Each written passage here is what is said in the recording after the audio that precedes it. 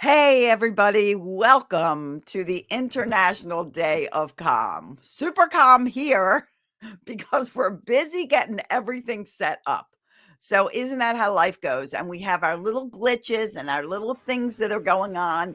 And this is where calm really takes over in your life. So, we are breathing, breathe in, breathe out. And we are super excited to be here. Super excited. So I would like to introduce to you Czar, my incredible executive assistant, who none of it would be possible without this woman. She is an incredible human. She works hard, Yeah. has a work ethic, and a heart of gold. She's in the Philippines, and I'm in the United States. So right now we're a little international. We've got some people watching. Please let us know. Good morning. Good morning to you. Guys, right above, whether you're watching, if you're watching on Facebook, right above our broadcast, there is a link that you can join StreamYard. I hope. We're going Mhm. to check that broadcast and make sure that link is there as we get over, the trials and tribulations of normal everyday life. Let me see if it's there. Hold on. Hold, please. Oh, the broadcast must be going because you guys are on. Yeah. No, it's not there.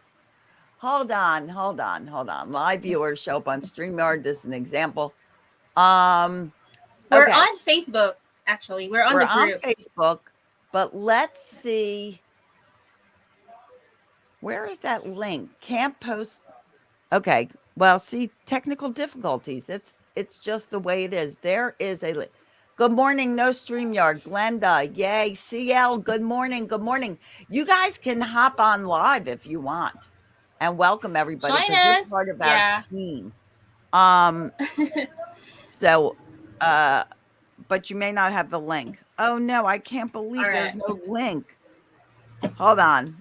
Well, how do I find that link? Anyway, okay. So, we're just going to have to figure that out and we'll look around and see if we cannot find the link so that I see your names. Otherwise, you know what? We can open up the video and maybe I can see your name. I see Glenda. I see CL. What about on the International Day of Calm? Do we see that? So, are we calm? Are we peaceful? Are we happy? I hope so. And good morning. I'm going to go over to the group. We just want to make sure we can see your comments and who you are. And Penny, hi Penny. Love you. Okay. So, we're going to keep rolling with this and we're going to keep moving. CL, you're welcome to come on. Glenda, you're welcome to come on. Czar is going to send you a Yeah. link because our link is different. I sent the link to our secret group on Messenger. Okay, there it is. So go Yeah, on I sent it to Messenger to our secret group and find the link. Hi, yeah. Wanda. Oh, Wanda. Oh my gosh, Wanda, don't worry. We will definitely say hi. You know what? I could even bring Wanda on camera and she can say hi. Love you, love you, love you. I love you too. I love you too. Okay. So we're going to talk a little bit about this day of calm and hopefully our other guest for today will get on, but I would love some of our other committee members to join us too as we kick off this incredible summit that will take place today and tomorrow as we celebrate the first annual International Day of Calm. And we're very excited to welcome all of you. Hi, Maggie, because I think you'll all agree that we need more calm in this world. Yes or yes? Yes. I mean, just let's track back a few years. Just in the last few years, we've had COVID. We still have COVID, but luckily it's kind of mellowing out a little bit. Then we have all the chaos in the world, and the new chaos, of course, is Russia being a big bully and invading invading Ukraine. And then we had the Will Smith debacle. So all of these things just show how much calm is needed in this world, how much we all need to take our own responsibility, our own accountability, and really start thinking before we act, before we react. Stop the judging, stop the criticizing, stop shaming, blaming, all of those things that we do, all the excuses that we make to end and start taking responsibility for our own actions. If we don't take responsibility, who will? So if you're the type of person that's like, no, I would rather just blame the world for what's going on, then you're going to live a sad life because you will never be happy within. You will never be calm within. And you will be fighting that inner battle for days and days to come. So we created this day. It's actually, this day is tomorrow, but the summit to celebrate the International Day of Calm is going on today and tomorrow. And we are filled with so many classes from so many amazing people around the world. You just will be able to calm every area of your life that stresses you out. Because when we are stressed out, if you are calm 90% of the time, but 10% of your day you are stressed out, that will make you irritable. That will make you respond negatively. That will make you not see things in a clear, productive, constructive way. So, we bring you all of us. We bring you all of us in the next 2 days that will help you calm your world so that you can go forth, share the calm, spread the calm, and let's really see if these 2 days of calm can really change the world. And honestly, if it changes a handful of people, yay. We're going to do this every year. So it will build and build and build. Yes, exactly, Maggie. Let's choose calm. So we're going to keep building on this. We're going to keep teaching you. But first, I want to tell you how it works, okay? Please share this out to your friends so that they can join because they may not know about it. All live streams will happen actually on my personal page on Facebook, on our group page, the International Day of Calm group page on Facebook, and on, we should probably stream to the business page, but I didn't add that. So we're not doing that right now. We'll do that tomorrow, unless I can figure out how to do it midday. And on my YouTube channel, Pumped Up Parenting with Celia Kibler. It will eventually all wind up in a playlist on that channel, but for now, it's going to stream on that YouTube channel. You'll be able to comment. We'll be able to see your comments, and we're going to be thrilled as you really find your calm on this International Day of Calm. All speakers that are live with you on these pages, not the ones that you go in and see their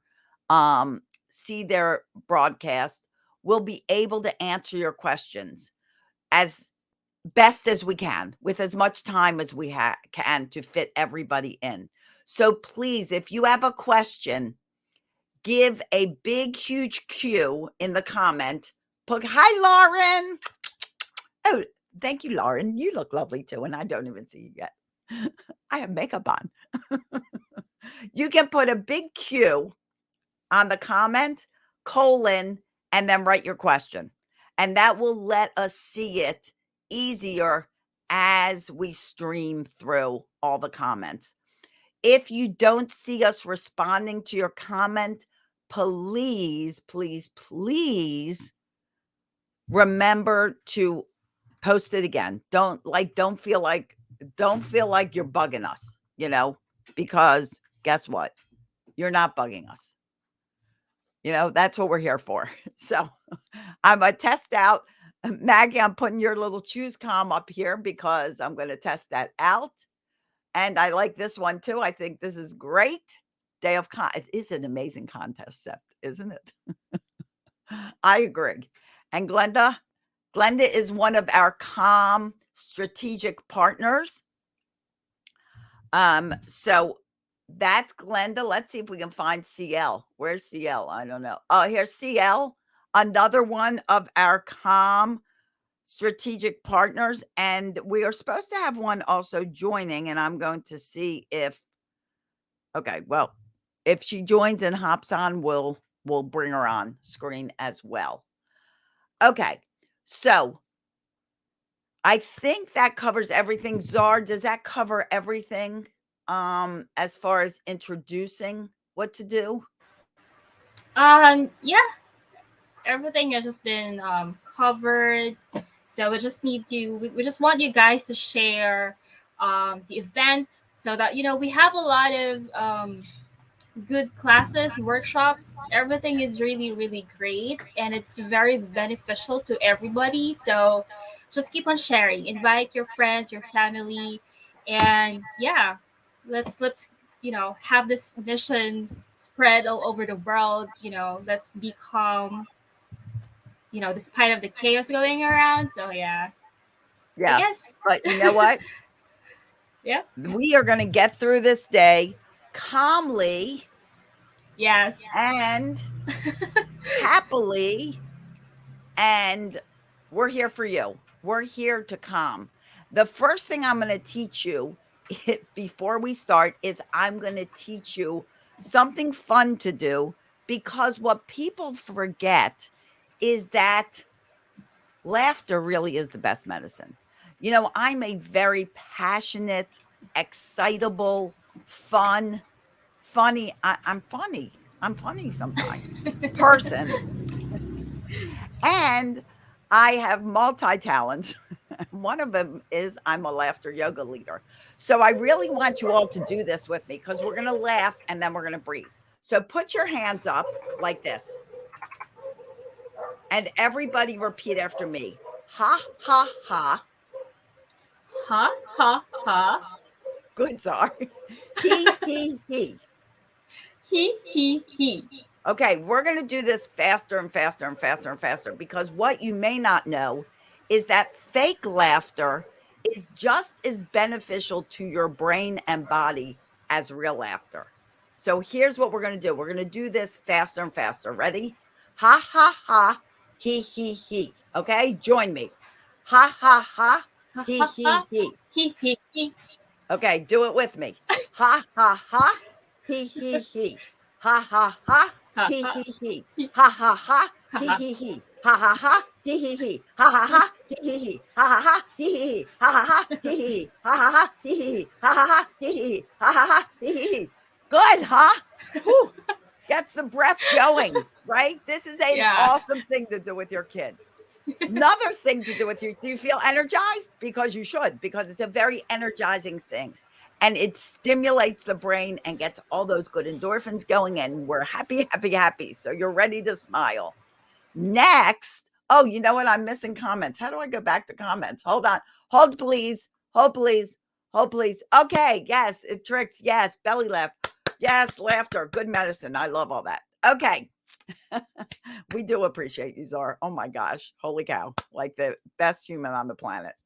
Okay. So now we need to breathe and calm ourselves, because that's an exhilarating breath, if you haven't noticed.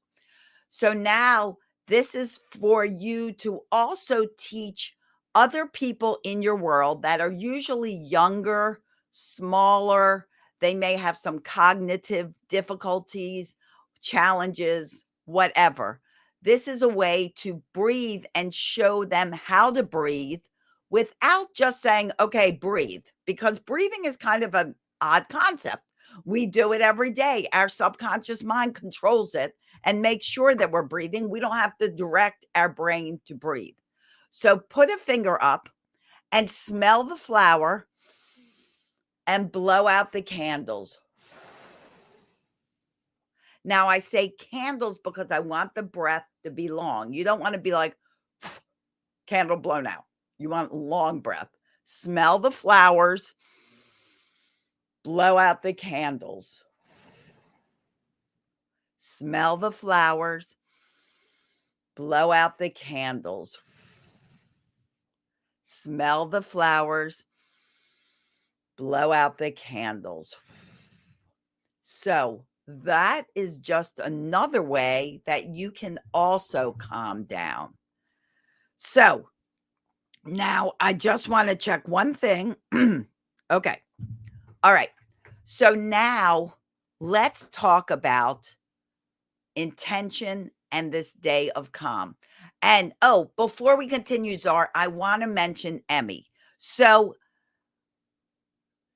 you know, being in control of what you can control is what your mindset, your calm, your peace, your life is all about.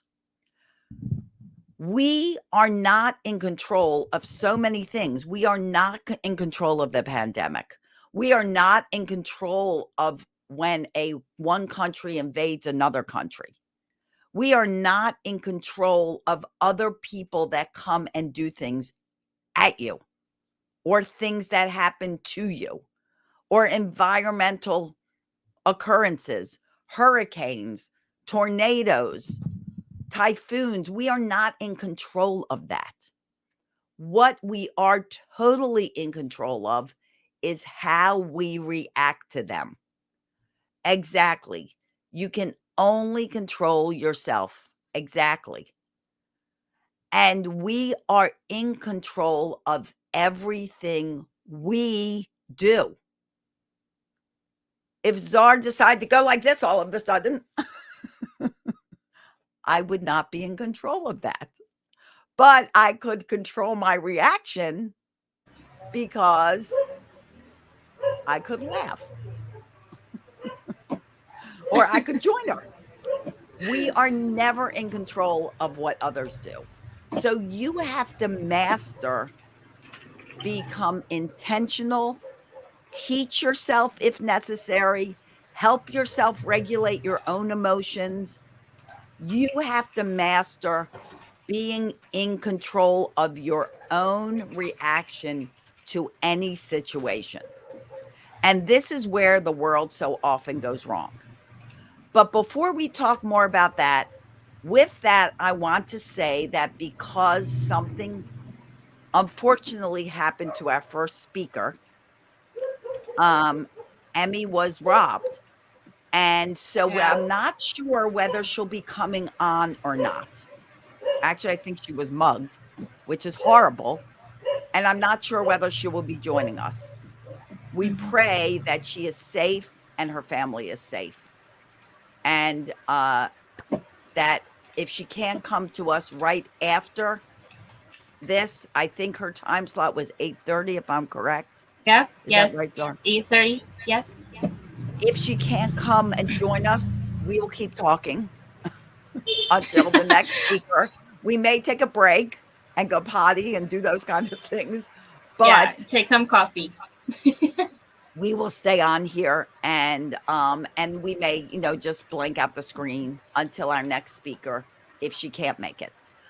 Hmm. But mostly we pray and hope she and her family is safe because she's a wonderful human being, one of the best people to reach out to for self-publishing, and she lives over in Greece. So, we brought people from around the world to come help you guys, and we pray everyone's safe around the world. And I know you guys have heard a lot about Will Smith. I was invited and did a podcast about Will Smith and his reaction. I went live about it, but I'm going to bring it up because that is the perfect example of what we are trying to do today and tomorrow. Because The comment happened from Chris Rock, and Will Smith and his wife reacted the way they did. You can debate who encouraged who to do what. I'm not really going to get into the whole thing. But one reaction was emotional and aggressive, and Chris Rock's reaction was, let's calm this down and let's just move on with the show. So, which reaction was correct? As far as what was going on, of course, the calming reaction was the best reaction. Calm creates more calm. Chaos, stress, anger creates more chaos, stress, and anger. What what reaction will you have? How will you react? Wendy is on, but I don't see Wendy. I think you can hear me. She's in our backstage area. Oh, there she is. There's that beautiful face. I love my friend. And Wendy, are you ready to join us? Can you hear us? Can you hear me? You're in the backstage. I think she can hear me. Can you hear when you're in the backstage, Zor? Wendy, can you Yeah. hear me? Mm-hmm. Okay, I'm just going to bring Wendy on. And after I finish this. So please be sure to be intentional with the way you react. That's what life's all about. Having a fun, happy life, but being in control of our emotions. And I'm going to bring Wendy on so you can also meet Wendy. Here she comes. Maybe.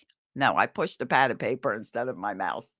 Wendy! Wendy's here. Hi, Wendy's here. The Celia. amazing, the incredible Wendy Olog. Hi, Wendy. She's Hi, incredible. Isa. How you doing? I'm I'm great. I'm Wendy doing Tina. is great. here. Wendy is here from Nigeria, and we welcome her from across the globe. And Wendy is not only an incredible parenting coach, she's my dear, dear friend. And uh, Wendy is the intentional parent. She is the queen of the Intentional Parent Academy, and you can see her links scrolling below. But I want Wendy to join us as we have this conversation and we kick off the day of calm, because that's what she fights for too.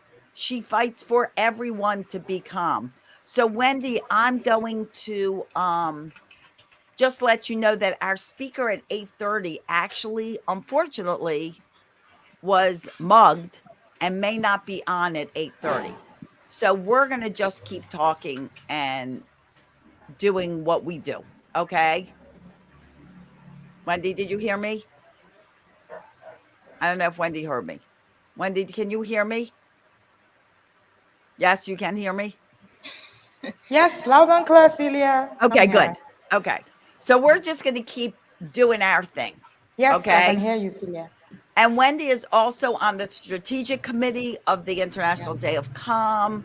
She adds all her wisdom into this group that we have going on right now. And Wendy, I was talking about before you came on, I think, how we need to be in control of our own emotions, how we need to be the role model, how we need to be the one that responds calmly, cooperatively, constructively, and not destructively. And she's resetting. So that's all right. When Wendy pops back, we will let her add to that comment. Zard, do you want to add anything to that conversation? Oh, um, actually, I'm speechless with all the Uh-oh, with all the Wendy lost technical. connection. Well, and Zard, even Yeah. though this is for everybody, this is not just for parents, the day of calm. And the Mm-hmm. majority of classes, guys, I will tell you, Yeah. are for everybody. There's very few that are Exactly. directed right at parents. We have CL doing a class on fatherhood. Right. I'm doing a class on how to stop yelling at your kids. By the way, if you're listening to this, that is Tuesday at noon, and you have to pre-register. That is the only class that will not stream on our Facebook page or on our YouTube page. Mm-hmm. It is in Zoom with Billie Jean's Zoom, um, Zoom room. Zoom room. Rhymey. Yeah. Oh, Yeah. Wendy's back. Hold on. Let's bring her back on. Wendy, she's back. Yes, I am. So sorry. I needed No, to that's all adjust right. something That's all on my right. system. That's what we're talking about. You gotta go with the flow. How do you react to Yes. things you have no control over? And Wi-Fi is one of those things. It's one of those Technology, things. rather. One of those things we not only have no control over, but they usually mess up at Absolutely. the worst times. Absolutely. So the way you react, you can react, you can get mad, you can get grumpy, you can, throw things, or you can take it lightly, you can take it to Hmm. heart, you can be cheerful about it, and you can say, well, sometimes things work and sometimes they Yeah, don't. they don't. Absolutely. So Wendy, would you like to add, well, tell everybody about yourself. Like you can tell more and then add to the conversation of being intentional about the way you react to situations. Okay, so Celia have already said a bit about me. I'm Wendy. I'm the founder of the Intentional Parent Academy. I'm from Nigeria. Interesting thing about Celia and I is that Celia and I were friends online until we met last year in Maryland. And one of the things that I know about, staying calm when it comes to parenting is that many of the times it cut across everybody all over the world, right? I've realized that ability for parents to stay calm is actually a big deal. Parents would usually struggle with trying to pass on their message in a calm way. And like Celia said earlier, things you don't have control over. So, a child is throwing a tantrum. The first thing you think is, I want to control, what the child is doing. And, naturally, that's how it comes to you as a parent, because parenting comes with a certain level of you wanting to control everything about your child. But many of the times we find that when you do that, you will lose control, really. You are not able to control, you can't really control. All right. So instead, you can build a system that helps you to work on you. I usually would say that parenting is about you first. So we have a lot of parents who can't control themselves, yet they are looking to control their child. So many of the times, I wonder how that works. I'm constantly asking questions like, how do you control? How do you teach a child to control their emotions when you can't? So it falls back to us. How much can we, in a situation of chaos, be able to stay calm in those situations? Because there are these situations that are constantly going to come up. But when they do, are we able to actually stay calm and solve the problem? And there's something I've learned, Celia. You are able to solve the problem when you are calmer than when you are agitated. In Absolutely. fact, when a child is aggressive, throwing a tantrum, and you are meeting that tantrum with a lot of fire, you don't achieve anything. The child doesn't learn anything. And then you're not even able to control what it is that you want to control. So at the end of the day, you achieve nothing. It's just a total waste of time. But you find out that if you're calmer, you are able to actually reach the child and you are able to make a difference. So the idea Absolutely. is to work on you to Yeah, become I mean, calmer. think of You know. think of if you're at work and you have a Mhm. coworker, and that Uh-huh. coworker is always yelling at you or criticizing you, or a boss. They're always giving you, you know, all this attitude when you're simply trying to get your work done. How does that feel? Are you able to get your work done? No, because now At you're all. tense and anxious. Do you respect that person who's screaming and yelling at you? No. So to think that a child Hmm. will respect you more because you're screaming and yelling at them. Why would they? They're human just like you are. Mm-hmm. Screaming and yelling does not demand respect. It demands fear. That person is afraid of At you. all. If you're in a job and Yes. someone's always screaming and yelling, Mm-hmm. you're afraid you may lose your job, but you don't respect that person. That's all. Mm-hmm. And that's Mm-hmm. And where the Celia, that's line why I is. say that the real definition of authority is actually respect and trust, and not control and fear. But of course, that's the way where we take authority from. Authority, we think authority is control. We think authority is when someone is afraid of you, then you have authority. But that's not true. It's actually when someone respects you and when someone can trust you, that's when you can say that you actually have authority on that next person. Exactly. That's the sign of a leader. A leader that does not command people to obey, but encourages people to cooperate. The Mm-hmm. same with a parent.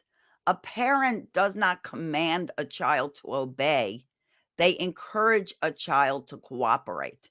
I Mm. wish the word obey was not even in the language word choices I of know, parenting. I know, right? It Because should be I repla usually, every time you're I, about to say obey, say cooperate. Just, like, practice, because I usually say that obedience is not it's not the goal. That's not the goal, right, really. It's exactly. interesting. Yeah, that's not the goal. And if you, like Wendy said, if you are not in control of your own emotions, if you do not know how to regulate your own emotions, you will never be able to teach someone else how to regulate their Oh, emotions. exactly. Because you can't give what you don't have, really. Exactly. Yep. so, And so so let's just mention the human brain for a minute, because this will give you some insight too. oh yeah. Our human brains do not finish developing until we're 25 years old. And what is not in our brain when we are born is emotional regulation. Mm-hmm. Logic's not there, reasoning's not there, rationalizing things not there, examining and trying to figure out a better plan not there. A lot of Mm-hmm. emotion is there when you're born. So if you didn't learn Yeah. how to regulate your own emotions as a child, then as a grown up, you're going to throw tantrums just like a 2-year-old would. Mm-hmm. Somebody's going to make you mad and you're going to punch him in the face, as Mm-hmm. demonstrated the other day. We won't keep bringing that Oh up. yeah. But you're going to be like, boom, you're making me crazy. And Mm-hmm. but if you regulate your emotions and you're like, this person is making me upset, and instead of punching that person in the face, you think, okay, so what can I do? I can punch him in the face, but that would be assault and Mm-hmm. it's against the law and it's not very nice and it's not going to resolve anything. Mm-hmm. Or I can approach this person in a calm way, encourage them to be calm, and have a discussion that encourages resolution of what is going on. Mm-hmm. And a parent can do the same thing. Yes. I don't know who that You is. know, Do you know who these yeah, people are? Go ahead, Wendy. responded from a place of calm. Okay, all right. So one of the things that I have learned is that the place of calm is not something you assume; it's something you learn.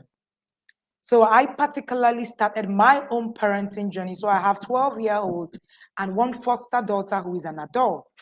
And I particularly started my own journey a yelling parent. And I had a yelling father like Celia. And of course, that was something, that one of the things I say is that parenting characteristics are very reflective. The things that you don't want to pick are the things that you see. So even though you don't like them, you see yourself picking them, without consciously working on yourself. So one of the challenges we're having is that people are currently, just assuming I can just become calm and just, work on it. If you have what I call your childhood devils right in your space, you would need to deal with it, because you will find yourself making promises of saying, I just want to be calm. I've just decided to be calm. And yet it isn't working, because there's something you need to do. There are skills you need to build to be able to actually stay calm in the face of, those challenges. It's a skill. It's not everybody that can do it. So even though you promise yourself that you're going to remain calm, that doesn't give you, it doesn't automatically give you calmness. Exactly. And So that's I would usually say that it's not a prayer point. For those of us who are prayer-filled people, you just want to pray and just become calm. You need to learn to be calm. It's actually a skill. Yeah. exactly. And that's actually our premise behind the Day of Calm Summit. Because, there's an old proverb that says, give a man a fish and he eats for a day. Teach a man to fish and he eats for a lifetime. And that Mm-hmm. is the part of the thought process behind us creating this day, is because if we simply said, okay, on April 5th, which by the way is the day my dad passed away 2 years ago, that's why it's April 5th. If we just simply said on April 5th, everybody stays calm, clearly we know Mm. as humans that there are a lot of people don't have that ability. Yes or yes? Yes. So Yes. instead of saying on April 5th, everybody stay calm, we decide to take 2 days, April 4th and 5th, to teach you how to calm the areas of your life that stress you out. And if you can break down your world, yeah, if only it was that easy. Exactly. Exactly. You can break down your world and calm the areas that are causing you to be stressed: financial, career, personal, spiritual, parenting, environmental. There's all these areas that incorporate our daily space. And if those areas are stressing you out, you as a person will be stressed out. You will not be able to fully calm down. You will respond from a place of irritability. If you are like, I don't know where my next dollar is coming from, you are going to be stressed. And I guess we lost Wendy, but she'll be back. Why? Because as we discussed before, Wi-Fi always conks out the worst moments, right? But we have to respond calmly. So it's really through this premise that we develop the Day of Calm Summit, so that we don't just say, let's calm the world. Let's make the world happy. Let's calm it down. Let's have peace. Let's do this. We actually take action to helping each person find their own calm. She's back. I mean, and that's it. Calm may mean a different thing to me than it means to Wendy or it means to you. We may come from a different place of calm. So you actually have to find your own calm. Mm-hmm. But calm means you're in control of yourself, you're in control of your emotions, you are not playing the blame shame game. You're taking responsibility for your Exactly. actions and your reactions, and you know that it starts with you. We each Exactly. have that Exactly. responsibility. Exactly. It's always about building your own responsibility. So when I want to talk about calm, I take it from the place of your ability to build your responsibility. Now, ability to build responsibility, what I call responsibility. All right, responsibility, your ability to respond to whatever it is that happens about you is your choice. Now, your responsibility, like like Celia said earlier, your calm might be different from my calm. All right, how to find a calm, but the whole idea is that you are responsible with your emotions. I saw one. I can see caregiver who is saying, if only it was that easy. All right, I love that a lot. And the truth of the matter is that it's not. It wasn't supposed to be easy. It's not supposed. That's why it's a skill. All right. So that's why you're not just waking up and just making the decisions and just saying, today, you know what? Have you ever woken up one day and you say, I just want to be calm? And then everything that tries your calmness comes up.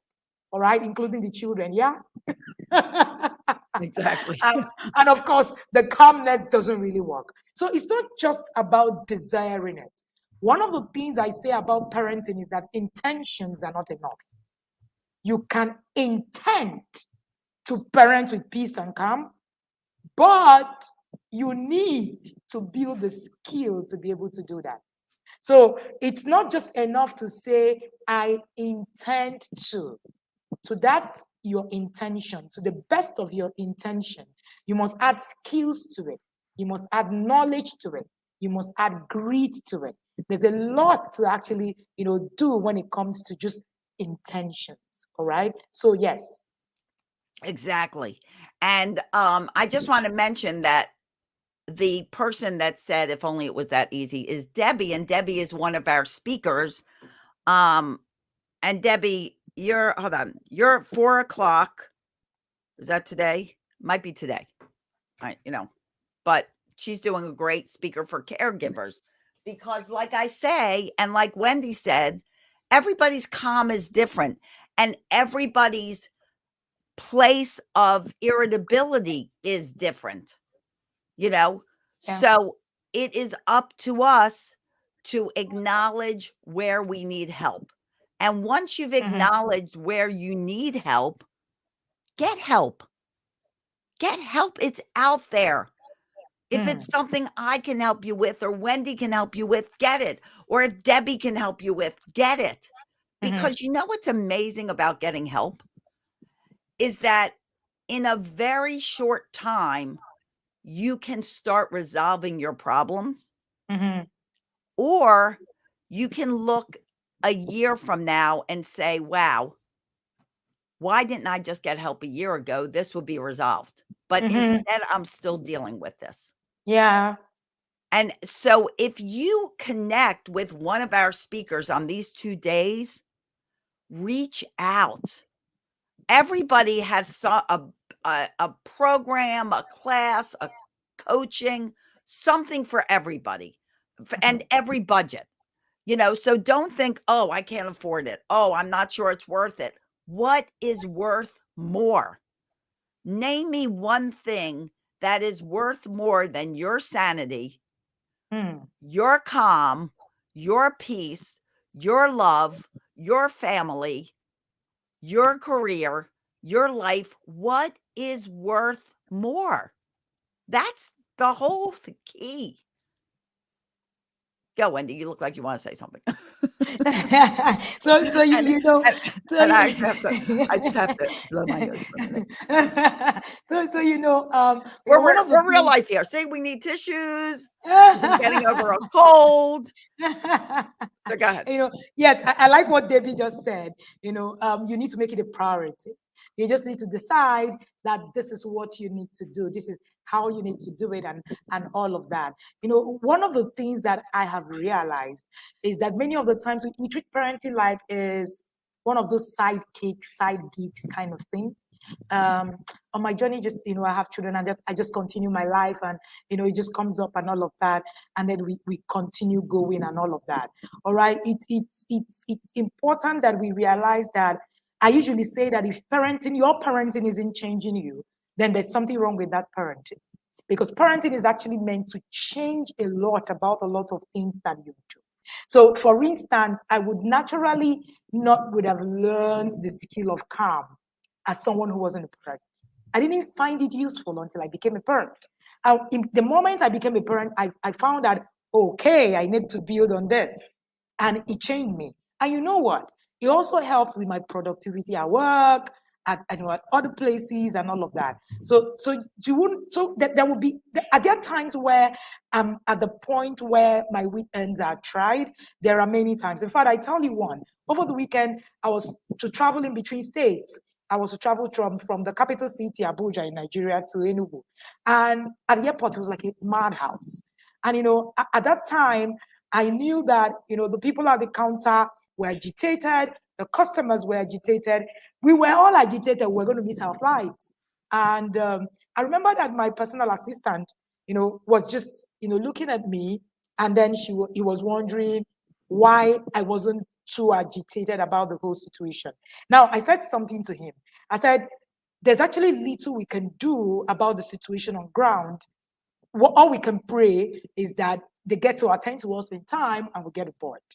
Now, one of the things I've learned is to be able to choose, choose and do the things that I can control. In situations where I can't control the things that are happening, I will choose me, because at that point, I can't beat up the airline service. I don't own a private jet yet, anyway. So hey, Yet, what? yet. Yes, yes, that's the word. Yet. So at that point, what would I do? I wouldn't, go fighting them to produce a plane to take me if I miss a flight and all of that.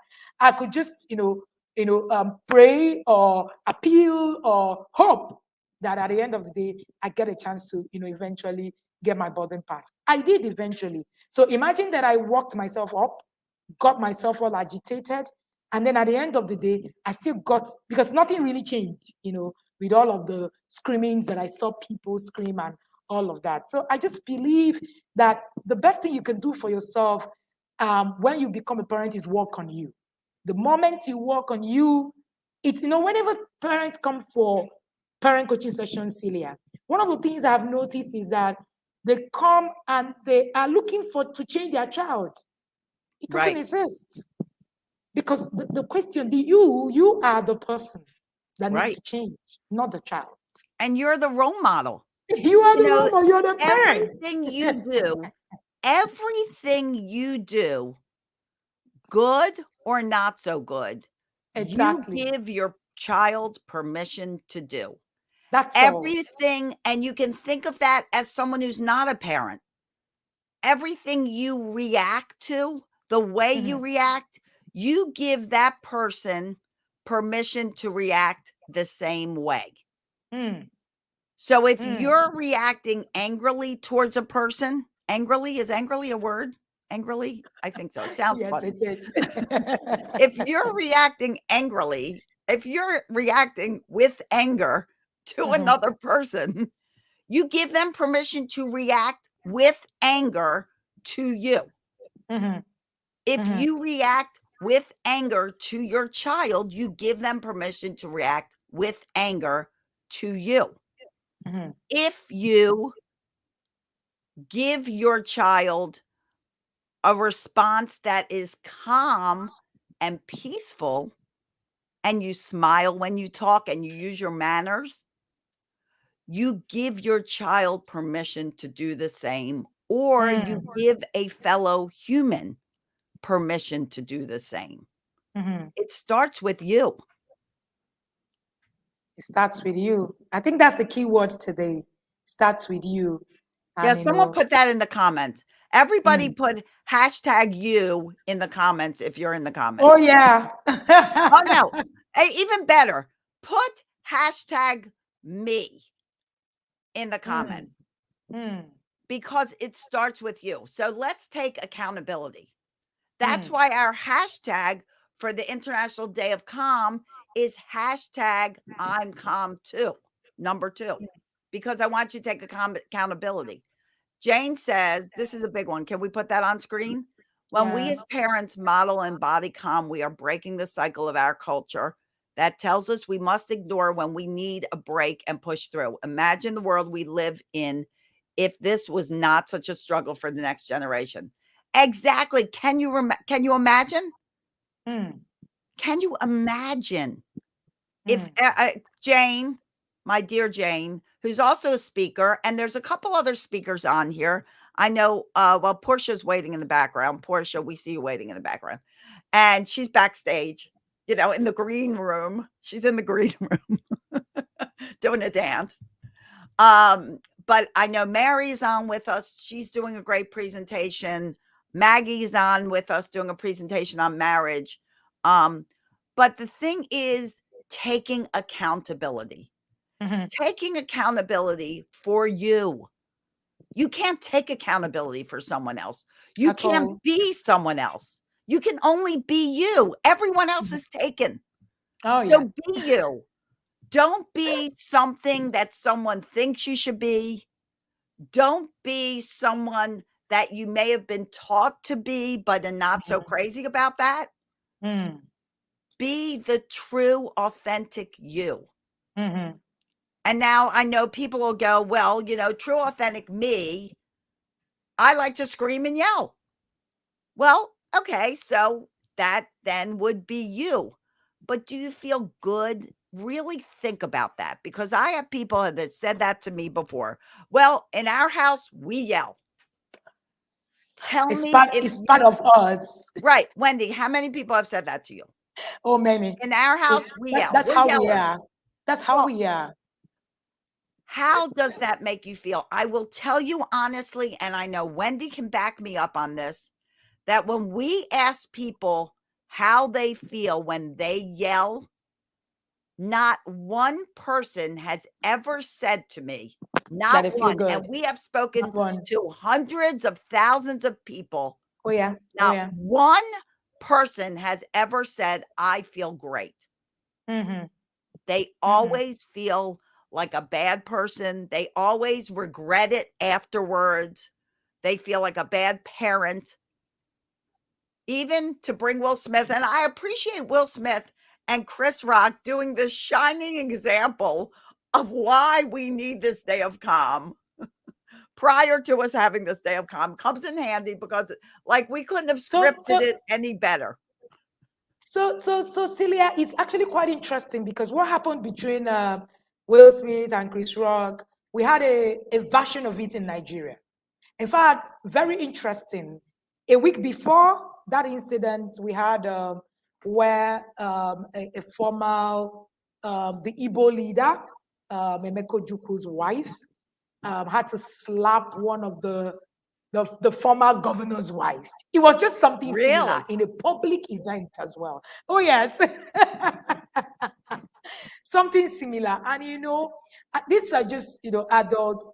Many times adults refuse to take responsibility, and many of the times what I see is we're constantly demanding that children take responsibility, but we don't want to take responsibility. We don't Exactly. want to take responsibility, Exactly. but we're demanding that children take responsibility. How do we want to achieve that? you know you hear parents say, no, but my child is not doing this, my child is not. I'm like, are you doing that? We Oh, Wendy froze for a minute. Welcome to Wi-Fi fun. Okay, well, hopefully Wendy will freeze. But that's exactly it. You have to be willing to be the example.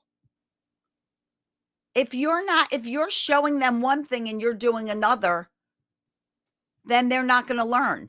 I have parents ask me all the time, how do I get my children to use their manners? And the first question I ask is, do you use yours? And they'll say, well, sometimes. And I'll be like, well, then sometimes your child will use their manners. I actually had a couple, my clients, that said, well, we've been married so long that we don't use manners anymore. I've been married forever. I've been married a total of like 40 years, more than that, 44 years. I've always used my manners, always. And what do I have? I have well-mannered children that also use their manners. And if they're watching, they may come up and make some kind of comment, but they do. Wow, too. I've been married for 44 years, not to the same person. So my children, their dad, he and I were married for 15 years, and now my husband, now we are going on 27 years. And but the point is, in 44 years of marriage, is that 44 years? I don't know, I can't add. Doesn't matter. A lot of years. In all those years of marriage, I have never cussed at my husband. I have either of them, even through a divorce. I've never not been kind. I have never not been respectful. I have never not trusted a Mm, situation. mm, And mm. not because Awesome. I'm not saying that to brag. I'm saying that to say that if you have respect for a person, if It's you love and possible. cherish a person, even through a divorce, that man Mm-hmm, is the father of my 2 children. My mm-hmm, 2 mm-hmm, children are awesome because they're 50% him. mm-hmm, Yes, we didn't stay married. Things just didn't click. Now he's married to a very wonderful woman. They are happily married. I am married to a very wonderful man. We are happily married. Things don't work out, but does that mean I trashed that guy that I was in love mm-mm, with? mm-mm, No. mm-mm. It's all about respect and trust, which Wendy Yeah, mentioned early on. yeah. And we've got a few more minutes, Wendy, and then we're going to bring up the amazing Portia because her Nice. class is on at 9. So Okay. okay, Nick, hold on, Nick. We're going to bring yours up. Oops. Yeah. I always feel bad when we all yell or spank. I can't stand when a child is screaming and crying in excess, especially because of an adult or guardian. It's time to be even more loving, caring, and kind. Awesome. Yes. Yes. And it's up to you. Mm-hmm, You know, that yelling and spanking, they're screaming and crying, or they're throwing repeat tantrums because you're giving in to the tantrum. exactly. The moment you give in to it, the child will see you respond to the tantrums. And for a child that age, what they yearn for is attention. And you're giving that tantrum attention.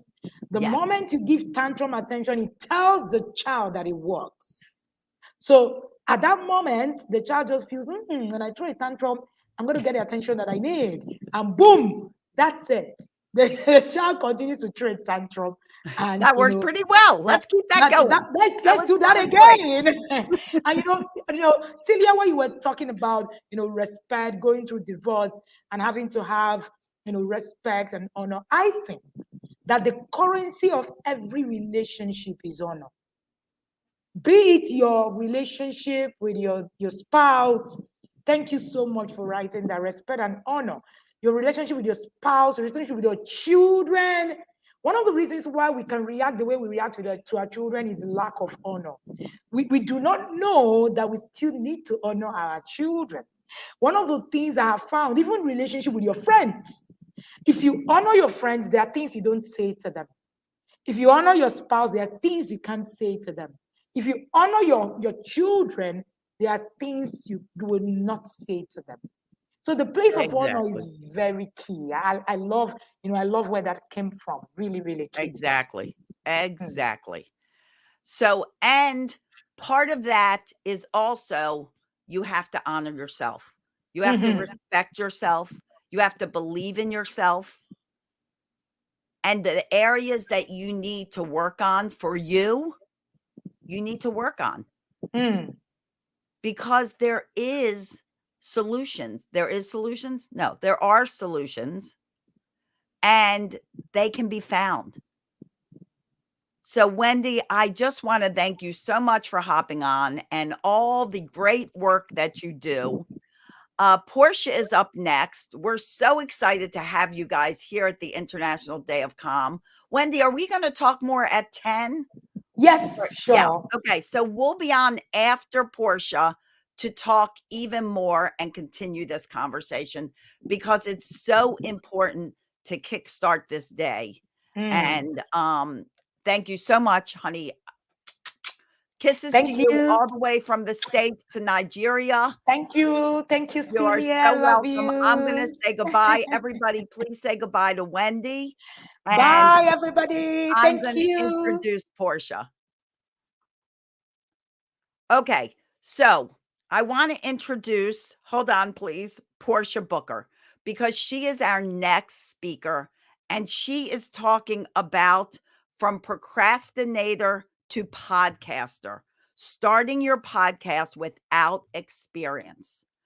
And I am sure, I am positive that all of you can relate to procrastinating. Certainly I can. I'm getting better in my old age.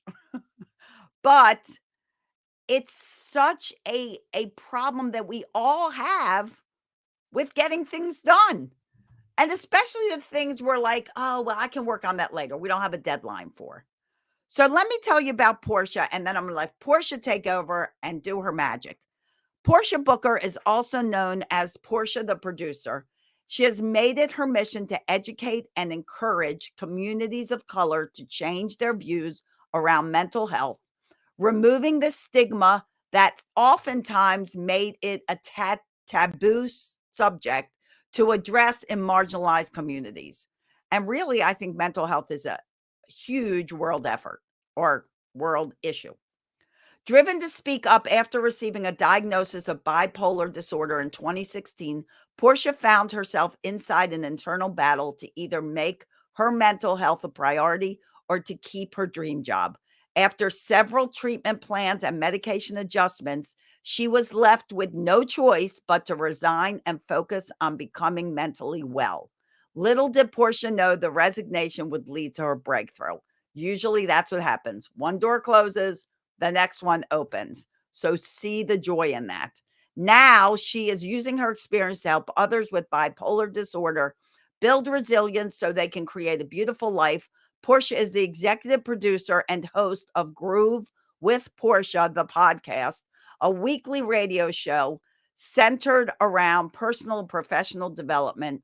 The show has a reach of over 70,000 listeners on WOVU 95.9 FM in Cleveland, Ohio, and airs every Wednesday. She is the co-founder of the mental health podcast, Not Alone in the Land, with NAMI Greater Cleveland, which is the Alliance of Mental, I can't remember what NAMI, she'll go into that. I know it's an alliance of mental illness. So, well, you'll go into that, Portia.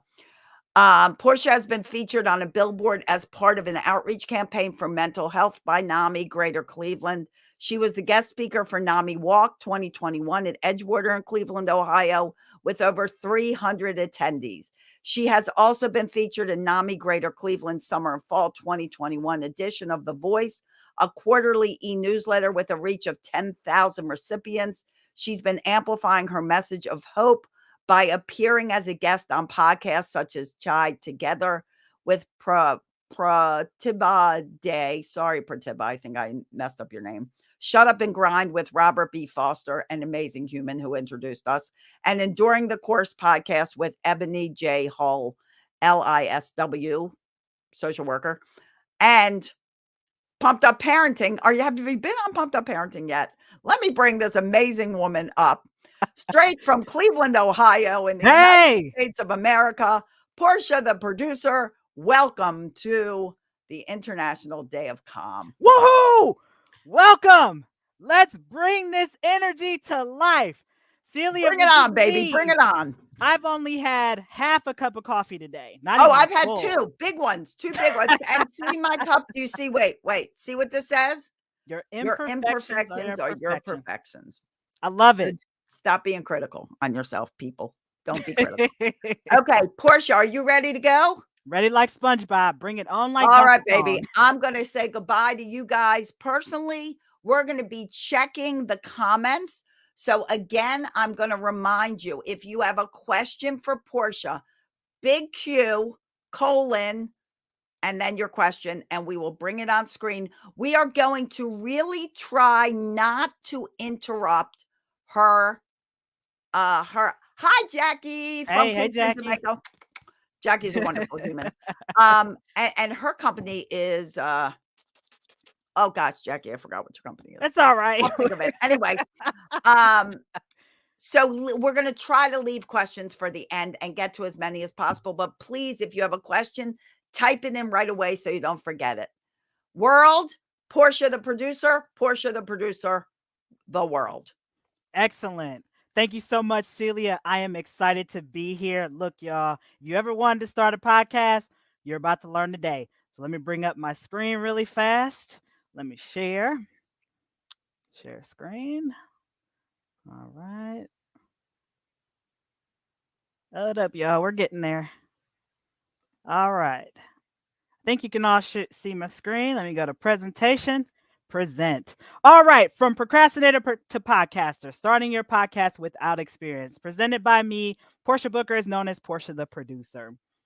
All right. So before we begin, like Celia said, we're going to save all questions until the very end. Make sure, if you guys are tuning in live, everything will be answered at the end. And just feel free to take notes. If you ever wanted to learn, here's the best opportunity from one of the best out there. Okay. So as Celia mentioned, I'm the host and executive producer of Grew with Portia, which began as a radio show and eventually spread to the podcast platforms due to supply and demand. My show used to air only one day a week on Wednesdays, which it still does on WOVU. Shout out to WOVU here in Cleveland, Ohio. Thank you so much for allowing me to showcase my talents on your platform. I'm also the co-founder of Not Alone in the Land podcast here in Cleveland, Ohio as well. It is a mental health podcast brought to you by our friends over at NAMI Greater Cleveland. Shout out to all of you. Little known fact about me. I used to be a television producer for NBC. And that's how I really pivoted into the podcast and radio show platforms because I knew that I had a greater story, a greater message. And so here I am today. Grew with Portia is 3 years old. 2019 was the best thing that ever could have happened to me. And so there we go. There's a little bit about me. When I'm not producing and hosting shows, you can catch me walking my fur kid, Mr. Fletcher, or you can catch me at concerts, which I will be doing this evening when I get off of here. All right. So for starters, when you want to start a podcast, what do you want to talk about? I always ask my friends that who say, I want to start a podcast, but I don't know what I want to talk about. We all have something that we are passionate about, something that brings out the best in us that we can talk about for hours at a time. So for me, it's mental health. I can talk about mental health for hours, whether it's self care, whether it's overcoming depression from taking a walk or anything related to mental health, right? So all of us have a unique topic that we love. I mean, I have friends who are advocates for autism. I have friends who are advocates for anything related to social justice. So we all have that little niche within us that we love to talk about. The other thing I recommend, make sure you do your research on your topic. No topic is too broad or can't be narrowed down too little, right? Do your research. Nothing wrong with gaining some other ideas for momentum that you want to maybe incorporate into your podcast.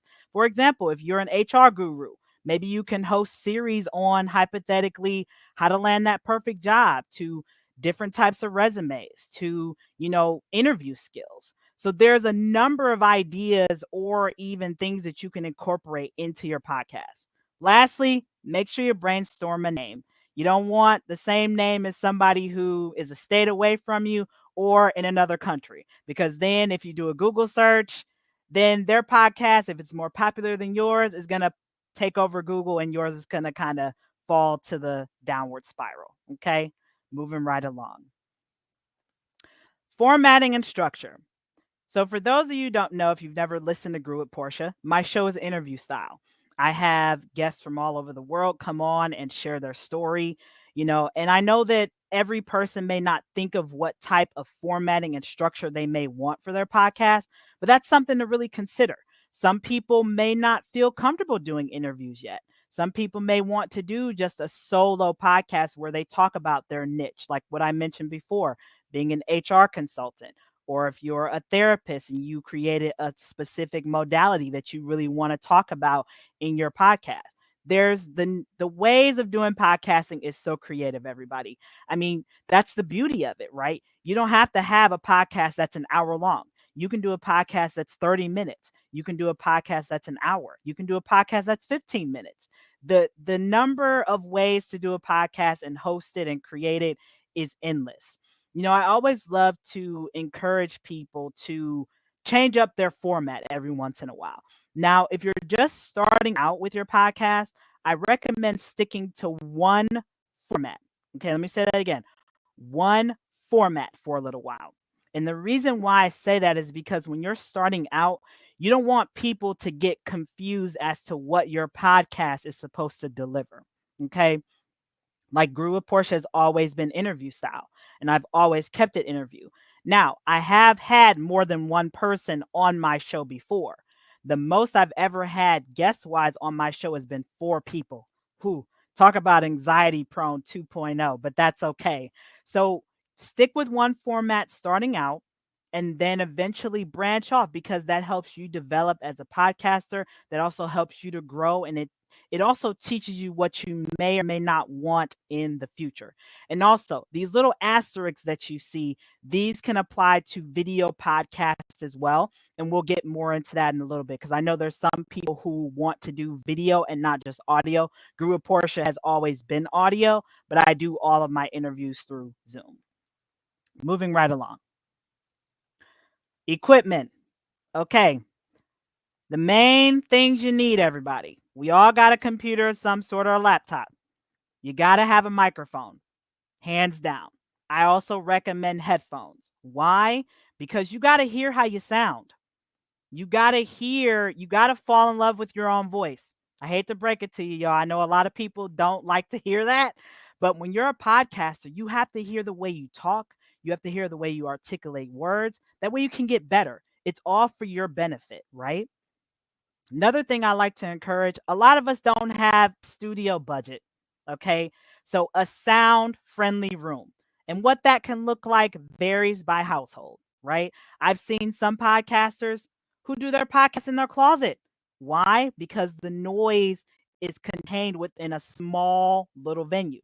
Now, there's some people who buy what's called, I think it's like a shield that goes in front of your microphone that keeps the sound contained within a certain radius where it's not branching off. Then, of course, that can vary once again. So make sure if you take nothing else from this, you need a microphone, laptop, sound friendly room. Another thing I also recommend for some people, if you want a pop filter, that reduces the hard p sounds, the hard f sounds, and different things like that that can get into your audio. Um, for those who want to do video podcasts, I put the 2 asterisks at the bottom again for the handheld recorder because not all the time computers are accessible sometimes, or they like to have their own days of saying you're fired, is what I call it. And also editing software. For Grew with Portia, I use Audacity. Audacity is available on both Apple and Windows computers. It is free, very user friendly to use. For my video podcasters out there, iMovie, if you're on Apple products, or GarageBand too is out there, and then on Windows, there's various amounts of video editing software that's out there. But I just wanted to really recommend that. So if you take nothing else from this slide, remember microphone, headphones, laptop, some sort of recording device. Okay. Next slide. Podcast fundamentals. Okay, a lot of people may not consider some of these things. You definitely need an introduction and an outro in your podcast. People have to know who you are, what the name of your podcast is, what the point of it is, your show description, what they're going to get out of it. I recommend when you first start your podcast, do an introduction episode. Who you are, why you started this podcast, what you want your listeners to get out of it. Also, determine your frequency. Hence why I put a calendar on here, right? Because a lot of people, when they start podcasting, they tend to fall off after they're not gaining traction over a short period of time. The key to gaining traction with your podcast is consistency. So the most common days that most people release podcasts are Mondays, Tuesdays, and Wednesdays. Now, for Grew with Portia, I do it a little bit different. Mondays, Wednesdays, and Fridays are the days that I release episodes. But my Wednesday podcast episodes are the ones that air on the radio on WOVU. So always consider that. And I recommend if you're starting out, commit to at least one episode a week, just one. It can be, like I said, it doesn't have to be a long, hour-long interview or an hour-long podcast. You can make it 15 minutes. You can make it 10. You can just share a quick little story or an epiphany that you had. Just get something out there to keep your listeners engaged so they know who you are, so they're more likely to tune in and build the reputation that you want for your podcast. Okay. Moving right along. Hosting sites. You got to find a place for your podcast to be hosted at or to land, right? So I know a lot of my friends who do their video podcasts, they stream it through StreamYard like what we're doing today, but they host it through YouTube. They also host it through Anchor, Libsyn, Breaker. There's all types of other new hosting sites that also allow video files now. Like I just got approved through Anchor to do video podcast, which is cool. I should probably take advantage of that. But definitely consider where you want your podcast to be hosted at. Some of these hosting sites, I will say, do require a fee. Just do your research and compare and contrast based on what you want as far as a hosting site. Like, do you want to be able to upload unlimited episodes a month? Do you only want to be able to upload a certain amount? Look at the amount of places that hosting site distributes your podcast, right? Because some places only allow like maybe iHeartMedia, Spotify, maybe Anchor, Reason, Outcast. There's several platforms that these hosting sites allow your podcast to be distributed to, but you want to see which one gives you the most flexibility depending on how fast you want your podcast to expand. Okay. Moving right along. Marketing your podcast. As you can see, I was a guest on Robert Foster's podcast, Shut Up and Grind. Shout out to you, Mr. Robert Foster. It has been a pleasure to know you. You got to market your podcast. How are people going to know that you exist? How are people going to know to tune in if you're being quiet about your podcast? I don't care if your podcast just started yesterday. Put it out there into the world. You want to gain traction. You have a message. Okay. People have to hear it. I always tell my friends, your story is not for you. Let me repeat that. Your story is not for you. It's for somebody else to stop their dreams from going to the graveyard. So you got to help other people find you. You can create a flyer through Canva. Canva is very user friendly. You don't even have to pay for a subscription on Canva. There's a lot of free templates that you can use that are phenomenal. I mean, I've created mine through Canva. So, I definitely recommend it. Post it on social media. If you're even on two platforms, share it on there. If you're on Instagram and Facebook, you've got a plethora of people that you can share your podcast flyer with. Okay, do it snail wise. Okay. You can call your friends, text them, say, hey guys, I'm launching a podcast. Tune into it every Monday. Also, join Facebook groups that have podcasters. Okay. That's how, if you want to really expand your podcast, get it out there into the world, join these groups, because the best way to also not only market your podcast, but also market yourself is getting on other people's podcasts. I was a guest on Robert's podcast. I haven't been on Celia's yet. It's in the works. So Celia, I haven't forgot about you. I'm gonna be on your show soon. But I've been a guest a few times on other podcasts. And so it helps you to not only build your confidence as a podcaster, but also it helps you to grow as well. So definitely do that. Keep that in mind. Join these podcasting groups, get your name out there, and don't be afraid. We were all in that same starter boat before, and nobody is new to that process. Okay, moving forward. All right, y'all, here's the money talk. Okay, a lot of you are familiar that podcasting can bring monetization. So the first is direct monetization, which your podcast is the product. And then indirect, which would be considered sponsorships, advertisements, is you sell products on your podcast. Now, a lot of the hosting sites like Anchor and Libsyn, they do offer sponsorships. They do. They offer their own advertisements, but there's a whole like system with that. And I'll be very transparent, y'all. You're not going to get rich right off the bat getting different sponsorships and advertisements from some of these hosting sites, okay? I'm going to share a little tip with y'all that maybe nobody else has shared with you. Okay, you listening? We all know somebody who's a business owner. We all know somebody who's trying to get their message, their product out there, right? Reach out to them and say, hey, I have a podcast that focuses on self care. You have a friend who makes candles that helps to purify the air. How about you guys create a collaboration? You tell them, hey, I'll create an ad for you on my podcast for XYZ amount of dollars a month. How simple is that?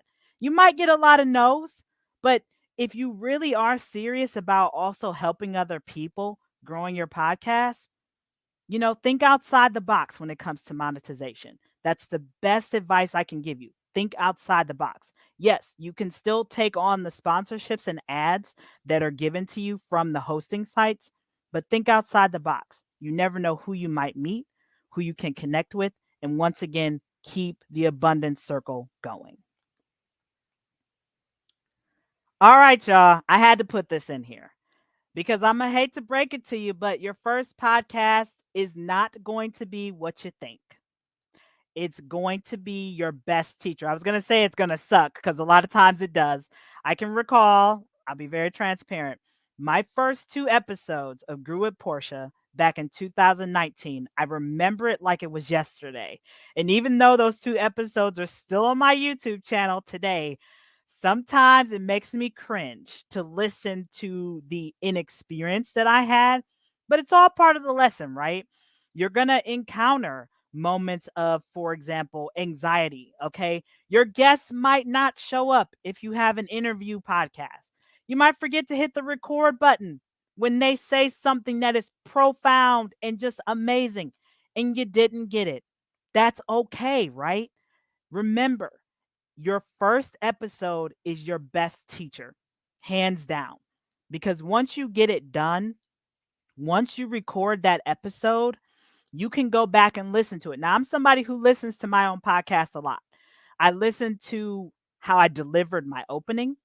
I listen to some of the follow-up questions that I ask my guests, and I give myself feedback like, oh, maybe I should have asked this follow-up question instead of that one.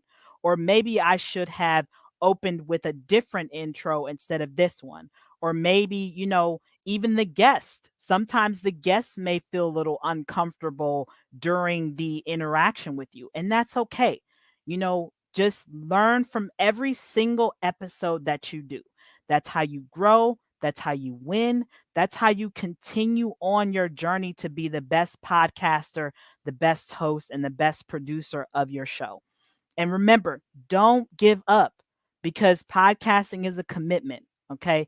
It takes time to really grow in your skills. It takes time to really find your footing as far as like learning your style, learning how long you want each podcast to be, learning what days you want your podcast to air. It takes a little bit of time, but it's worth it because there's so many benefits to podcasting. Hands down, it is. All right. Questions, anybody? We got questions in the house. Celia, I am ready if there's questions. I'm sure that there's quite a few. Okay. So I'm actually some amazing comments and everybody's loving it.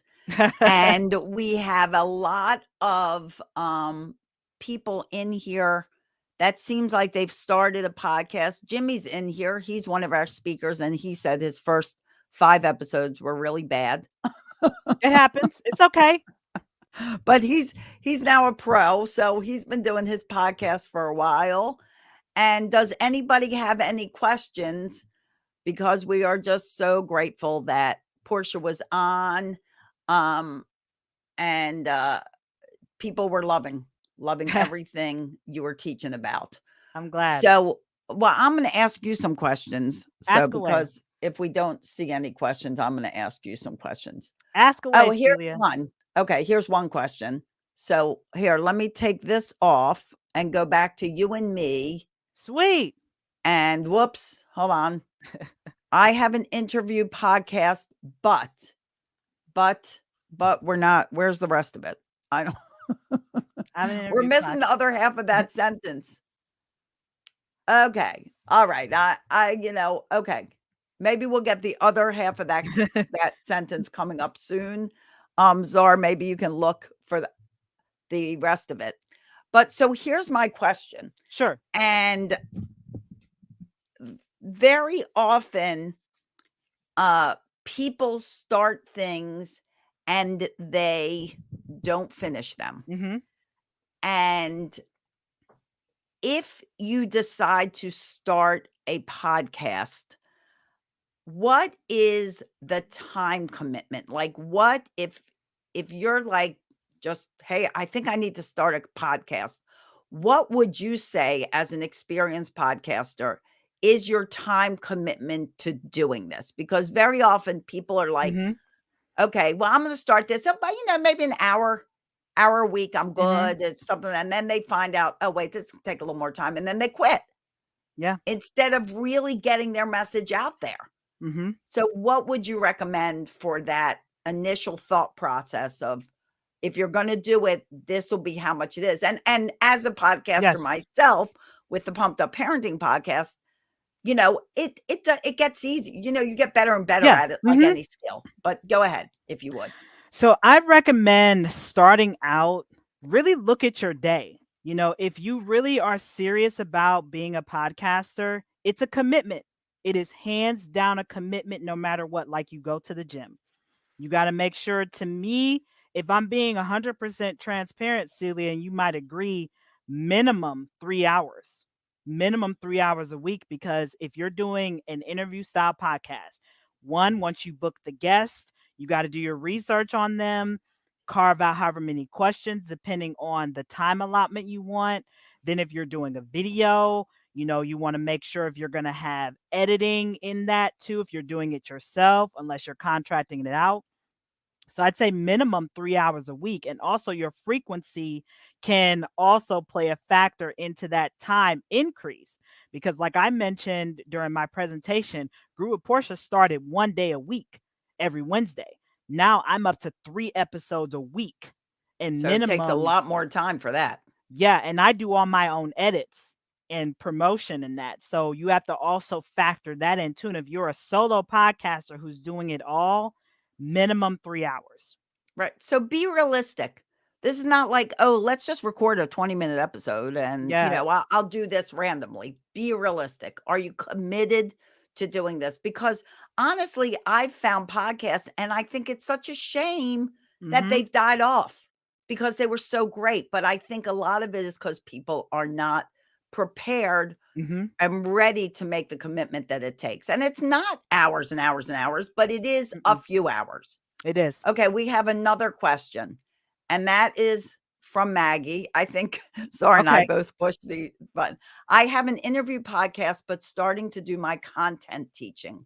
Is it okay to do both?" And I personally do both, but I'd love you to Yes. address that. Yes, Maggie, to answer your question, yes, that is perfectly fine. And like I mentioned in my presentation, podcasting is very flexible. Even if you have always had an interview podcast, that's perfectly fine if you incorporate something new, as long as you've built the rapport that this was my podcast has always been, but I'm incorporating something new instead of you're just starting out and you're doing all these random different things. That's fine. That's perfectly fine. I encourage that because it also keeps your skills sharp, and it also draws in new listeners as well. So yes, I Right. encourage that 100%. And I do intermingle my own Mhm. podcast advice as well as my guests, so, Yes. and one of my highest rated podcasts was one of my own advice. So, Yeah, we I've have noticed that too. another question. Wait.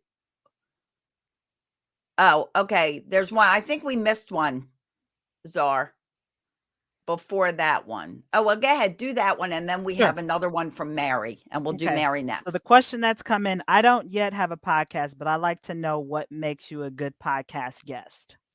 Okay, that's a really good question. So, with me being both the producer of my own show, What makes a good podcast guest for me is they know their craft.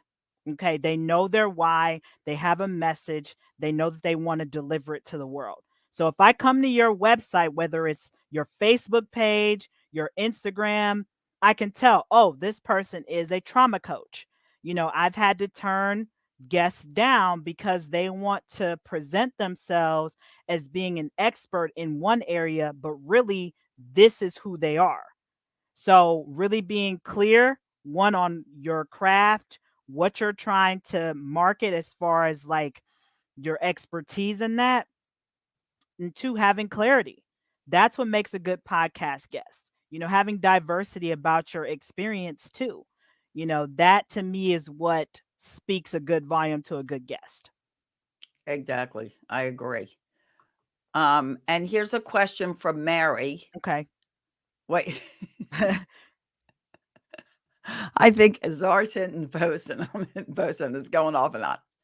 Can Okay. you do a podcast on church activities? Thank you, Mary, Okay. for your question.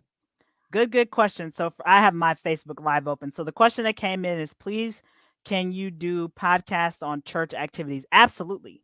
Absolutely, you can. And if you're first starting out, I know plenty of people who do their church sermon as a podcast. Like if people can't come to the service live. Now, if, for example, if you have like a youth group where each week you learn something new about different books in the Bible, absolutely. You can start it off as maybe you with two of the youth leaders to come on and share their experience and then go from there. So, yes, you absolutely can. Yeah, and I agree. And I really feel like you can do a podcast on any topic Yes, you can. because if it's of importance to you, I can guarantee you it's of importance to someone else. Yes, hands down. Any topic you can turn to a podcast, and to me, no topic is too big or too small. Like the example I mentioned about people who are in the HR space. There's so many different tips that people want to learn about finding a job, the best way to format your resume. I mean, who knew that there's several different resume types depending on the job that you're going for? And even just interviewing skills like body language, what not to wear, what to wear. So yeah, I agree, Celia, hands down. Exactly. So Maggie has another question. I have Okay, one podcast, but do separate editions. For example, Keys to Your Best Life. And Maggie is going to be a speaker on marriages. cool. Then I have Keys to Your Best Life Mom's Edition. And I plan on going to start teaching. Yeah. So I Yeah. think the question is it okay in any of them to insert, your own Hmm. trainings? Yes, that Absolutely. yes, Maggie, 100%. I mean, as long as like what I mentioned, your podcast has always been known just hypothetically as something educational, you can incorporate anything that you want to. You can do short episodes, you can do little tidbits. Like I know I listen to a variety of podcasts outside of my own, but every once in a while I do a solo episode where I talk about an experience, but I give food for thought and a lesson from it for my listeners. So it's just me talking. They want to just hear me. Good question. Exactly. Jim Clare. So what other And ways? Jimmy is also another speaker. So, Cool, cool. All right. So the question that came up is, what other ways do you promote your podcast? Excellent question. Outside of social media, so if you're on Facebook, Instagram, Twitter, LinkedIn, share the flyer on your social media sites. Also, ask your inner circle to share your flyer. Create an email chain list. We've all got email connections. Share it with them. Another way, we've all got contacts in our phone. Send a text message, like a picture. Say, hey, my podcast is airing on Monday, April the 11th. Tune in. Another way to promote it too is, old fashioned. You can put a sign out in front of your house if you want to, but just, those are definitely some ways. Social media hands down is the way to go. Put it in your Facebook and Instagram story because that lasts for 24 hours and people can see it. Send it through email, your friends and family in your phone. I think those are most of the common ways, right, Celia? And right. then outside of asking Exactly. people to share it for you. Just let it be known. I mean, Yes. put it out there. Just like, honestly, guys, I'm going to tell you a little story while we're on this about the International Day of Calm. I decided a year ago that the world was out of control. I've been on a mission to stop a million parents from yelling at their kids. And I decided a year ago, why stop there? The world Mhm. is like crazy. We Yeah. need a day that everybody just on this day, let's take it bit by bit. Let's take one day that everyone can calm down. Yes. And so I chose the day, which was the day my dad passed away 2 years ago, because he was the yeller in our family. But more importantly, he was the person that's done so much for humanity. But because of the abuse he lived when he was a child, he felt very mediocre. He's done like amazing things. He's the reason you wear a seatbelt around your lap when you get into a car. He worked on the Apollo missions that took men to the moon. He's Wow. done he created the fastest warship ever in the world. And yet this man that did so much for humanity, and that's the short list, felt like he was very mediocre and anyone could have done it. And why? Because of the abuse he suffered as a child. Mm. But now ADD, I've lost my train of thought. Where was I going? Oh, marketing. So I decided to do this day of calm, and I was like waiting for the 501c3 to come in and waiting for this. And I spoke to one of my mentors, and he said, just do it. Just Yes. launch it. Get Yes. the first year out there. No sponsors, doesn't matter. Get it out there. And at Mhm. the end of January, me and Czar, my amazing assistant, said, let's do this. And we have been pumping iron for the last few months to get this going. And I couldn't be more proud. But had he not said, just send it out there to the world, which you can do nowadays, Mhm. Yeah. I would never have done it. And here it is. So the biggest message Portia's trying to tell you, and I'm trying to tell you, is get it out there to the world. Post it. Do things. If you want to run a Facebook ad, run a Facebook ad, but you don't have Yes. to. I did not run a Exactly. Facebook ad for the Day of Calm. And, it's like just put it out there. Yes. Get people to know. Go into groups and say, Yep. have a great podcast. Like Portia said, in podcast groups, you can always advertise your podcast. Mhm. Get Yes, it you out can. there. If you have groups that relate, like for me, mine is Pumped Up Parenting. So parenting groups, a lot of times you have to ask permission first, Mhm. Yeah. to an Yeah. admin. Can I post this? And sometimes they'll say yes. And sometimes you say no, next. That's the story of no's. More no's lead to more yeses. Mhm. Get those no's. See how many no's you can get, because out of a lot of no's become a lot of yeses. So Absolutely. get it out there. Okay. It is a big mug. See, it's not my biggest mug, however. And this is my Right. third cup of coffee, although I think my husband might have made a decaf. So just to slow That's down on the sad caffeine. coffee. I do love my coffee. Keeps me calm. Coffee is calm. Be calm and drink coffee. I Kind of feel it. contradictory. But okay. So I was going to mention something else, but once again, it has left me. It's all So right. go ahead, Portia. I think there was another question. Oh, yeah, there is another question. Here you go. From Mary again. Uh-oh. All right. Another question has come in. Zara and I, Zara, you hit it.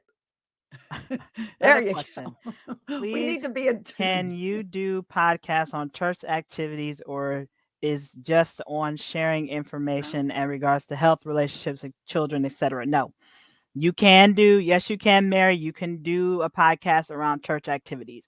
The topics for podcasting is unlimited. I know people who do their church, they turn their church sermon into a podcast. Sometimes they'll take clips from that Sunday sermon and incorporate it into a podcast. They may add some other verbiage, but there is no limit to what you can do as far as creating a church related podcast, whether it's on the activities such as a youth group or maybe it's an adult recovery group, that's perfectly fine. If maybe the youth group wants to go on like a trip, a missions trip, you can definitely do a podcast just around that. So no, podcasting is not limited to anything. Exactly. Exactly. You can do it. And you can do faith-based Yes. podcasts. Mhm. Maggie, who was on here before, hers is a faith-based podcast. I have many friends who do Mhm. faith-based things, Yes. and it doesn't, people get into this mindset that, oh, I want everybody, I don't want to exclude anyone. Find your Yes. niche, whatever, Yes. however you Find pronounce your that niche. word. Yes.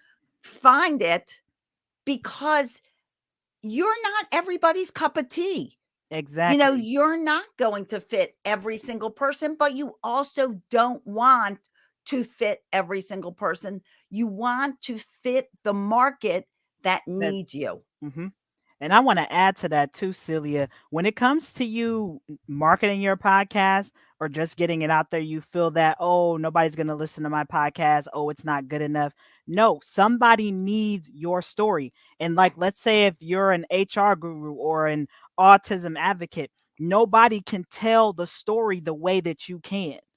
So there's a plethora of topics that you can cover, but there's only one you, and only you can tell that story the way that somebody else understands it and resonates it. Like, yeah, I've listened to lots of podcasts. I listen to probably at least 7 or 8 a week. And some of them I have to skip over them because either the topic just doesn't sit with me, or maybe the way they're explaining it doesn't reach me on a deeper level. So I'm going on to the next one, and that's okay. Realize that your podcast is unique. You're only supposed to help however many people it is that resonate well with your message. It's not for everybody. Exactly. And not everyone need, and that's why there are gazillion podcasts. My podcast, I just found out I'm in the top 10%. Personally, I thought it was a Yay! mistake. I'm like, Congrats, top Celia. 10% of what? But worldwide. Woohoo! Like, who would have thought? Who would have thought when I decide to do a podcast, because I decide on the spur of the moment to do all kinds of random things, as you evident by this day, that I would wind up in the top 10% worldwide of podcasts. I am so grateful. But it's like, you just, and does everybody listen to my podcast? Clearly not, or I would be the number one podcast. And Jimmy, how I figured that out is there's a listen score, Yeah, I and think, it yeah. rates your podcast worldwide. And Jimmy, you mentioned autism advocate. Jimmy actually has his own podcast. He's going to be a speaker. He has autism. Awesome. He's like an amazing human. I love this guy. And he could have said no. No one's going to listen to me. And I'm sure Mhm. his topic is actually on that whole self-doubt thing, and Wow. being who you can be. Because I'm sure many people said, "Oh, you can't do that. Who's going to listen Mhm. to you? Why would you?" And give you all that self-doubt. But he said, "No, I'm going to do it." He just won a grant for his Excellent. program. So Congrats. it's like, you know, you've got to just say, I can help one person. People always go, why Mhm. should they listen to me? Well, let me tell you, my friends, if you have a story and you have been through something and you Mhm. have seen the sunlight on the other side, you might be that shining star that says to someone else who is struggling with the same thing, wow, if she got over it, I Mhm. can too. Yes. And because you've lived through it, you are an expert to that person. Yes. You're their expert. Yeah. Celia, that's really how Grew with Portia started. I mean, as I mentioned, I had my dream job. I had my dream job, and I had to make a choice when I was diagnosed with bipolar disorder in 2016 to either keep that dream job that was killing me or get myself mentally well again.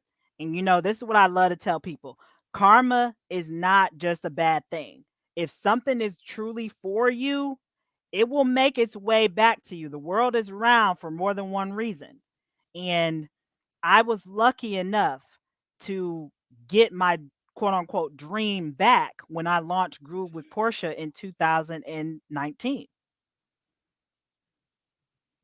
And you just never know how your quote unquote mess, whatever you want to call it, can be somebody else's lifeline. Exactly. And that's a great way to put it. You just, what you're doing, what you're consistently doing for your own self-therapy, and Hmm. podcasting is great self-therapy. Yes, it is. You are a shining example to someone else, and then if they look at you and they're like, "Well, she can do it. Why can't I? Why Hmm. can't you?" Yeah, podcasting is very therapeutic. I mean, for me, as someone who struggles with both depression and anxiety sometimes, for me, showing up to do my interviews saves me a lot of times because it forces me to stay in the present moment and not think about what's going on next week, what's going on tomorrow.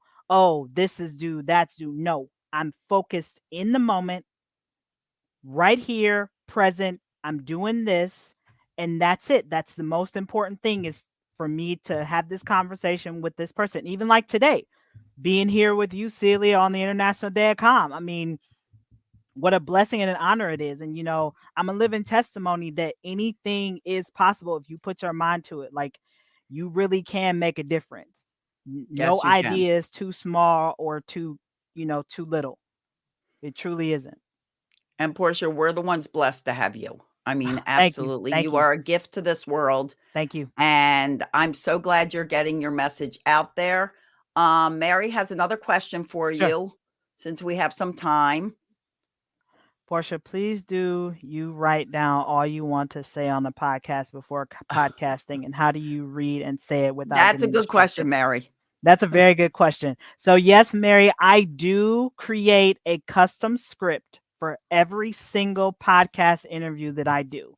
So, when I host my podcast, I do them through Zoom.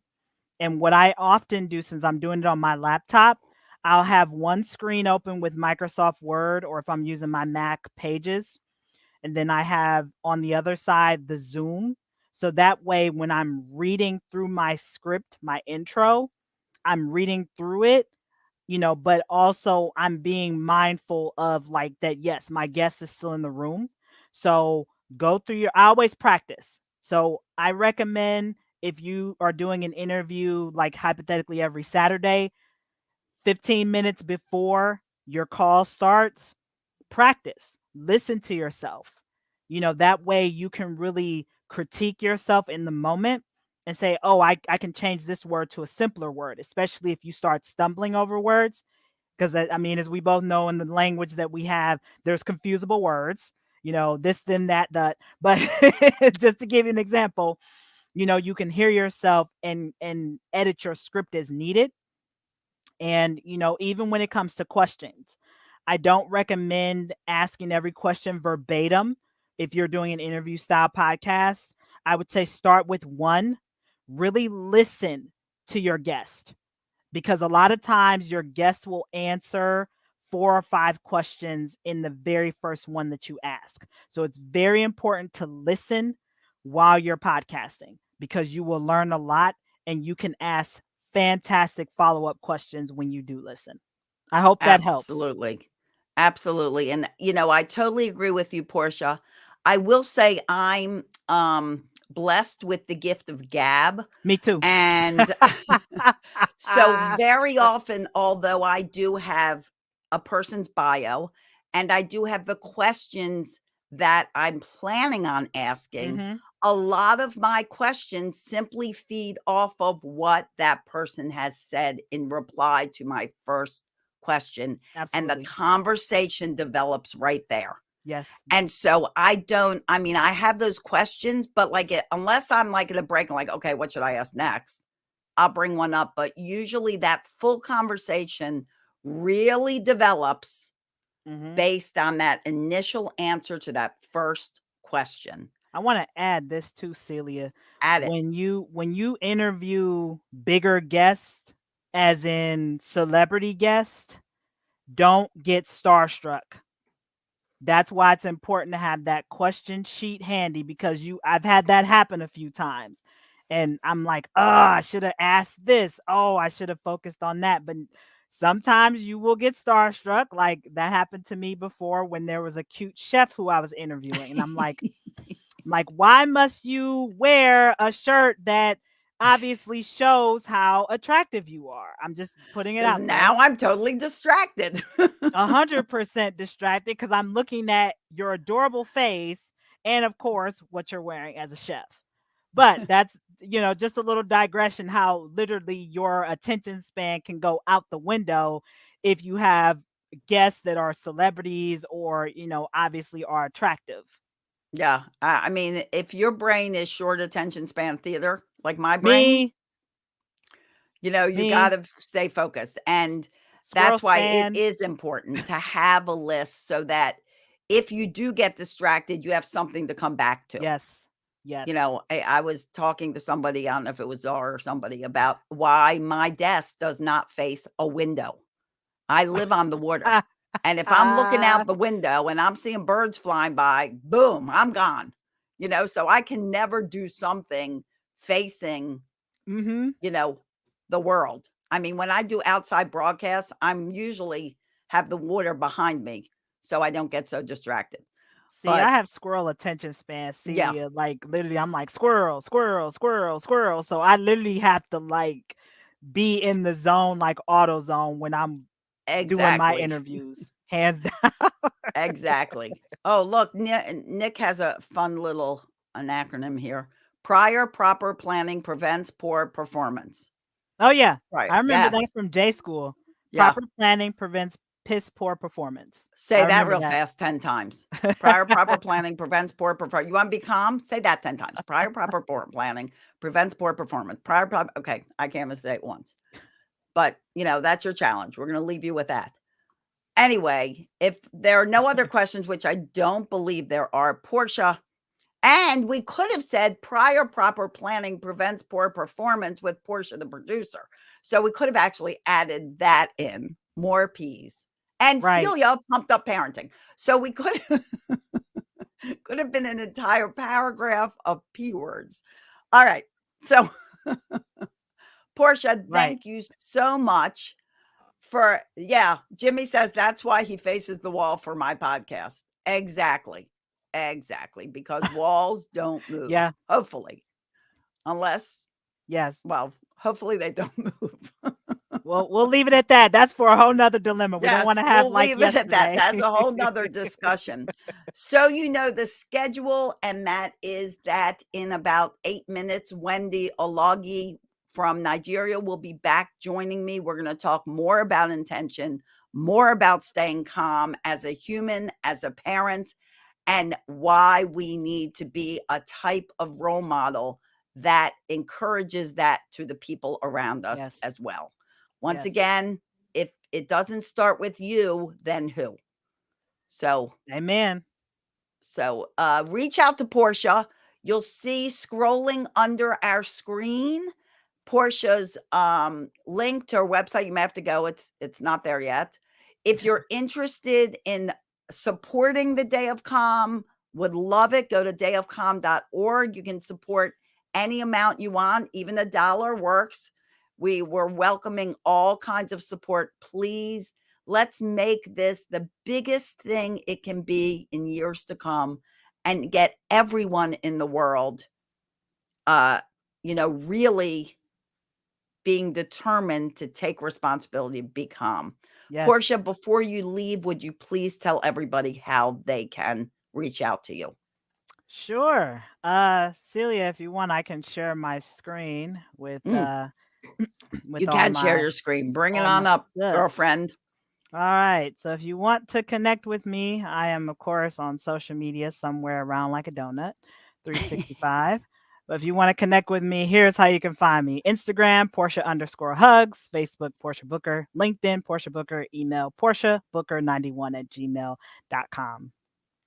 Love it. Well, Portia, thank you so much for being here. Thank you for all your wisdom. I know the people listening found it, extremely valuable. Nick said he shared it with a bunch of his people, and Excellent.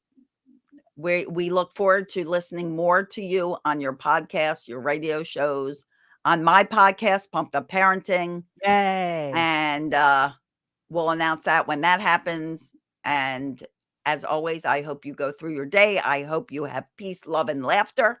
And I hope you listen to even more of the trainings between your busy schedule. Of course. I'm around like And a donut Jimmy somewhere. to follow you. Jimmy already said he's going to follow you.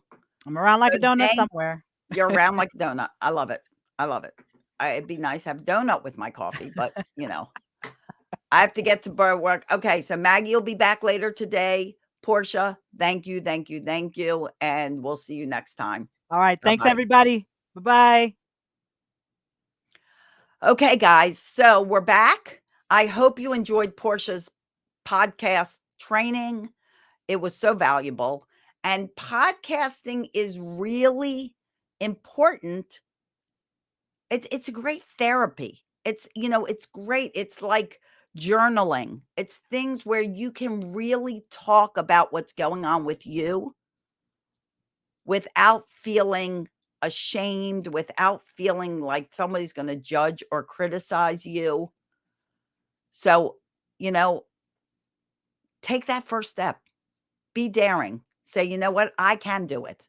Maggie, yeah. And we look forward to your training too, Maggie, because I know it will be super valuable.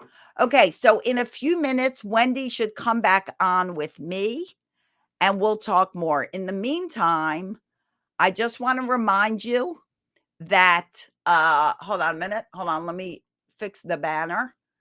I just want to remind you that you can support the Day of Calm. We really appreciate it.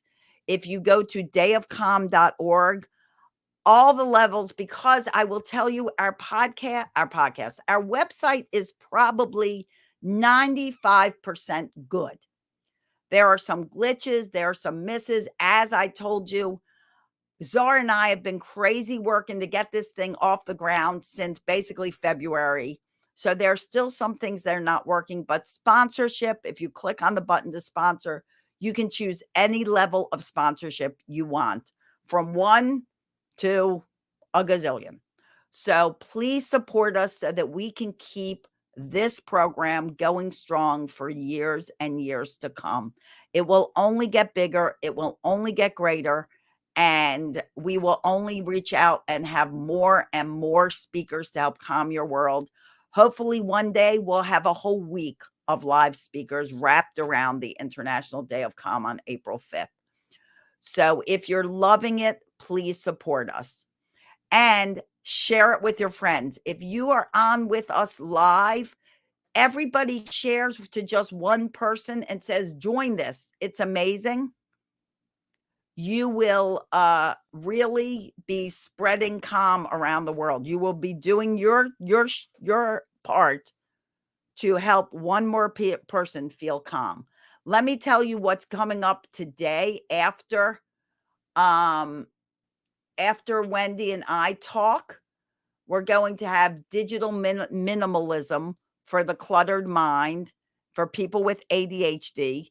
This is a really important one, and I know can't wait to hear it. It is from Layla, and Alaya. I'm saying her name wrong. Layla. Let's go with Layla. And she is going to be talking about reducing your email clutter, your photograph clutter, all the clutter that's in your world digitally. And I don't know about you, but I have tens of thousands of emails that I have never even read.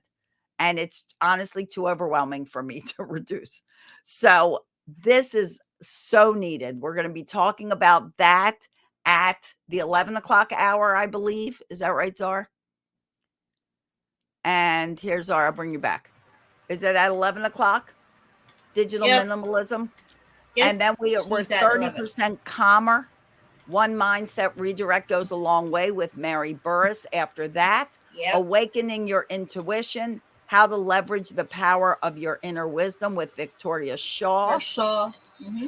Self-worth So, versus self-wealth with Rachel Poffenroth. mm-hmm, Creating calm as a caregiver with Debbie Weiss.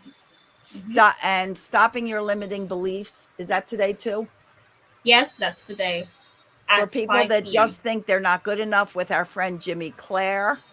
Yep, Grounded, present, and grateful. grateful Guided anchor breathing practice and deep practice and deep relaxation with Robin relaxation. Albertson Wren. Correct. And that will end today's group of trainings, and we will start again on Tuesday. The first training is me and CL King, the amazing, and he's going to be talking about fatherhood.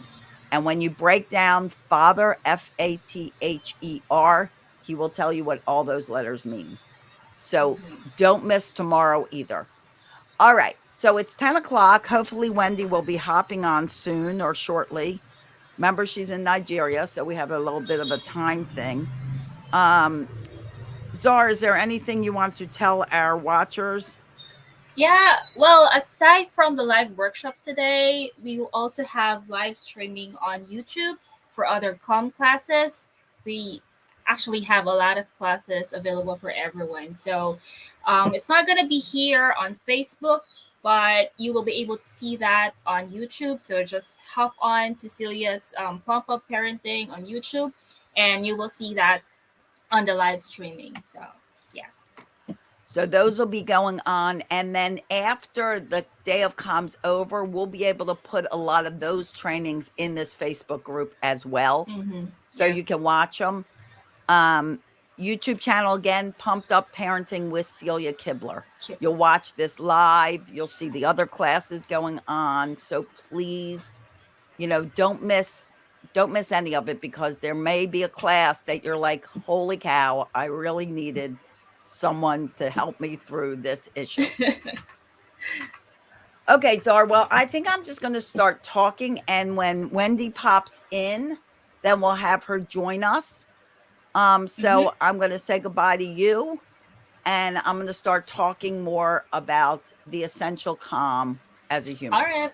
I mean, you're not Okay. really goodbye, you're backstage. Yeah. Okay.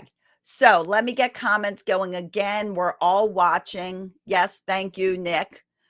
And let's talk about this thing called calm. Let's talk about how to create calm in your life, because I'm not going to come at you as a parent per se, but let's remember that being a parent is all about being a human. And as a human, you have to calm your world. You cannot expect to parent calmly if you are not a calm person. So you really need to focus on what that means to you. What are the areas you're supposed to, the areas that you need to help yourself with? Is it your career? Answer these questions.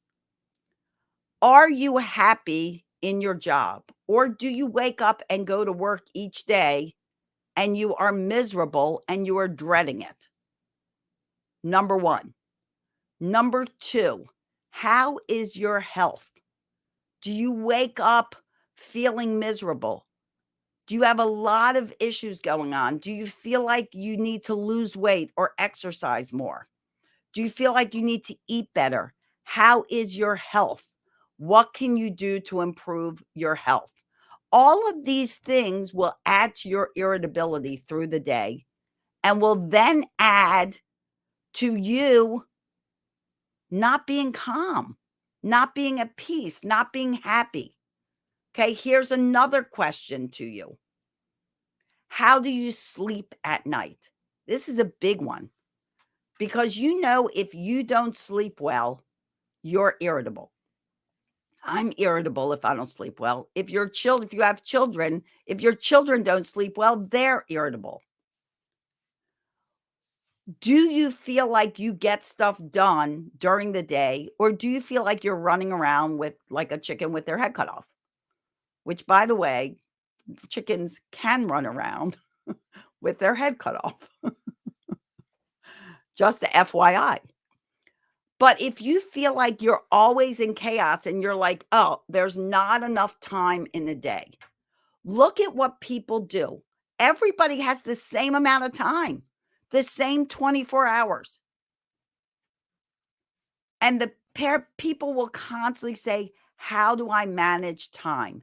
How do I make things less chaotic? Oh, Keith is on. Oh, good. We'll have to bring Keith on.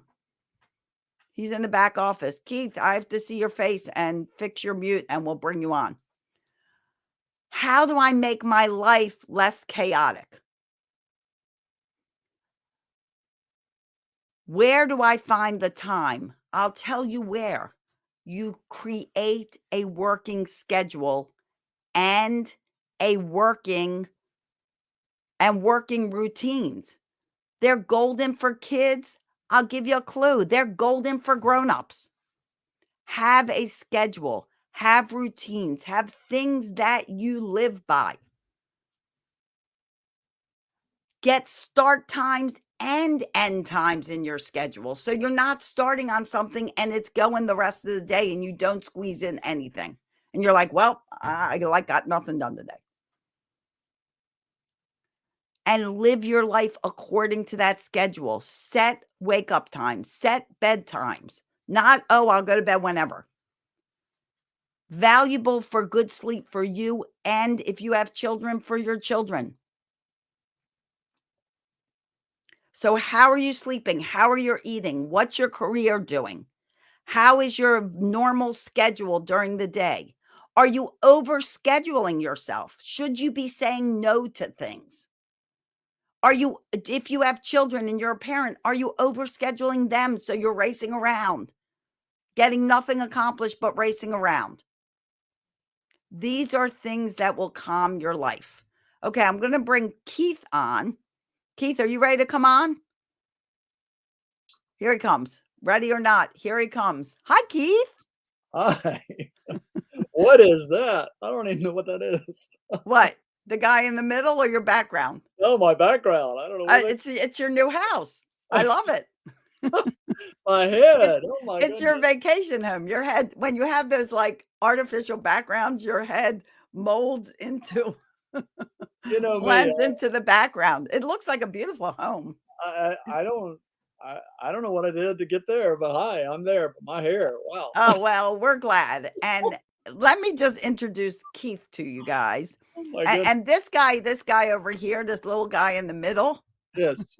he's our little peaceful rabbi guy sitting there in the middle. Oh, okay.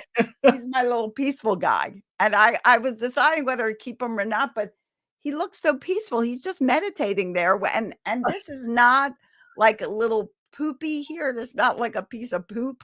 This is a blanket. So he's a Oh, little sculpture and he's sitting on a pillow and he's just being very peaceful. So I decided to leave him so that he can, chime in. maybe he's in the his, owner of the house. yeah, he is. He's over your house. Exactly. So Keith Jowers is an amazing human Yeah. and a dad and a grandpa. And he is the founder of Dads for Life, Oh, a organization that he started many moons ago to help dads be the best they can be and think about the legacy they're leaving for their children. So, Keith, I want to welcome you. well, thank And you. I'm pretty can you calm this tell us a morning. little Cecilia. more about you? Because you're doing so many things these days. Oh, well, I am pretty calm this morning, by the way, Celia. So, Good. Well, you got that new house that you're living in. So. oh my goodness.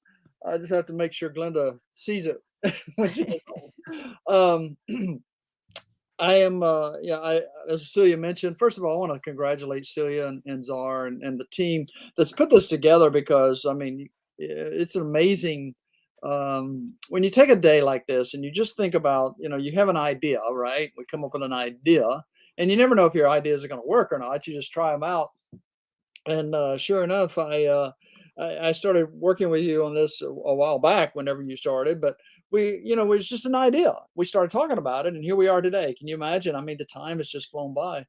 I But know, it's amazing. when you take an idea and you're trying to help somebody else, I think you can never go wrong, Celia.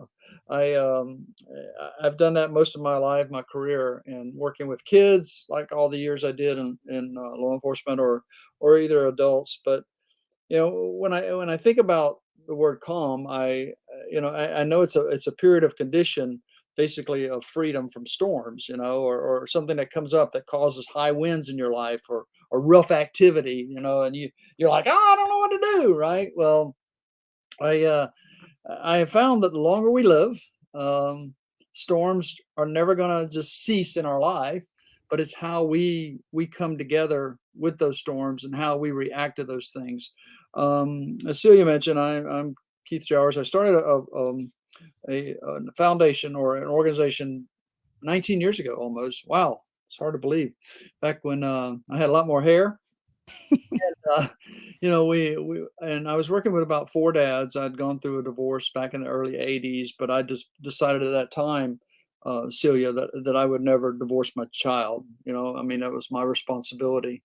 So when I walked out of that courtroom that day in '83, I realized that I had a whole life ahead of me for my daughter, and that's what I would be, regardless if I ever got married again or not. I was still going to be there for her, and we started. Uh, doing the things I could do back then when she was a very little girl, but now she's way up there, like in decades now. And we have 3 beautiful grandchildren, Glenda and I. Glenda and I have been married 35 years, and she's been a big support of Dads for Life over the years since we started in 2004, actually. Early 2004. So we're growing to, I was working to help about 4 dads get through divorce that I was talking to. And I told her one night I wanted to just start an organization to help dads and wouldn't know what to call it, but I wanted to just help a dad for life. So the dad, and being I was working with 4 dads and then life, and that all came together as Dads for Life. And here we are, nonprofit organization internationally with thousands of followers across the world. So, and I work to just encourage, enhance, and enrich the life, of a dad for what we consider the greatest asset on earth, and that's their children. I've heard you talk about your dad, and we as adults don't typically talk about our dad or our moms into our adulthood unless they really meant something to us. And that's what I try to encourage dads to do, is to really be involved in their children's lives, to where one day your legacy is not going to just be whatever money you can leave them, but it's going to be what you leave inside of them. And that's what I work to do with Dads for Life. So, but and then I do some other things as well. But I encourage folks to just tune in when they can to your day of calm, because it's not really it's a day that you're recognizing calm, but it's a lifestyle that will benefit us from years down the road. So I congratulate you, Celia Kilmer, for doing this. Thank you, Keith Showers. Mm. And I congratulate everybody that's on with us, Absolutely. because all you are really the ones that decided to take this seriously, become a calmer person, figure out how, and spread the word. I mean, clearly I've become a calm person. Keith has become a calm person, even though Keith has like an action packed. He's like famous. Keith is like famous now because he's an actor. He plays a policeman on TV, but he's also a policeman. But I don't know what show used to say I play a policeman on TV. But it's really a credit to all of you that you have found this. You decide to take part of it because you felt it was important, because it is important. And as we've said before, we've seen amazing examples that we couldn't have scripted that have shown us how important it is. So, what is one key way, Keith, you stay calm in your life? Because you have a lot going on. And, a lot of times, that can easily fall into overwhelm. And then when you're overwhelmed, you lose that calm. So for somebody like you who's running businesses, you're now, you have a whole acting school, you do acting, you do movies. How do you find the calm in all of that? Mm. Well, in one word is simply just faith. I am, you know, I believe that, Proverbs 16:3, it says if you commit your works unto the Lord, then you will succeed. And regardless of how you look at that, it's a scriptural foundation that you can definitely um, learn from, even if you fail. I mean, I have failed hundreds of times, but when you fall, you just get back up. And that's, I mean, look at Thomas Edison. None of us would have lights today if he had just said, "Oh, I can't create this light." So, but I just want you to think about um, staying calm, and even if you just do one thing to calm yourself. If you've never read the Bible or if you haven't read in a while, just open it up. I mean, you can start with Proverbs. That's a book of wisdom. If you read one a day, there's 31 of them. Hey, you got wisdom for a day. But I think that once you do that over time, or you actually just kind of, well, just a- actually just want to to grow in some area, find a step to grow in it. I was on a VIP group that you and I are familiar with this morning, and in a mastermind group, and Heather was teaching about just doing something regularly, having an activity that's going to be a catapult for you for that day, to kind of get you going that day. But you can have an activity. You can't just get up and say, okay, whatever happens happens, right? You have to find something in your life, whether it's, you sit down, you read the Bible in the morning, have a devotion in the morning, pray in the morning, just sit down and look at the garden in the morning, whatever it is to calm your spirit for that morning before you get going. Because I can tell you, once you go out in that door, once you go out the door into the world, there's going to be some calm people out there in the world. Clearly. And yeah, I'm okay. I'm gonna be totally transparent with you. This could be dangerous. All right. It's all right. We're ready for it. The other day, I'm visiting my grandchildren and daughter and her family up in Upper Virginia, close to DC. Now, the closer you get to DC with the traffic and everything, things can get really, really crazy. Yes, And it can. all of a sudden, a guy just cuts me off. He just cuts me off. Welcome to DC traffic. And well, right? I do And, know. and this is an older than me man, all right? And I look at him, and he just decided he wanted to, just start throwing some hand signs at me, and I'm going like, I didn't Really? do anything. I did not do anything to you, buddy. You did this to me, But we can react, or we Right. can respond, and all of a sudden it come up into me just to lash out. But if you lash out at people like that, Celia, it can get crazy. It can Yes. get, and not so crazy in the way of just how we do things and how we respond to it. It can get crazy up here, and when you get crazy up here, even more crazier things can happen. If that makes sense, okay? Absolutely. I read a book, and in fact, I got it right here on my desk. It's called "Who Switched Off My Brain," and it's by Dr. Caroline Leaf. You can find her on YouTube, drleaf.com. But anyway, she is amazing when it comes to the toxic things that can get into our life and into our brain. So when you get into your brain toxic ways of thinking or doing thing, and you don't change that paradigm shift that Heather was talking about this morning, when you don't change that, you can live a life of that. And what happiness is there to that when you live a life of just always in turmoil and chaos, and there is no calm? So who creates the calm in your life? We do. We do. Right. And we do by not letting people like the older gentleman, bad driver, get to you, or the just anything that gets to your skin, gets under your skin. And we all have people or things that can get under our skin, right? Like right now, looking at my head do all these crazy things, it's kind of getting under my skin, but it's okay. I don't even know how I got to this background, but it's okay.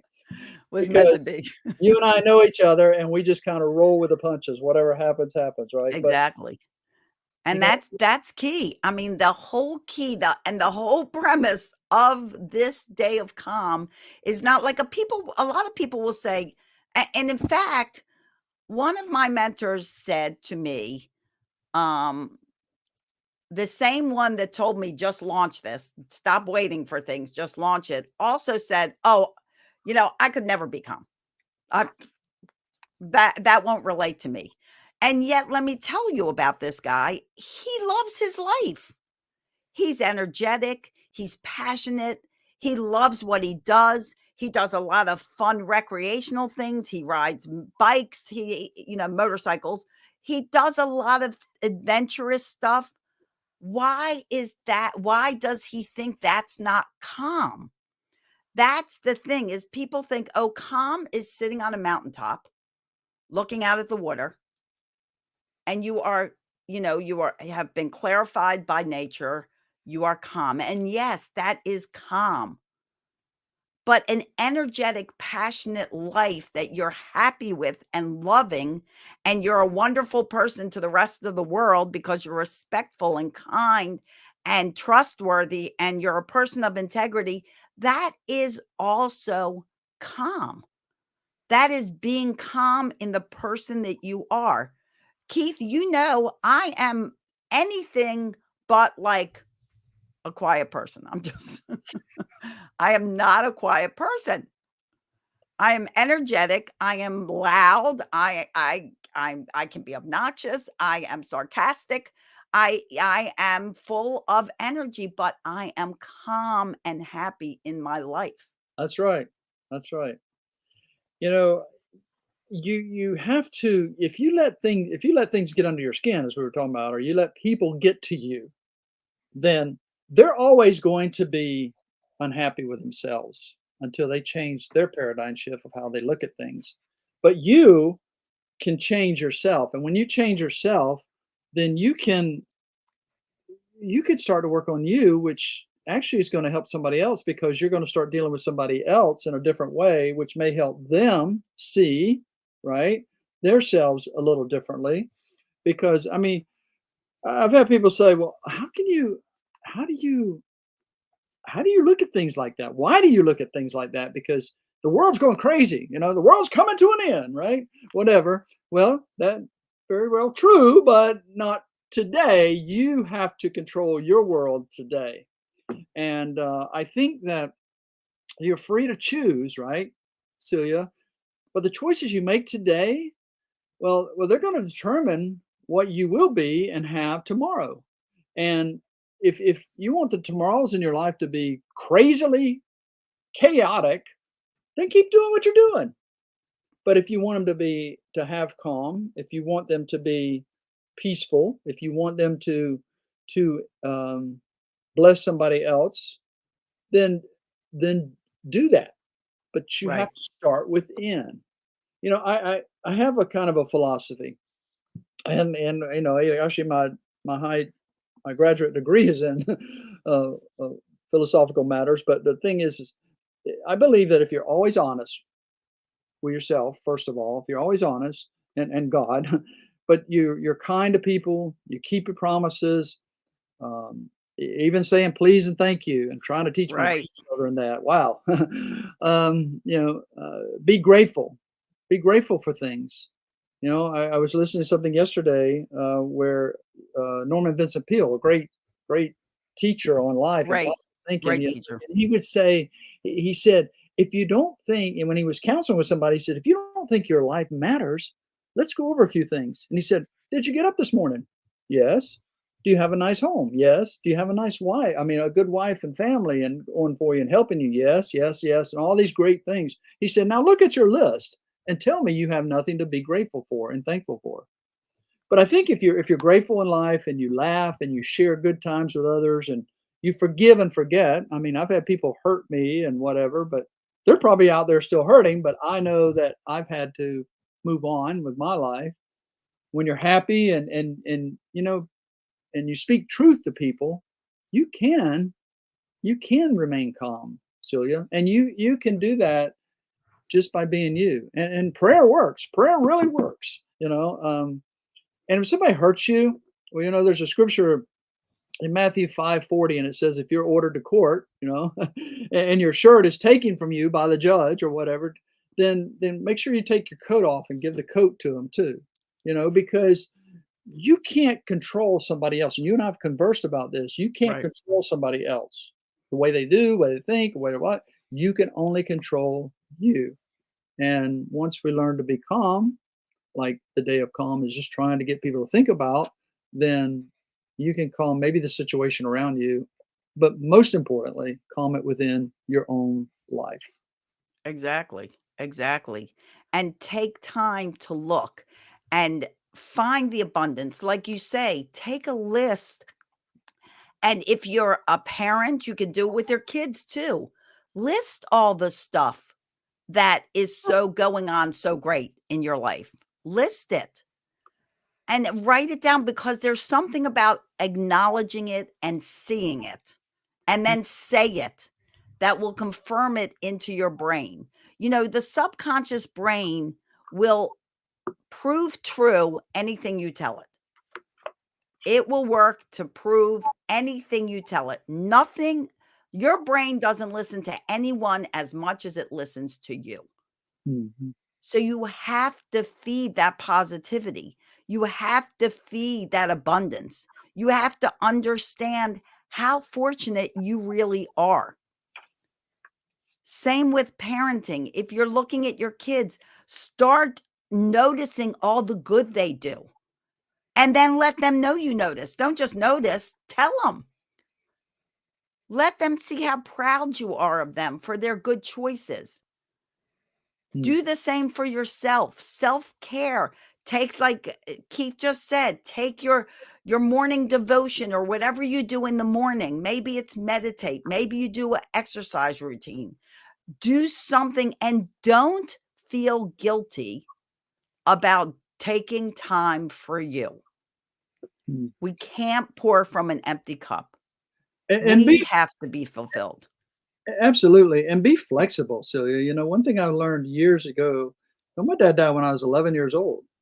And I went to work at 12 years old because they wouldn't let me go to work at 11 years old, and delivering newspapers, and I still haven't stopped working. And that's been a few years ago. But anyway, at 12, I went to work and I started helping my mom, and she was very flexible as a young widow because she was trying to make things work for the family, make sure that I was taken care of. And I was a handful, whatever, the youngest of four boys. So, but I knew that I had to learn things in life, but nobody mentored me. Share your thoughts and your life with others, because there are people out there who need mentoring, especially kids. And you and I know we've worked with kids all these years, but you got to be flexible. I keep I keep an old friend on my desk, and he's probably in my life, he's probably 30 years old, and his name is Gumby. I don't know if you see Oh, it. we love Gumby. And Gumby's got Yes, we can see Gumby. Gumby's got some nicks on him and on his arm and everything, where my dog got a hold of him one time. Oh But no. that's Oh no. Isn't that what Gumby used to say? but you gotta be flexible, and you can't believe everything on the internet. You can't believe everything that's streaming across to your kids. You have to be involved. And to do that, I mean, there's a lot of toxic things can come into our kids' life today. A lot of that's been on the news lately. We won't get into that. But the thing is that you got to make sure who's speaking to your kids. And coming from a dad's story, a dad's position as I am in ministry, I want parents to know that you are the most important voice for that kid's life, but it can't come as a tyrant all the time. You have to love those kids, and you have to let them know that, hey, yes, you made this mistake or whatever, but I still love you. I'm your mom, or I'm your dad. But you can't be toxic in the life of people around you. You can't be toxic in your kids' lives, your family, because nobody will want to hang around you eventually. I had somebody recently post something about their dad who was dying, and when your dad's really involved in your life and he dies, then that's where it really counts, is to know what he's invested in your life. And I've heard your story and Maddie's story, and how dad was so important. But we have to. I didn't have that. I didn't have nobody mentoring me. But when you as a parent involved in your kid's life, no, they're not going to always love you for the things you make them do, but in time, and that's what it counts. It's just like investments. You can't make an investment today and expect 100% return tomorrow. You know, you're investing. And that's why we have to invest in our kids' lives. And you can't be toxic all the time because, toxic thoughts it triggers negative and anxious emotions in our life. And those produce biochemicals that cause body stress. And don't we have enough stress as it is? Yes. Yeah. My goodness. So I applaud you for just coming up with this idea that God gave you to just talk to people about being calm. Yeah. Because we're not talking about changing your whole life right now. We're talking about changing today and being calm, which changes tomorrow, which changes a week, a month, a year, decade, and forth. Before you know it, well, you've had a Ex- life of calm. So Exactly. It's like when you make one change and you decide, oh, you know what? This feels pretty good. I'm going to keep it up. And yeah, you make it a routine. And it takes 21 days to make a habit. absolutely. So give it 21 days. Get a calendar, Hmm. count out, start today or tomorrow, whoever, whatever day you're watching. Start it, count 21 days, and every day a day goes, cross it out. By the way, this is a great thing to do with your kids when they're looking forward to stuff. But say, you know what, for this short a time, it shows you how short 21 days is on a calendar. For Absolutely. this amount of time, I'm going to do this one thing every day. And then cross out the day when you've done it. Hmm. And before you know it, on that 22nd day, you won't even need the reminder. You won't even need to X out days. It will have become a habit and you will have changed that one aspect in your life. You can't expect to change everything overnight. You can't expect things to change overnight. They take a lot longer than overnight to become reality. Give it a chance. Don't give up. Don't quit. What one thing is that you say today, you know what? If I could just resolve this, I would feel so much calmer. Start working at it today. And don't say, oh, this is never going to work. I tried. It's never going to work. Mm. Stick with it.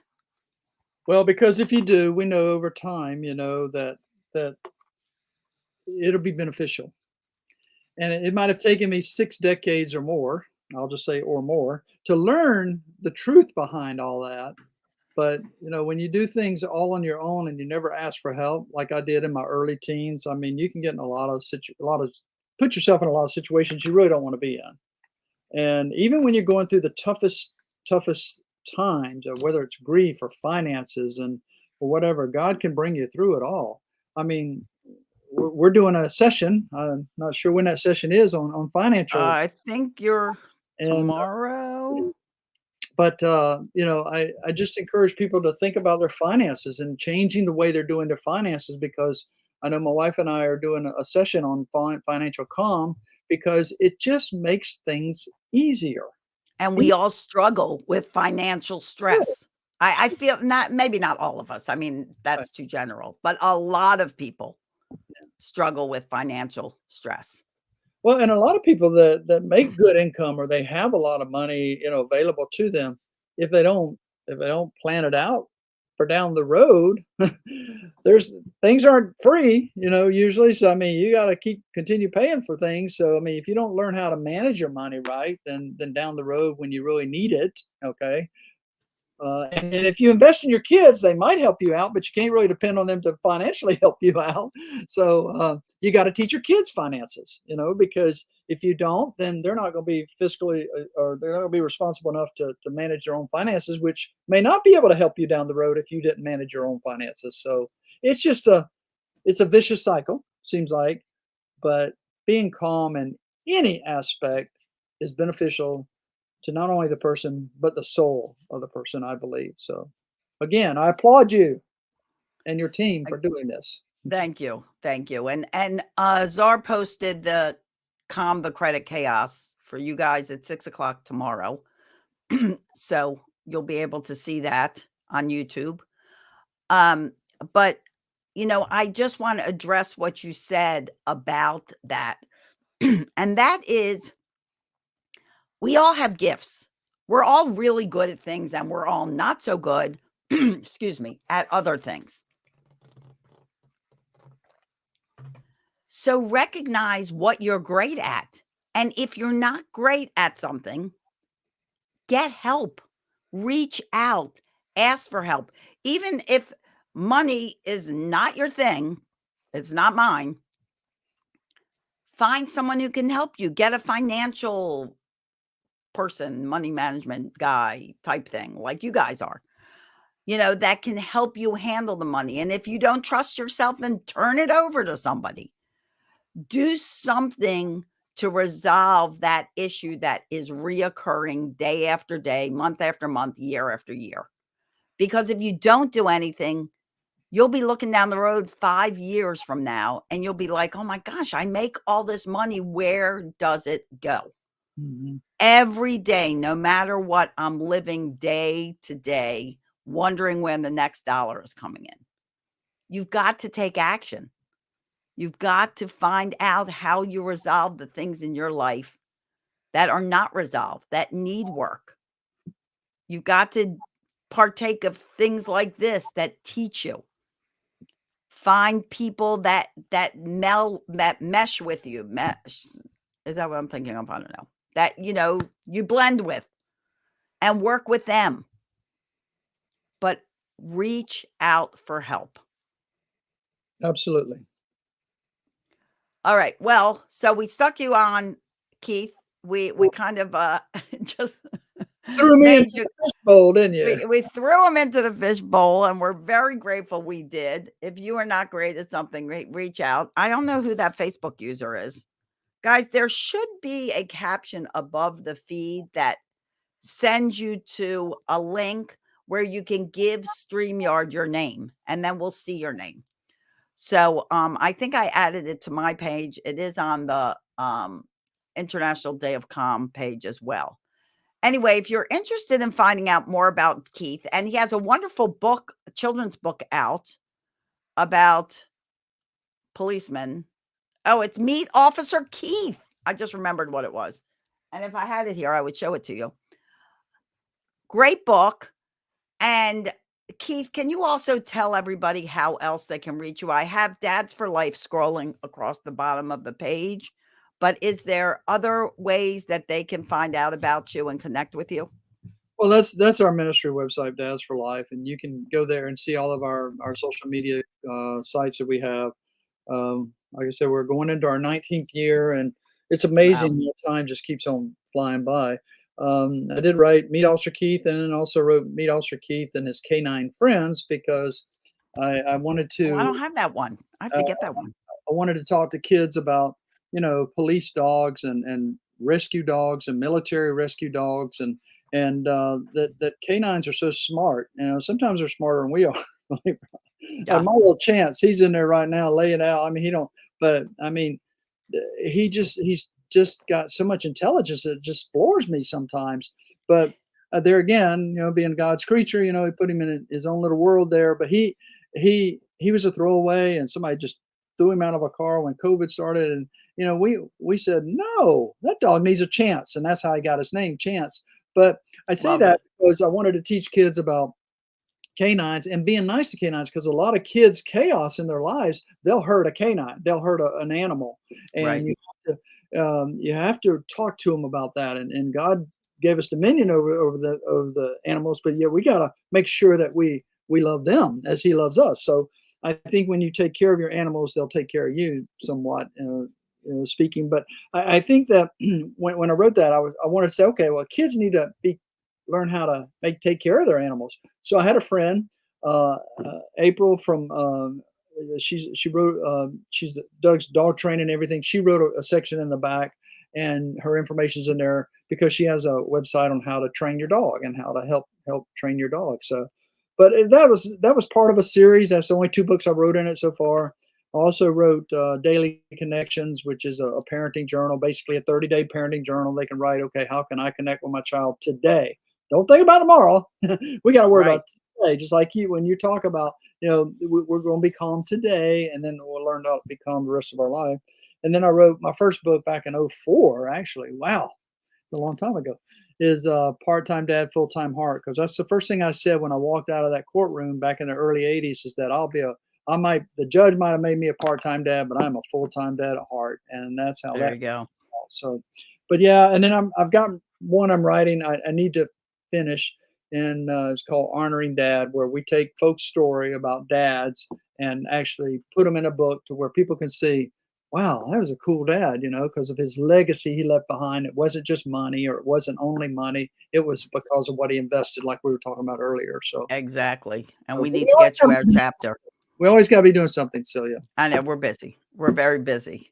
Yeah. Well, Keith, I'm so grateful you're here. And again, you can join Keith and his lovely wife, Glenda, tomorrow night at 6 p.m. Eastern Time for Calm the Credit Chaos. It's going to be really valuable because I'd be willing to bet a lot of people on here have credit chaos. And that's a great description for it because we just get lost in these ways of getting things and we don't make our choices. We don't always make great choices on what we should be buying, what we should not be buying, and really looking at what it's costing us to have that. So I'm looking forward to that workshop, and it will be on YouTube at Pumped Up Parenting with Celia Kibler, 6 p.m. tomorrow on YouTube. So if you have not subscribed, you have not liked, you have not followed, whatever, do all those other YouTube things. Subscribe, like, and whatever else you do. See, that's why we get along so well, because we do the same thing. Do that, do whatever. Oh my goodness! I mean, but Well, it's awesome. So we appreciate what you're doing, and I ask that you continue doing it because everybody has to have some kind of calmness in their life. That's for sure. So absolutely. Well, thank you, Keith, for joining me on this spur of the moment. yeah, And I'm sure you have stuff to do, so you can either hang back in the backstage or go off on your day or watch from, your phone. well, And we'll be doing that, and I got to go clean up my house behind me here. I don't know why. yeah, it's messy. Do something with that place. I don't even know what I did to get there, but I like it. Maybe I like it. I think it's a nice home. It looks very, very nice and fancy. maybe Glenda can help me later on that. How do I get rid of that? But I Yeah, like. she's the tech guru. I know. I have Zara, you have Glenda. All All right. right. So we're going to say goodbye to Keith and I will take over from here. God bless you. We'll see you. Thank you. Bye-bye. All right. Well, yay to have Keith on. I really enjoyed that. And he is that man is full of wisdom. And I'm telling you guys, if you don't follow him, he has so much wisdom on teens. He was a school security officer for years and years. He just full of wisdom, full of smarts. You have a question raising your child, raising your teenager, that's a man to reach out to and follow. So you can find him on lots of social media, on his podcast, Dads for Life. He has Dad's Garage, which is his radio show. So much stuff going on with that man. So many ways to really listen to his wisdom and his smarts. Okay, so let me tell you what's coming up next, because next we're going to have Layla, and she will be coming up in about 15 minutes. And she's going to be talking about what I'm really excited to hear, which is decluttering our digital world. All your emails, all your photos. She's a champ at this. And all I do is look at my photos and go, oh my gosh, so many photos. Overwhelms me. I don't do anything with it. Same with my emails. I've got 60,000 unread emails. What the heck? It's just ridiculous. And I don't know what to do. And I've got so many email boxes. And so definitely I have a cluttered digital world. But like I said before, it's up to you to learn how to do things better. If things aren't working, there are so many people out there that can help you do it better. Even if it's just one person who did it already, and you're like, well, you did it. Can you teach me what you did? Absolutely. Reach out, ask for help. It's a sign of strength when you ask for help. So go ask for help Find out what you need. Make a list right now. Things I do great, things I don't do so great. Put a great, not so great. I don't particularly like the word bad because none of us are bad. So great, not so great. Start making a list right now. And if you're listening right now, put in the comments something great you do so that we can put it on screen. We would love to hear from you. So put that in. What do you do great? We all have gifts. My gift, children. I just connect to children. I love kids. They're like the shining light in my life. They're my genius. What is your genius? What do you do great? Write it down. And then what do you do not so great? Because we're all not so great at something. We can't be great at everything. Even the greatest of people are not great at everything. Where do I need help? Where do I need to outsource? Right. Where's your sweet spot?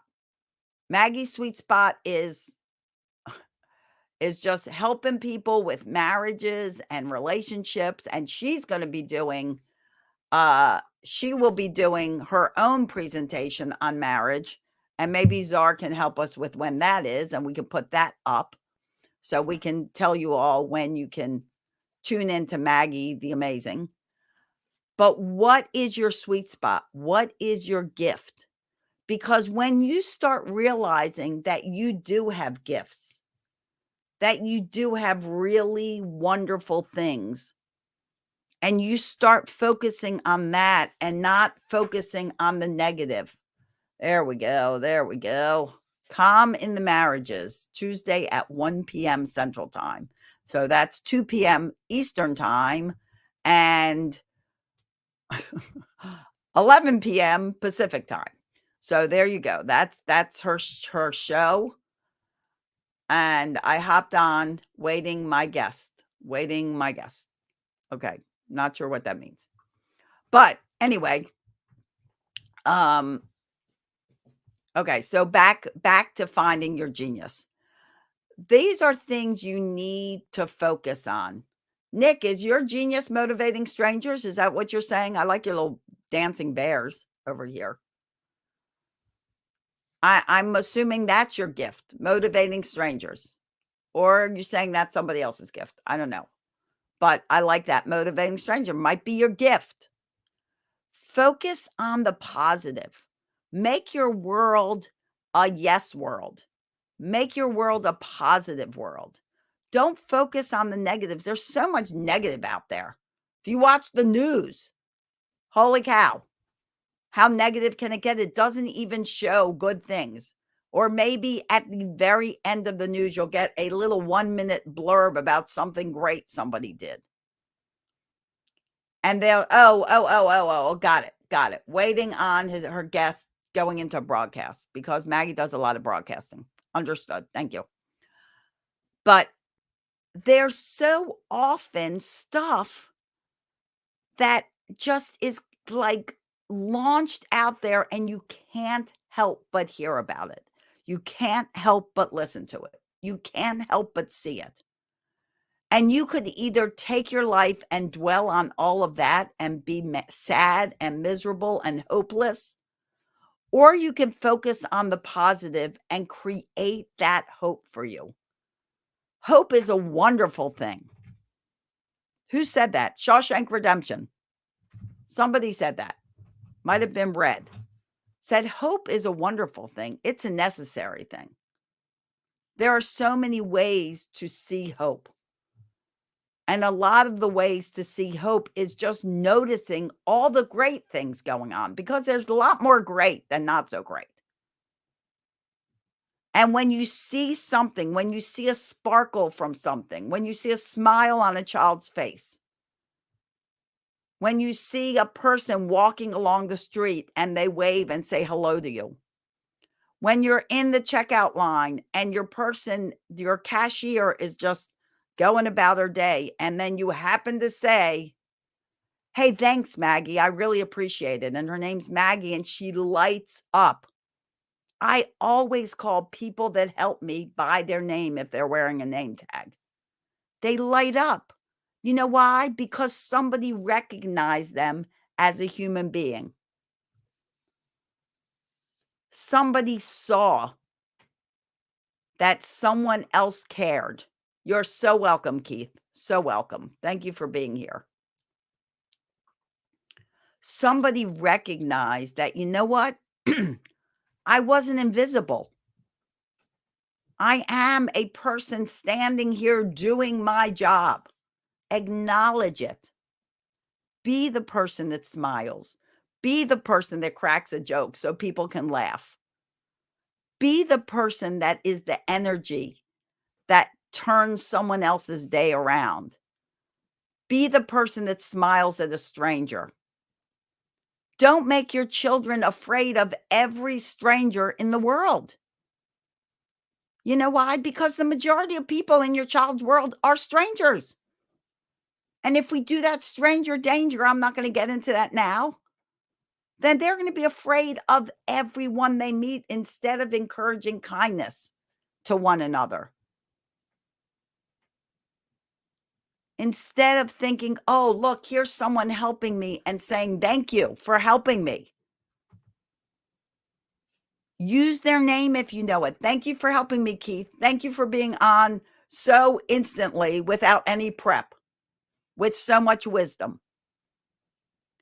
Thank your significant other for doing something as simple as making you coffee. My husband does the laundry all the time. I do the dishes. But every time he brings up a load of laundry day after day after day, I thank him. I don't have to thank him. It's what he does. But I do because I appreciate him doing that. Appreciate another human being. Appreciate their existence. When you shine, you give the chance for someone else to shine.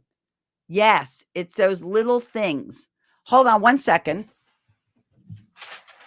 because I want to read you something while we have a little time. I want to read you my favorite quote from Marianne Williamson, who actually ran for president in the last election. Here it is. And I want you to think about this quote because it's so important. Our deepest fear is not that we are inadequate. Our deepest fear is that we are powerful beyond measure. It is our light, not our darkness, that most frightens us. We ask ourselves, who am I to be brilliant, gorgeous, talented, fabulous? Actually, who are you not to be?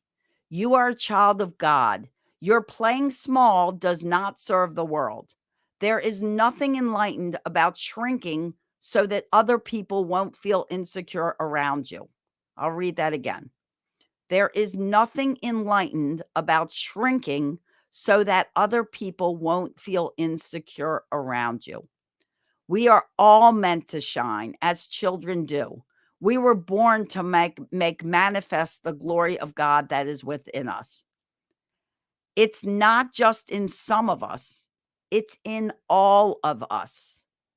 And as we let our own light shine, we unconsciously give other people permission to do the same. As we are liberated from our own fear, our presence automatically liberates others. Isn't that a great quote? It is just an incredible quote. And it really says that don't play small. Don't act like you're stupid. You're like, oh, I don't want this person to feel bad because they don't quite get it. So I'm going to act like I don't get it. Children do that all the time. Let your light shine.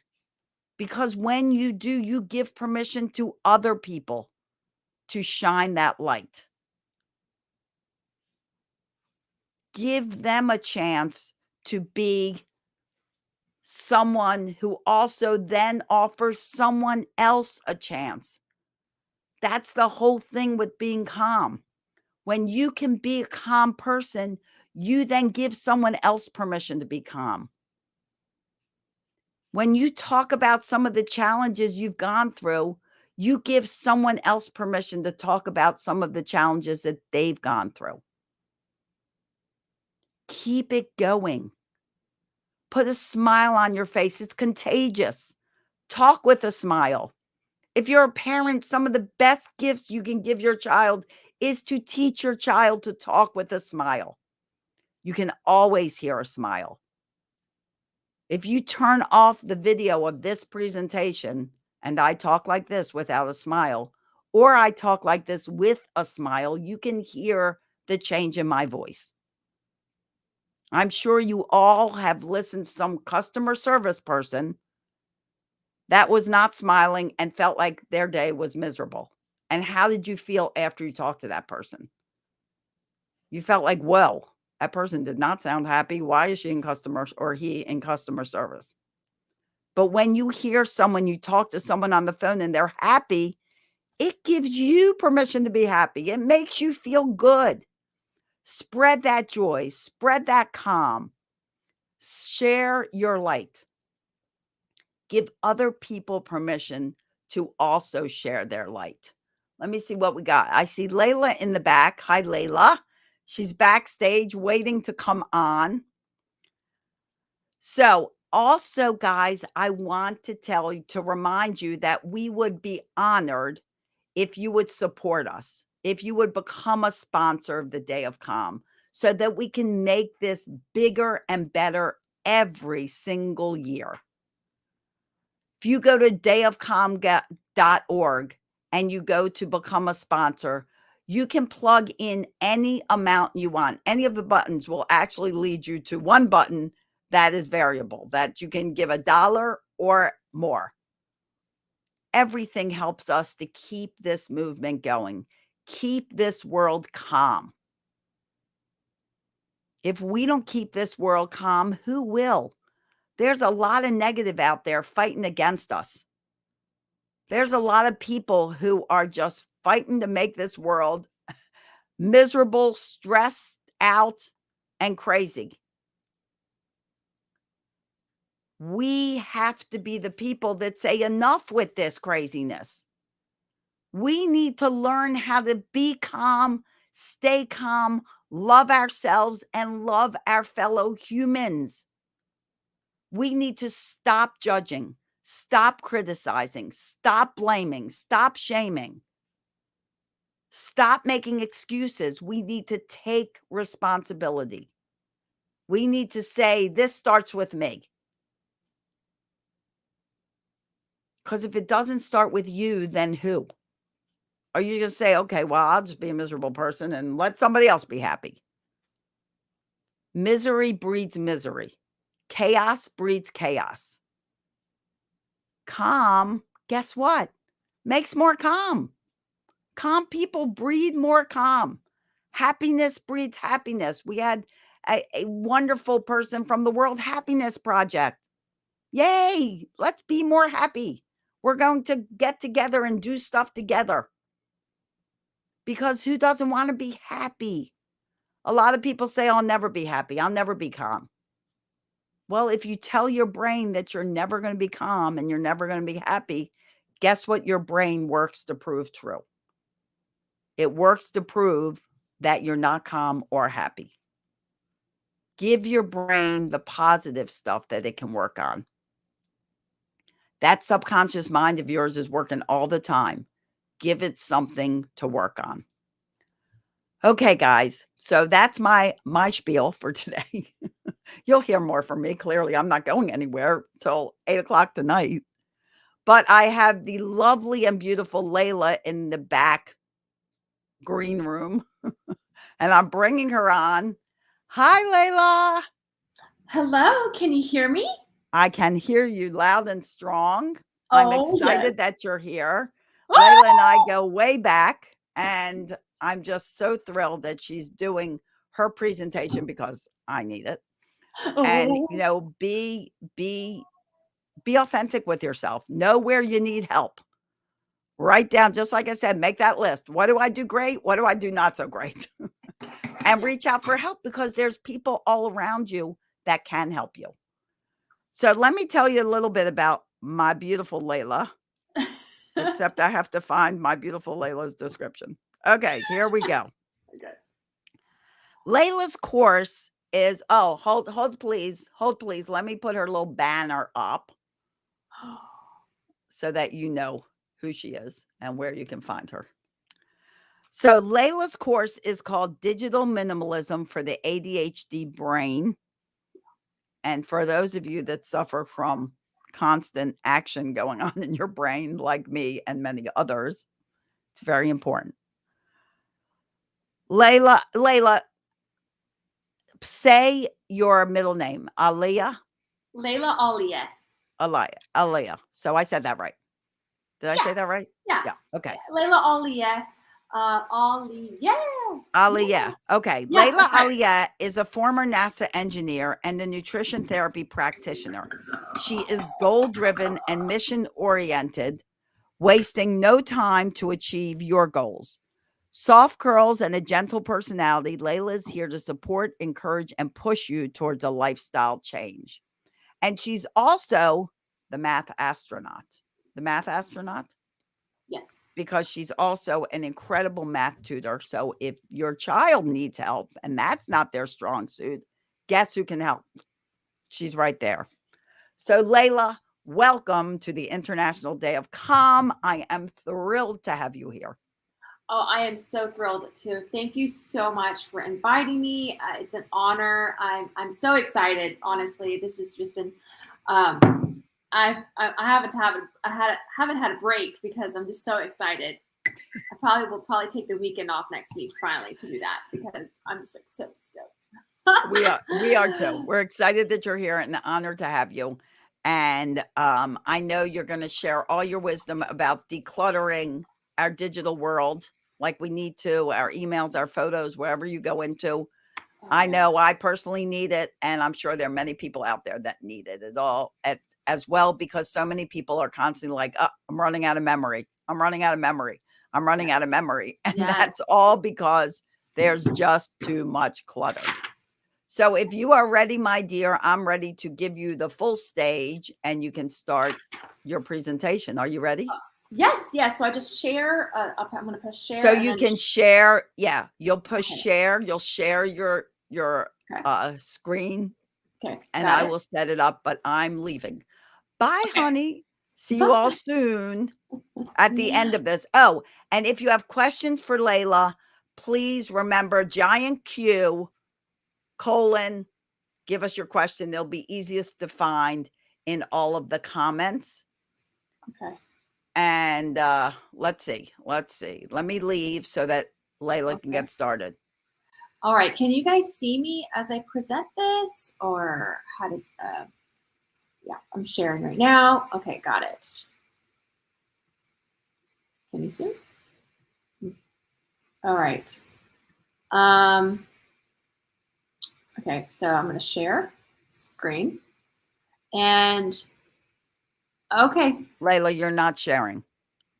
So you got to hit share at the bottom. Yes. You see the bottom of your screen? Yes. Highlight an area and share that, and it should come on. Okay. Well, I'm doing that. Try it again. I have to. So sorry. It That's says all right. that it says that I lost. Okay, so go to system preference. I lost the capacity capability to share. So unlock the screen by selecting the lock in the bottom left corner. Interesting. Can you see where that is? Yep, found it. Okay. I'm doing that right now. So let's do that again, and maybe we'll bring up the share. So I will play Jeopardy music. Okay.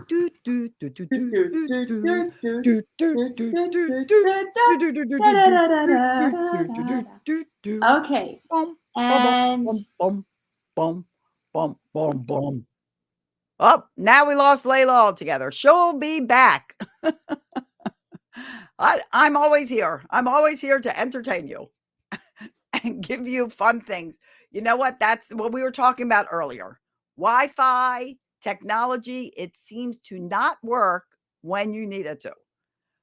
All about how you react to it. Now you could panic or you can just go with the flow. I'm a go with the flow kind of person. Stuff happens. And Layla is back. I'm back. Hi, Layla. She's back. Yes, I'm going to try one more time. I had to reset the window. Okay, go And I'm for going it, to go ahead baby. and try that again. Share the screen, clicking here. Yeah, And let's see. let's try this again. So I can dual There you screen. are, dear. There you are. Yay! Okay, get your Lovely. window, Okay, that's the and wrong I'm window. leaving, and you Okay, can take it away. yes, ma'am. All right, so I'm going to go ahead and share with you my presentation today. Thank you guys so much for your patience. I have to go up and reload this again.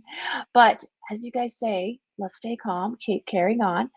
And yeah, I'm going to go ahead and pull up my presentation. Let's do this.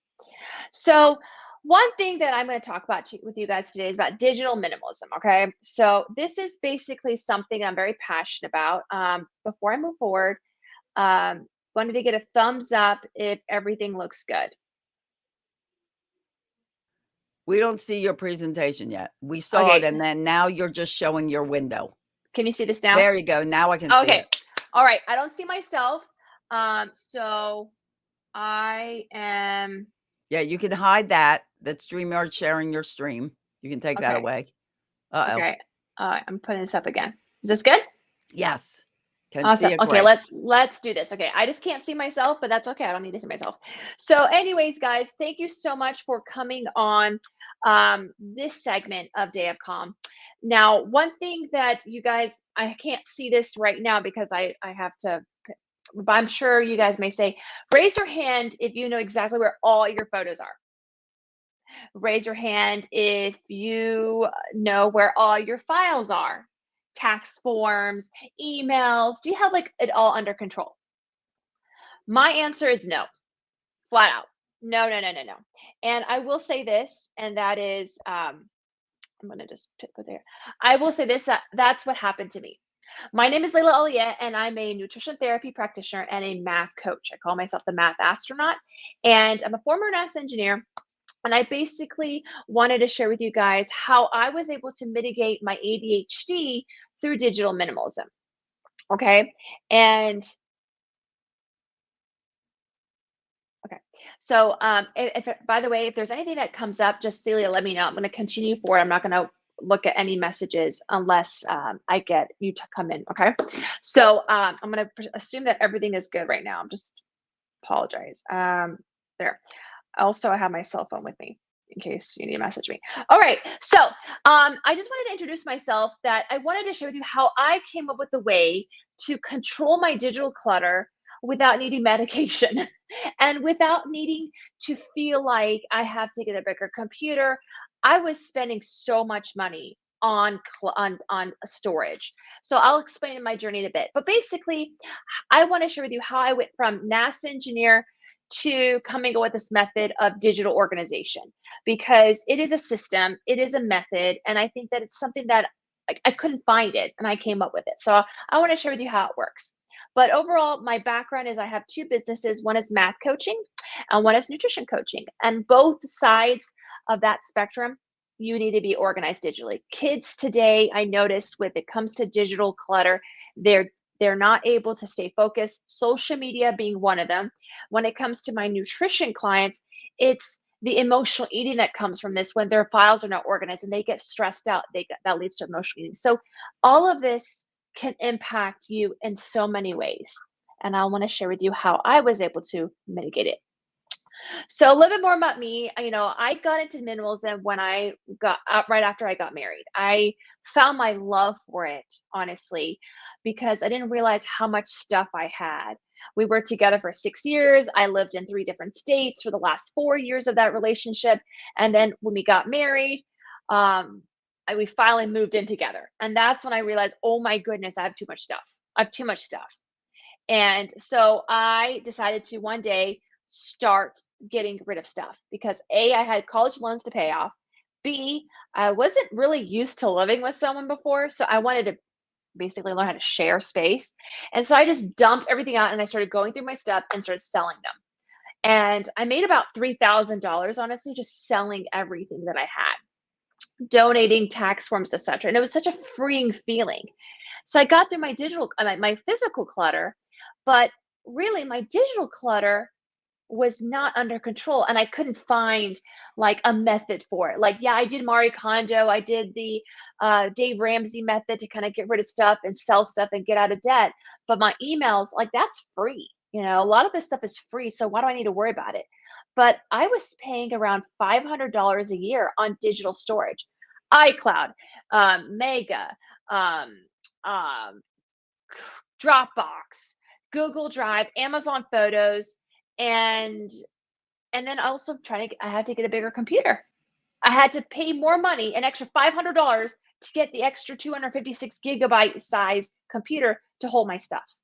It was a lot. And so this was the day that you see in this photo of me being able to, realizing that my computer, I had a 2008 computer that wasn't in the cloud yet. And that was the day that I woke up.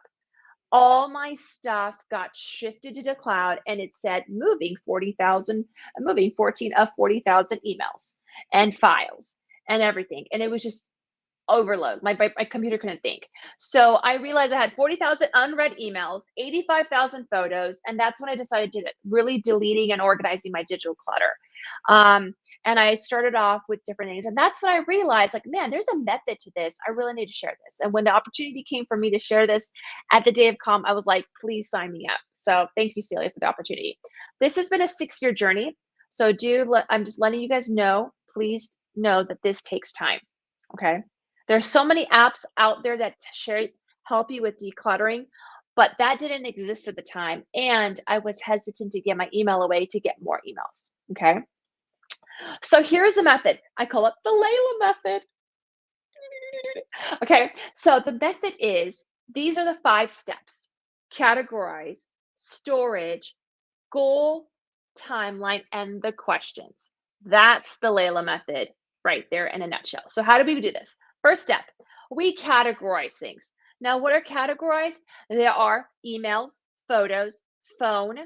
Start thinking about this as I explain this to you. And I'm sure one of y'all will say, I'm already getting anxiety just even talking about this because I don't know where anything is. If you guys are the ones that are like, I don't have that problem, well, I love you. You are my idol. That's awesome. Please continue listening. But apps, who has a lot of apps? Computer, files, and social media. That's clutter, guys. That's clutter right there. Okay. So I will explain these things to you as I explain my journey a little bit. That's just so I can give a visual like example. But this is how you should categorize your digital minimalism, because it can get easily overwhelming and then you stop and you don't look at it for a couple months. I'm so guilty for this. There was one day I deleted 7,000 photos, but I honestly couldn't even do it for another year. So guess what? I got another 7,000 photos in that year. So I want to come up with a way that you guys can do this once and for all without accumulating it again. Okay. The next method is storage. Where do you want to store your digital world? Now, I have an iPad, a MacBook Pro, and an iPhone, and I have storage places for them, but I also have storage spaces in the cloud.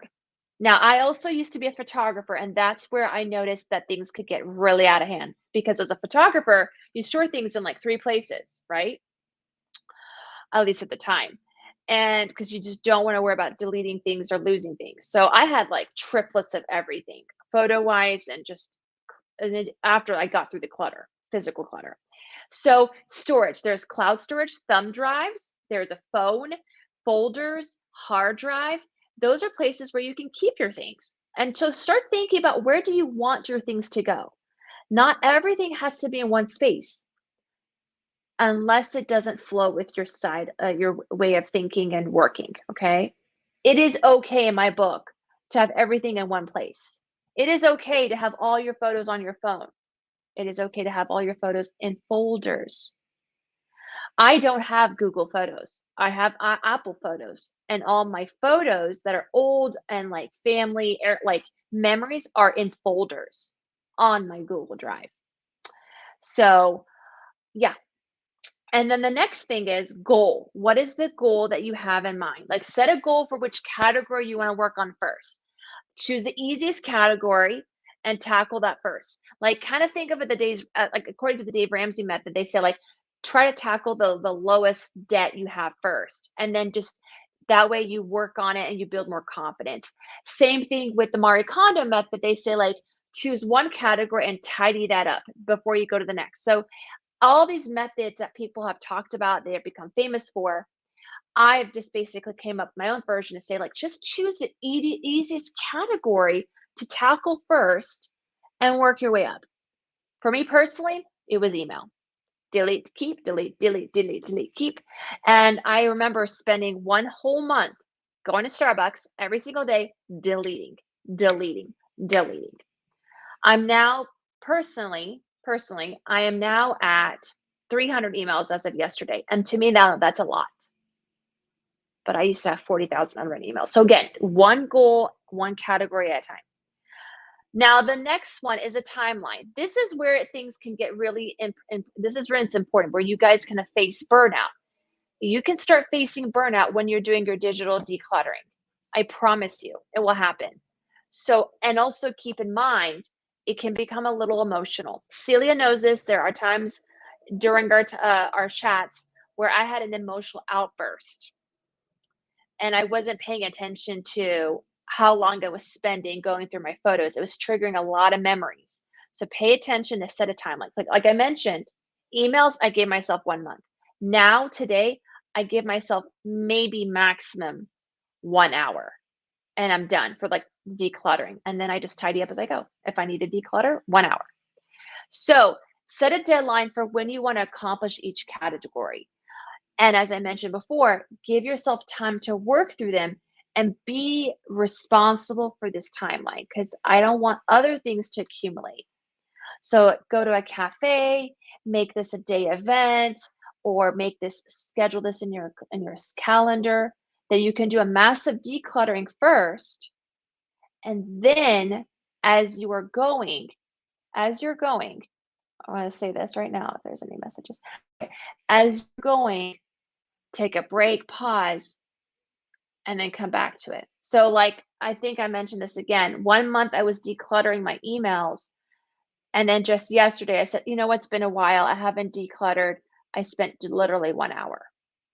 And now I don't need to do it as much. Anytime I get an email, I quickly delete, keep. I have a system. I have it in folders.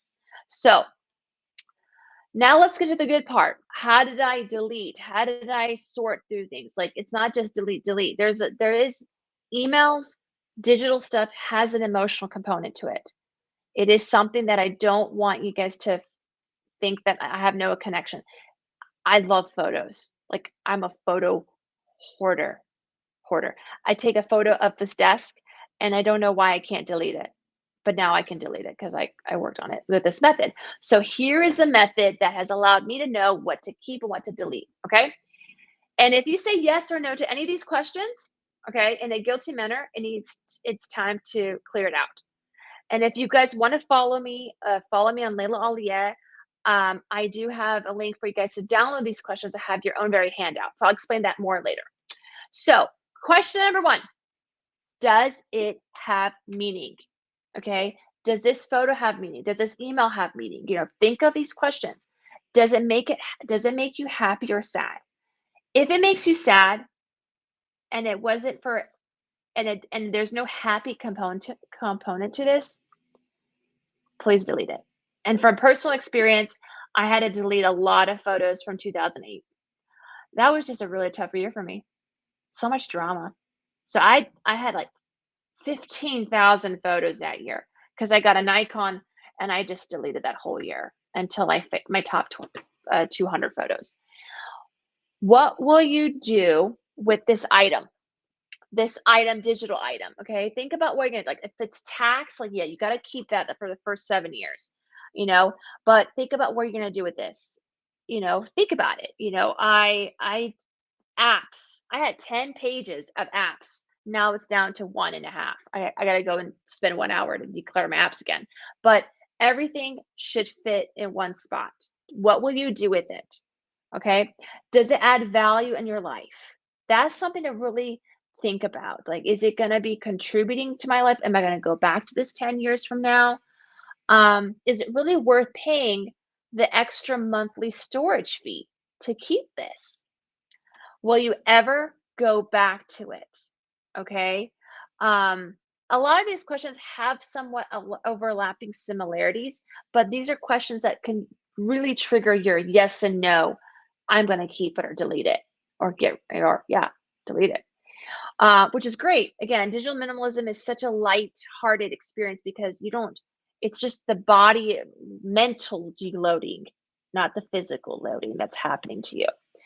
And you do go through an emotional detox, not going to lie. Sometimes your stomach may turn, you may have to do a couple bowel movements because you just got rid of a burden that you were reminded of. So will you ever go back to it? Is it important? Like for me, I will always go back to my wedding photos. Always. Always. Okay. But I will never go back to certain years and experiences in my life that brought me so much grief. It's not worth keeping that in my brain. Okay. Do I have duplicates? All right. Pay attention to this. Some people are afraid to get rid of duplicates. Sometimes it's okay to have duplicates, but do you have too many duplicates that you're not able to keep track? Like I have my wedding photos on my phone and wedding photos as a backup, okay, because that is prime. But my son, okay, I've taken a lot of photos and I may have to delete some, make some highlights of every month because he's on 5.5 months. So I've like taken 2,000 photos already. So I need to delete a lot. All right. So I'm going to set a goal to do that one day. Ask when was the last time I referenced this item. Okay. Like it's not the same as will you ever go back to like ask when was the last time you saw that, like thinking that you needed this. Did you actually really need it? Oh crap, man. I held onto some files that I didn't even know I had, all my resumes. So I deleted all of them except my most recent one. If I ever decide to go back to something and lose whatever. But that's an example. The same thing goes for iNotes. iNotes is another place I store categories as well. So I set a number and I even go back and it shows in the history what was the last time you referenced this item. And that's always a good indicator of knowing like you really don't need that much. You really don't. Am I ever in contact with them? This is including people from Facebook, iPhone, messages, phone numbers. This was an important day for me. I did this for 2 weeks. 2019, okay? I deleted like 900 people from Facebook, 400 people from my phone. I got pregnant 2 weeks later. So it was awesome. I had so much burden in my body. I couldn't even, so this is another thing too, guys. Like I couldn't get pregnant. So I did this also to help me like relax and stay calm. So that helped me a lot. I got rid of so many bitches in my life. Okay. Sorry. Sorry for not being sorry because this really was a big, big question that broke through in my digital minimalism world. And now I was able to like my phone capacity was so high on contacts, believe it or not. Is it worth keeping for the long run?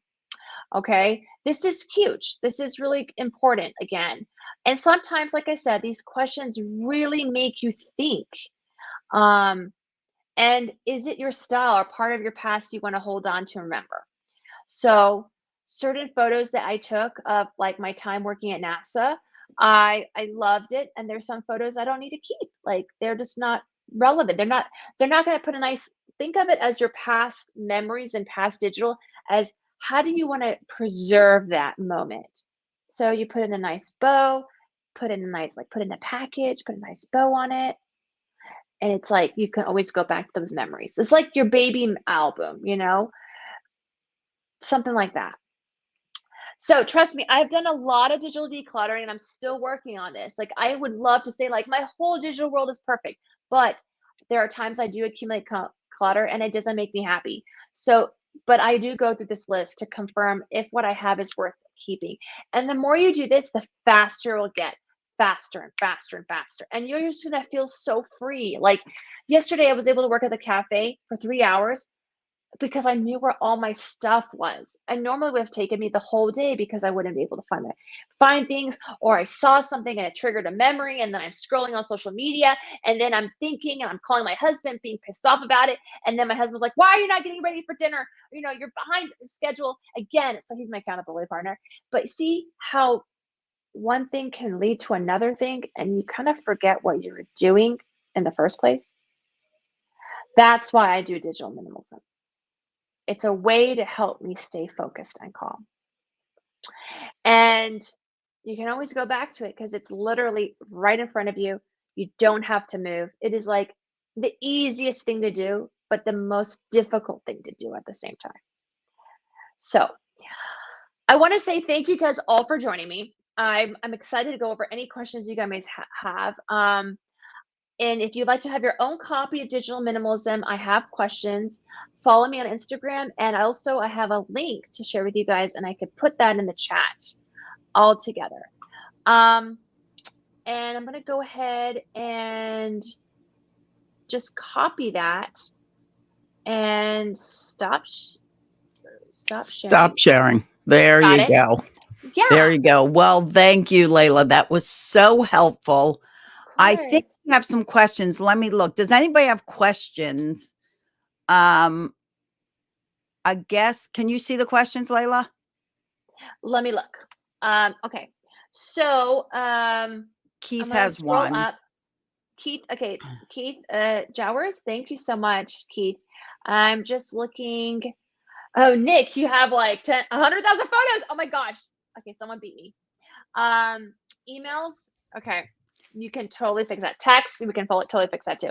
Okay, I guess we should delete from cloud and phone, or so they don't go back to the cloud.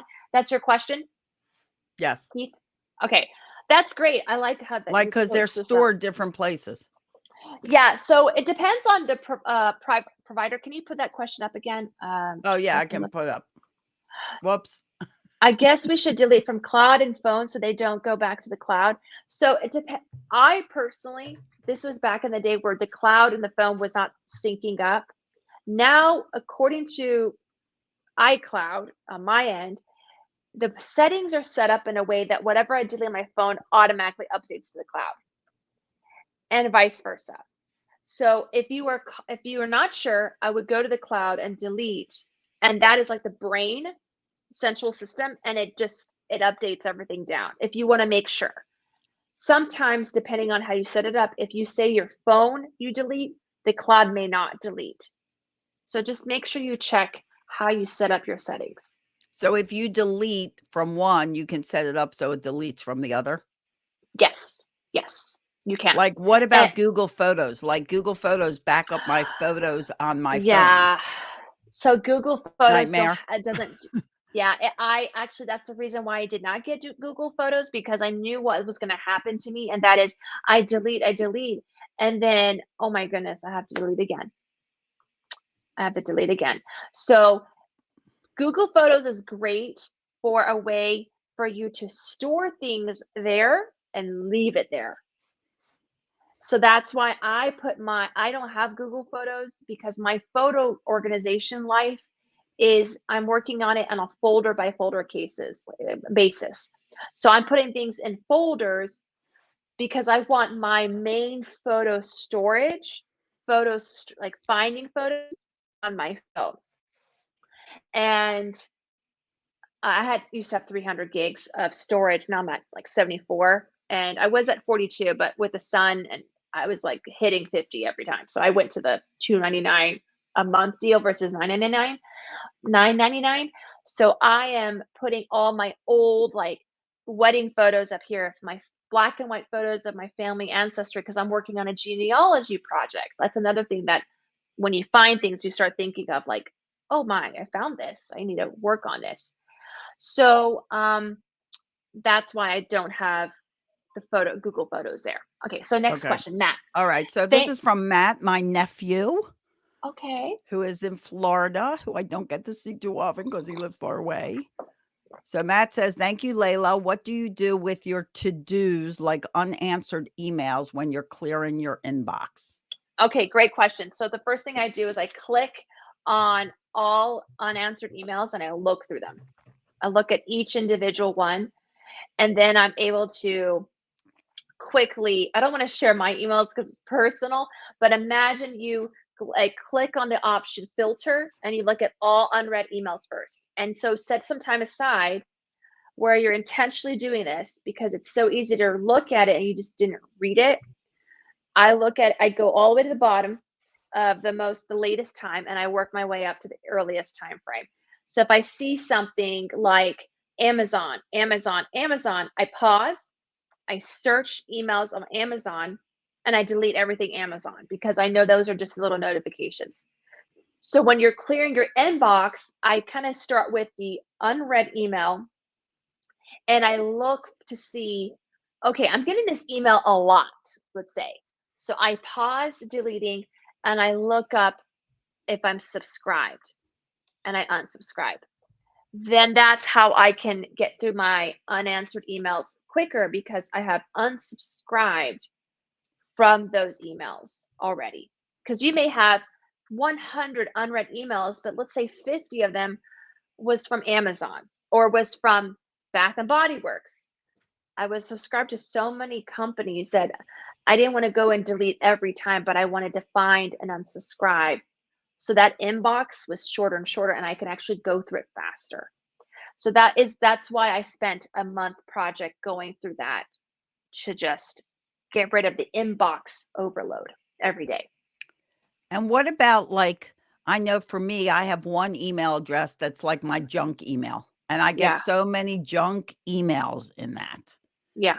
And, like, you feel like going, well, let's just delete this email address, and then we're done all those junk emails. But then, unfortunately, that email address is also used for other things. Mm-hmm.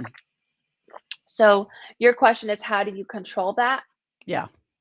I honestly, this is old school. I literally have to scroll down and click on the word unsubscribe. And I do that a lot. My dad was having this problem where he was just it was out of control. And there is a place where you have to, it is mandatory that a valid email address provides a spot for you to say unsubscribe. And yes, and the pause and search technique is so great. So Matt, that's literally what you need to do is like to pause, search this annoying email you're getting all the time, and therefore you never have to worry about it again. It is deleted like that forever. So it doesn't become a burden to constantly go through so many emails. And as for the email address that you mentioned, Celia, that was the biggest mistake I made was I provided my personal email to all the wedding vendors, and I did not make a fake wedding like email. But for situations like yours, that's where you have to do like really delete, unsubscribe, and then delete everything related to that email. Okay, many years ago, I got so frustrated once with work emails being over the limit. I said, okay, I'll just delete them all, and finally did all 5. That's great. I could never do that, Keith, because I had so much paper trail leading, like just a little personal. I was dealing with a sexual harassment case from college. I had to keep all those emails. So I saved them in a folder. And then I went all the way to 2013 and I just deleted everything that was left. So make sure that when you do delete all 5,000 emails, you do keep those important emails that in a folder. And it should be set up in a way that when you delete it, it doesn't delete the folder. You have to go to the folder to delete it. You've separated that pile altogether. I do find breaking into folders is really helpful. Very. I think for the important emails, the other ones, I'll usually just scroll past them and be like, okay, I need this one. I need this one. But of course you risk, missing an important Yeah. email because there's so much clutter in there. Yeah. And that's why I say if you can focus on emails first, there's no movement like I'm moving an app or moving a file to a folder. I think emails will really boost your confidence and like, hey, I got this. Like I'm actually keeping track of my emails better. And it's less tempting to go into buying stuff. You don't get influence. Like it's dangerous to kind of subscribe and then you get these notifications all the time. And that's why for my email subscribers, I tell them all, I only send you guys one email a month. That's it, because I hate it. And let me see what other comments there are. Okay, social media is this I think okay, that's social just a comment for me okay, and seeing Matt.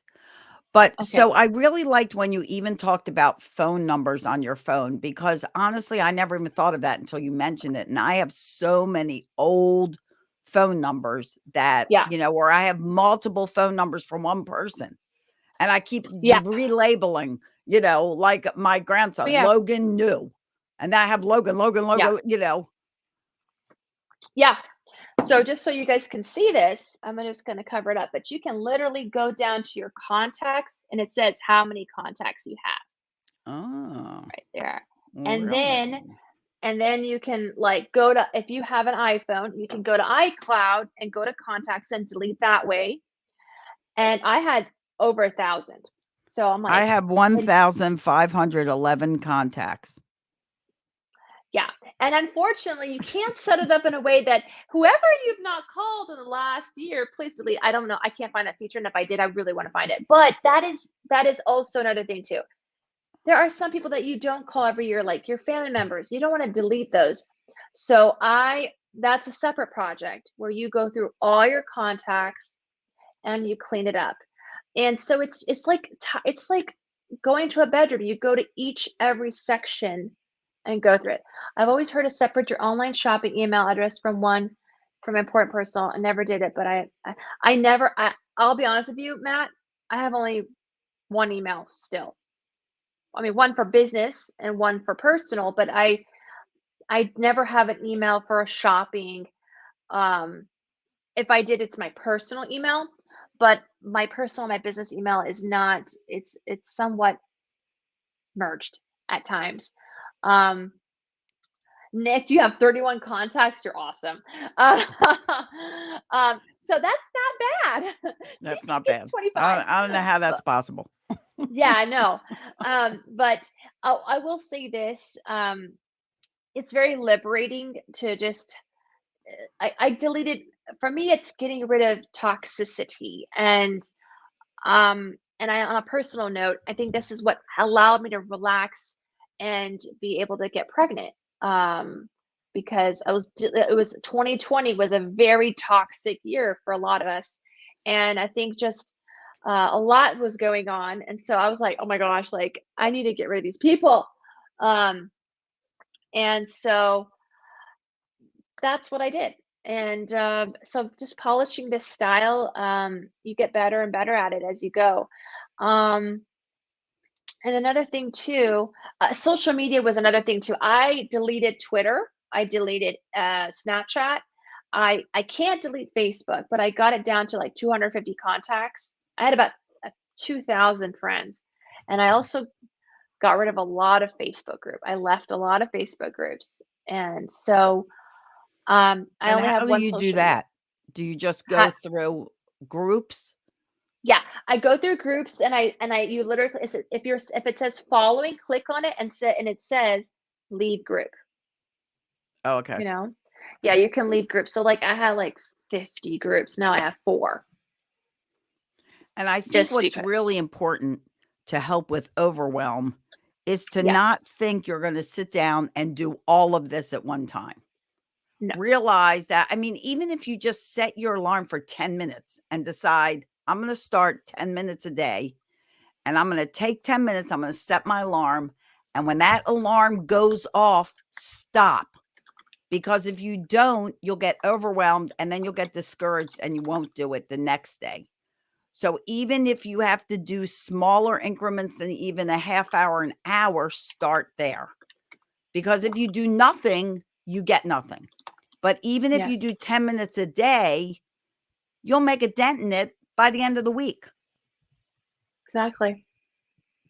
Exactly. And toxicity, if you should call it down your Facebook around. Yes, exactly. And Matt, I did that. And it's interesting how you say that. I had a friend I muted 7 years ago. Then 2 years ago, I deleted her number.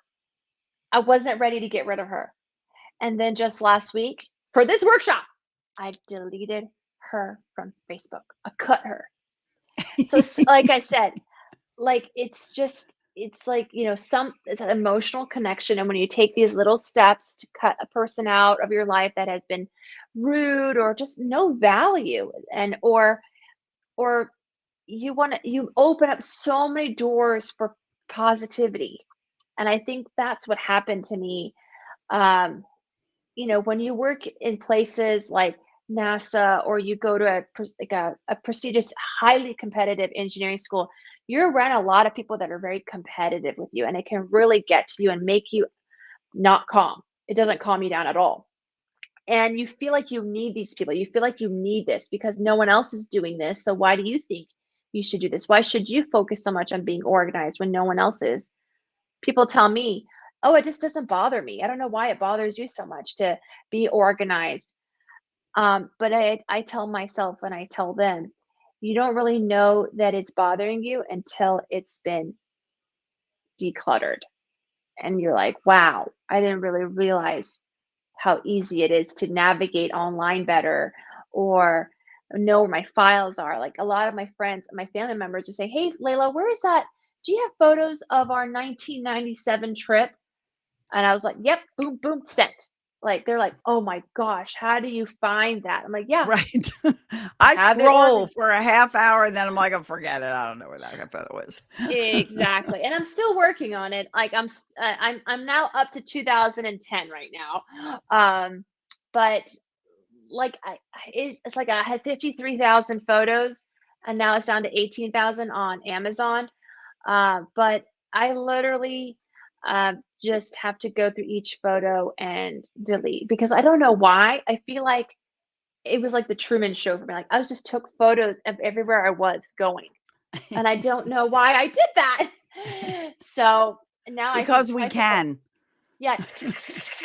That's what Oh, the gift of cell phones have become with cameras, is you can take a picture of anything. yeah, exactly. And I think, honestly, um, in 2013, I decided to stop taking my ADHD medication, and working on Congratulations. my thank you, and working on my health and wellness journey. And I think that is another contributor to it too, that the distractions are way less now, way less. And I see that with my students, I see that with my clients, both nutrition and math, and I see that social media is a big distractor. Um, and I also see that having so many things, and just impacts emotional eating. Um, but yeah, I mean, it's a process, and I hope these questions help, honestly. Absolutely. This was so helpful. And, like I said before, I mean, this is a big, issue in my life of where I need to declutter. And it's, just even thinking of these like I'd never thought about my phone contacts. And I know I have tons of them, and never even occurred to me that I should delete the ones I don't talk to anymore, or old Yeah. employees that I don't employ anymore. And, Yeah. things like that. I just, it never occurred to me, I guess. I mean, it Oh, wasn't high on my priority list. and you know what? It is, once you find out how to delete on like iCloud, or you can delete literally, I can just show you like how to do it. Does it help if I show you quickly? Yeah, absolutely. Yeah. Show us. And Show us. That's so why we're here's a here, person to yeah, learn there's your a person genius. I no longer talk to. Um, so literally what you would do, okay, so there's this person, okay? Okay. And okay, There you go. There you go. I literally go to the edit. I scroll all the way down, bam, delete contact, bam. Oh yeah, 435 contacts. Oh yeah, I'm gonna keep doing it. So I just deleted I'm gonna start so I get down to 1510 instead of 1511. 1,511. Oh, that's too many contacts. I didn't even know you could count your contacts. Now that I yeah. know, And what's interesting is, like, speaking of phone numbers, that's honestly the toxicity part. That was honestly like another project for me, but I just, again, I'm all about, I went from $500 a year to now $85 a year. wow. That's the other So thing is that storage. Instead of just continually upping your storage yeah, and paying these companies to up your storage, down your volume of clutter. yeah, It's exactly. like buying a storage facility. So every time Yeah. we get too much stuff in our house, we move it out to a storage facility. Mhm. So you're going to pay that rent for a storage facility, or you can get rid of stuff so your house can hold what you need. Yeah. Matt. Hold on. Matt has a question. Oh my gosh, this is Matt. I like you, man. Are you comfortable Of speaking about a course, he's my second how you nephew. worked? How can you not That's like nice. him? I love him. Okay, so are you comfortable speaking about that? I work with on how to stop your ADHD meds. So, Miss, I spiral back to my worst habit, especially around organization. Okay, so the reason, this is a great question. I love to talk about this. I may even do a video about it, to be honest, because I didn't realize I had ADHD until my third year of college, and I was failing everything. So they told me that you need to take this medication. And honestly, I did. I took the lowest dosage, but I'm pre-diabetic, and have dyslexia. They found I have dyslexia too, which is why I hated reading. But I worked up my confidence to stop having the medication when I noticed that it was affecting my appetite and my personality.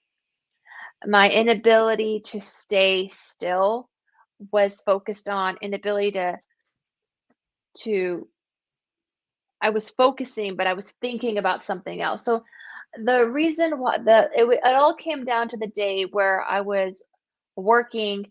I thought I had to have medication. I was taking the medication, and I just sat on the stairs, and my body was just shaking. My legs were shaking, and I couldn't stop talking.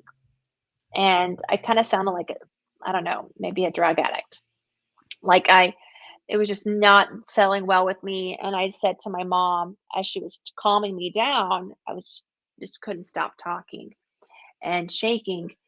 I said, look, I'm just sick and tired of this medication helping me with this one area, and it's affecting everything that's going well in my life negatively. Like I'm not able to laugh. Not able to socialize. I'm not able to sleep well, and I just think um I kept quitting before, thinking that I'm fine, but then the moment I felt like I needed it, I would take it again. And I said, I'm going to stop this, but I'm going to do something different about my lifestyle. So that's when I started working on my nutrition, because a friend of mine told me that you can really try to reduce your ADHD if you eat healthier and work out in a way that can help you with focus. So as I worked on that, I have not had to take medication for almost 10 years now. Yeah, 10 years. I just realized that. So I so my regiment now to stay focused is I wake up in the morning, I work out. That is my medication. And then I eat really healthy. I really try not to have sugar. I really try to reduce the processed sugar in my diet.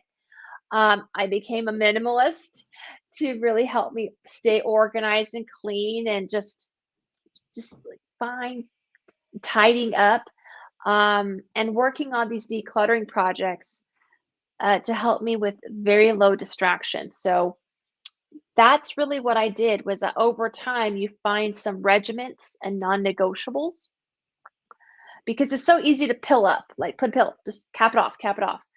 And I'm not putting down medication, I'm putting down what was not working for me. And that solution was such a temporary thing that caused so much negativity in my life, because I lost an unhealthy amount of weight because I was not eating. I kept forgetting to eat because I was so focused. So doing this allows me to stay focused. I'm able to have an appetite. Um, and It's just very important to stay organized at home and being tidy. Like I'm always donating things. I'm always finding things to get rid of. So you're welcome, Matt. And Nick, yeah, definitely. I I didn't realize that a lot of people resonate with this. And I think this is like probably the 10th time that someone's asked me more about my ADHD and how I was able to mitigate it. A lot of my students have ADHD. So I love having ADHD. I'm so proud of being ADHD, honestly. I have a It's personality that, fun. yeah, the best pilots are the ones that have ADHD, the best athletes. Michael Phelps has ADHD. Best teachers. Yeah, you can handle so many different things. Like my sister has ADHD and she's able to work with special needs kids because she can handle so many different distractions. So I think Exactly. it's just something to own up and enjoy. So develop habits to help you with your condition by staying organized and working out and being healthy. Like there's no negative side effects to that. Exactly. Exactly. Well, Layla, thank you so much. And I see Mary Burris is in our backstage area in the green room. And before we say goodbye to Layla, I just want to tell you Mary's topic so that you guys can stay tuned. And she will be doing an interactive training, 30% calmer, one mindset redirect that goes a long way towards creating more harmony in your life. And Mary's wonderful to everybody's wonderful, just like more wonderful people. But Layla, thank you so much. I know that is so important. Is there like one more tip? I know you've already given so much information, but is there one more thing you can think of? Because I know as far as calm goes, clutter itself is chaos. Whether it's Yes. environmental clutter in your home, it's environmental clutter in your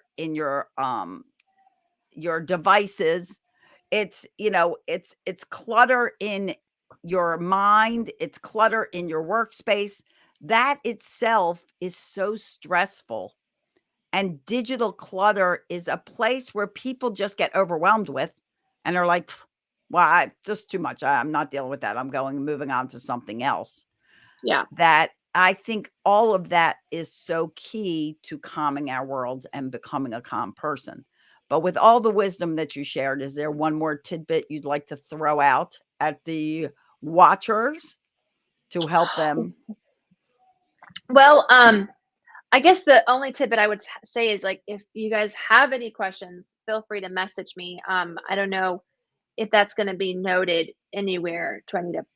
Well, scrolling is your website, but if there's anything you want to share, a website, a link, a social site, anything that you want to share with everybody, a easy way to reach you, absolutely. Yeah. Here's one little tip I would say, and that is like really just whenever you are doing this, take breaks. Take breaks and try not to do this at home if you can. I would definitely go to a cafe and try to do this because it's a very distracting project, personally, because there's so much focus that has to be done on it. So if you can, I would highly recommend that your environment is a place of tidiness to do this. And for me, the cafe is a great quarantined, encapsulated. I think of it as a um, chamber, like a great incubator. It's a great incubator for you to work on this. That's the only advice I would have for you because this would not be something that I would recommend you do to start at home. Now, as for finding me, I love to share with you guys the handout. Like I'm sure you guys would like to download this handout.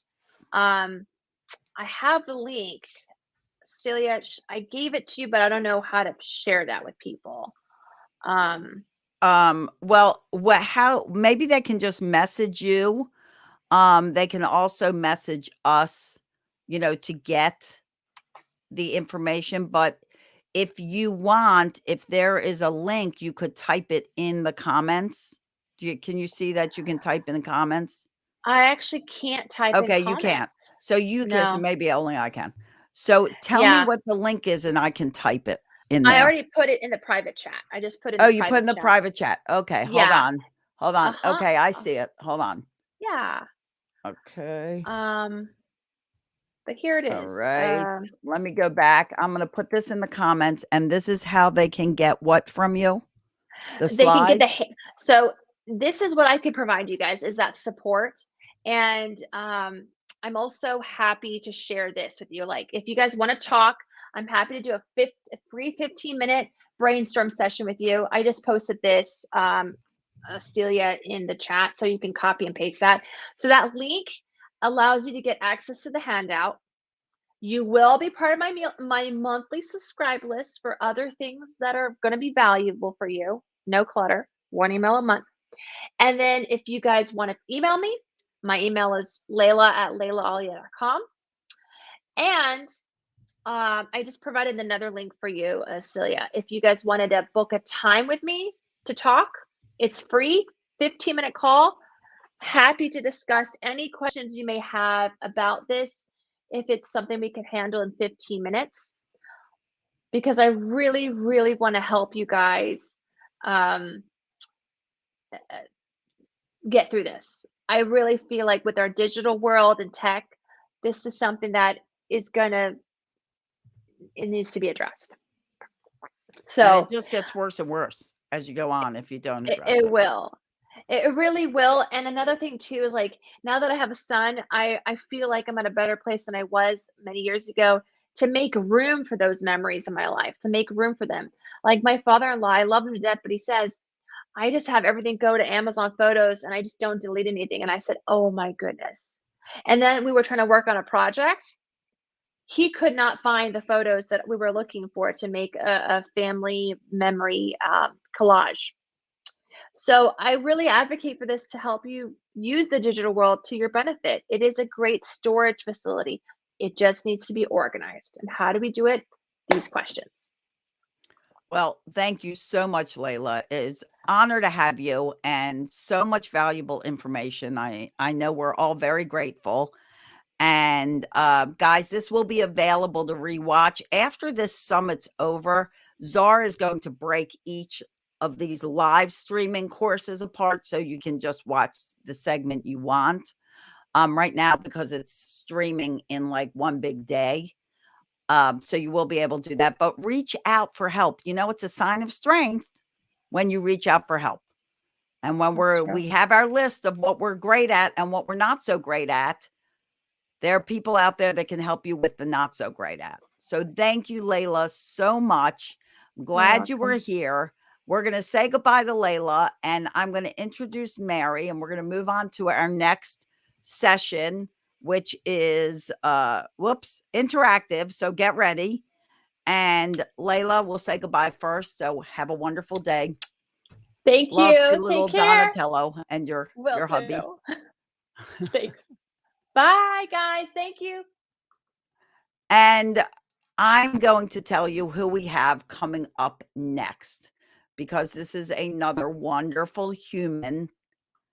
And she is going to talk about how you can kind of almost instantly become 30% calmer with this tweak that she's going to teach you. So stay on with us. I want to introduce you to Mary Burris. Mary Burris is a yoga leader, a mind-body coach, writer. Mary Burris, hold on, I'm going to bring her to the screen so you can see her face, has dedicated her professional life to helping people overcome personal obstacles so they can live their fullest, healthiest life for as long as possible. She holds a BFA from Virginia Commonwealth University, a Master's of Education from Virginia Tech, and a yoga teacher certification from Guru Valma Brenton, with whom she studied in Baja 2010 and in India 2018. That's right. She is a co-recipient of the Virginia Museum of Fine Arts Muse Award for her work with the Art Cheerleaders, co-founder of Rethink Fitness, an alternative pain management program that leads people to sustainable fitness, and close advisor to Dr. Dilip Sarkar on his book, Yoga Therapy, Ayurveda, and Western Medicine, A Healthy Convergence, available on Amazon. Her 15-year freelance writing career resulted in pieces for local, regional, national publications, afforded her adventures like travel to Tibet to learn about Tibetan medicine, sorry about that, and meeting some of her favorite musicians as the music editor for Art Times. She is certified in yoga of recovery and laughter yoga while maintaining her K through 12 teaching license in Virginia. Her clients and students adore her lighthearted teaching style. I adore that too. That often incorporate laughter as a medium for connection and opening the heart. And you missed that I opened this day with a little laughter yoga exercise. Off the mat, Mary enjoys Latin dancing, all types of art, adoring her two grown children, spending time outdoors, traveling, and eating really good food. So, welcome, Mary, to the International Day of Calm. We're excited you're here. Thank you so much, Celia. Can you hear me all right? We can hear you great. Awesome. That was quite an introduction. I was like, wow, who's that impressive person? It's you. It's you. It's you, Mary. That's wild. Well, I'm so excited to be here today. Thank you so much for including me in this amazing event. And thank everyone for being here to learn about how to be 30% calmer. Yes, exactly. That's why I say congratulations to all you guys for That is- taking the effort to make your life better and make this world better one by Yeah. one. Oh, yeah. So I'm Mary Burris, as Celia said, and what I'm interested in is helping you figure out how to be 30% calmer today with just one mindset redirect that goes a really long way towards creating more harmony in your life. Are you ready to take over? Because I will leave and let you handle the rest. I'm ready. Thank you so Okay. much. Tear it up, baby. Tear it up. All right. Thank you, Celia. You are amazing. You're a rock star and a huge inspiration. So I'm really super excited to share this talk with you. I had a lot of fun putting it together. And the way I like to begin my presentations, because my background is yoga, is to just center for a moment. So if we could just take 3 breaths, and I will lead you in the 3 breaths. So sit up nice and tall, maybe wiggle around a little bit. Take a deep breath in, hold it, and exhale that out slowly. We're going to do 2 more. Breathe in and hold. Exhale.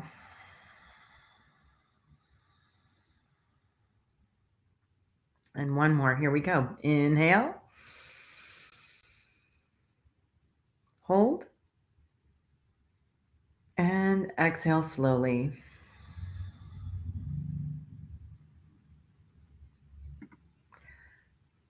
Thank you so much. So I would also like to set an intention for this talk today. And I hold the vision that those of you who are joining live and everyone who sees this presentation in the future takes away some gifts, some learnings that help you to be more calm and have a more calm approach to your life that sends a ripple effect of calmness out into the world and beyond.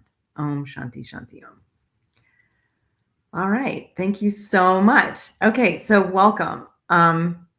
This workshop, just so you know, includes the secret to releasing a bunch of your stress, self-reflection prompts. So if you need to get something to write with, that's awesome. I will also invite you to share your reflections in the chat or in the comments, and a custom design meditation that I made specifically for this workshop.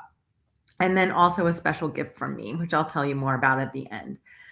So are you ready to write stuff? Go ahead and write yes in the comments or in the yes. We are ready. Awesome. Thanks, Nick. Fantastic. All right, let's do this. So I'm going to begin with a quotation here from Jon Kabat-Zinn. And that quotation is, "You can't stop the waves, but you can learn how to surf." You can't stop the waves, but you can learn how to surf. So what does that quotation mean to you? You can't stop the waves, but you can learn how to surf. What does that mean to you? Go ahead and write that in the chat, in the comments. I don't know that I can see the comments. Oh, yes, I can. Okay, awesome. I'm ready, LOL, but my girlfriend is not. That's awesome.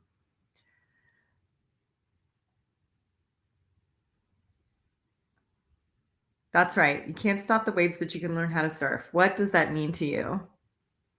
Or I can pose this question to you. Yeah, make the most out of whatever comes your way. Absolutely. That's a good one. I love it. Be prepared and intentional about how you respond. I like that one. And we need to be able to go with the flow. Absolutely. Beautiful. Yes. Okay. So now I'm going to ask you, and keep those coming because they're all amazing. What does it feel like, look like? How do you know when you're calm? What does it look like when you're calm? What does it feel like when you're calm? What are you experiencing when you're calm? What does it sound like when you're calm? So let's just take a moment to reflect on that.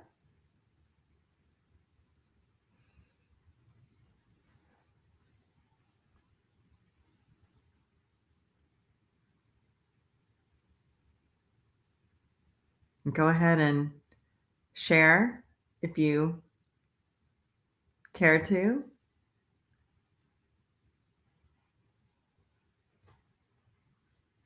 All right, I want to write these down. Peaceful, happy.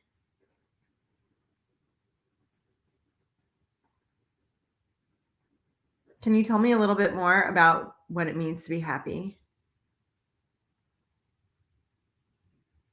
I'm feeling good about where I'm going.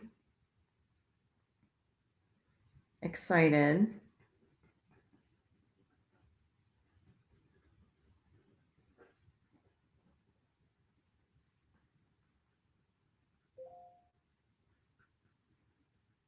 Okay, awesome.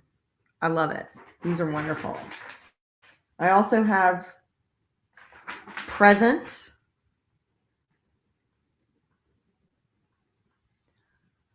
Snowboard in winter and swim in summer. Play in the garden in spring. This is beautiful. And gather harvest in the fall with loved ones. That's nice. I like that, Nick. Very poetic. Encouraged with everyday life. Encouraged. Okay, fantastic. If you have more that come up, please share. Okay, this is really awesome. So the world has changed in the last couple of years. You know, just a few years ago, most of us didn't know what Zoom was, much less how to use it. And your kids were going to school every day. You were pretty sure that that was happening. And a land war in Europe was absolutely unthinkable. And if you wore a mask in a convenience store, or you saw someone wearing a mask in a convenience store, that usually meant something bad was about to happen, right? So now what's going on in the world? We are all Zoom masters. Maybe not masters, but we all pretty much know how to use Zoom. And, until recently, and in some places, I'm sure this is still true, we didn't know from one day to the next if kids were going to school, if they were staying home, what was going on with that. And now there's a land war in Europe. And now if, you see someone wearing a mask in a convenience store, it seems normal to you. It's not a scary thing anymore. So confusion, chaos have been the way of our lives for the last couple of years. We've had political unrest. I don't know about you, but I feel like I don't know what source of information to trust in terms of the news and what's going on in the world. There is political unrest. There has been a pandemic, which has caused us to all change our lives dramatically in some way or another. And all of those things add up to a lot of stress. A lot of stress. And what we would like instead of stress, according to the words that we've just created around calm, is we'd like to feel peaceful. We'd like to be happy. We'd like to be excited about our everyday lives. We'd like to be happy about where we're going and present and encouraged and have calm minds. So those two things are very different. What we've been going through and what we want are very different things. So when we are under stress for long periods of time, we live in a space where the sympathetic nervous system is triggered.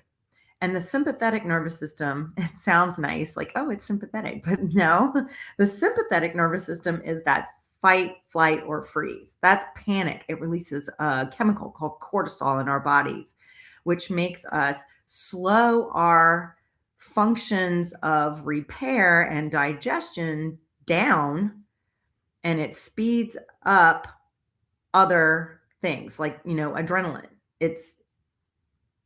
It's unhealthy to be in this state of fight, flight, or freeze for long periods of time, because over the long term, when we have too much cortisol in our system, we start to have a lot of problems. And these things manifest in lifestyle diseases, heart disease, hypertension, diabetes, some cancers. It also manifests in anxiety and depression and physical debilitation, because when we're tense, like we're ready to fight, flight, or, fight that saber-toothed tiger, run away from it really fast, or freeze completely, our muscles are tense, and that means more injuries. It means physical pain can manifest in the body. And when we have stress constantly for long periods of time, or we have this high level of cortisol, it affects our relationships, all of our relationships, with our family, with our friends, with our partners, with the people we work with, everything. However, the good news is stress is defeated by calm. It's like stress is darkness and calm is light. And when you shine light on darkness, it disappears. Calm is actually our natural state of being. It is the state of being where the parasympathetic nervous system is triggered. And that is the rest, digest, relax, nervous system state of being, our state of being. This is our natural state of being. This is the how our body functions the best. So when we are less stressed, we can have more calm. And when we have more calm, we have less stress. Does that make sense? You can write yes or no in the chat. When we have more calm, we have less stress. Chaos equals stress. That is absolutely true. Trust your heart and your gut. Yes, because they are connected. Confusion and chaos is a way of life. It sure has been, right? We are limitless. I love it. Beautiful. So you're getting this. Yay. Perfect sense. I love it. Thank you. Okay. So when we are in our natural state of calm, we experience better overall health. Our body's immune systems are turned way up. We can handle things better. And so every part of our body functions better. We have improved emotional and mental well-being. We have less aches and pains and injuries due to immobility. Because like I said, when we're tense, we're immobile. But when we are relaxed, we are mobile. And so we have less injuries as a result. And our relationships thrive because we can be open to them. We can better handle the challenges of relationships because relationships are challenging and they make us grow. And that's all good. That we're better able to handle those things when we feel calm. So I'm going to ask you another question. If there was a simple way to become 30% calmer, would you want to try that? Would you be interested in it?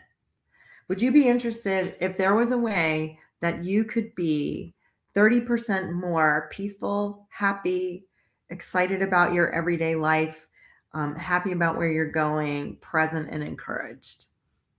Would you want that?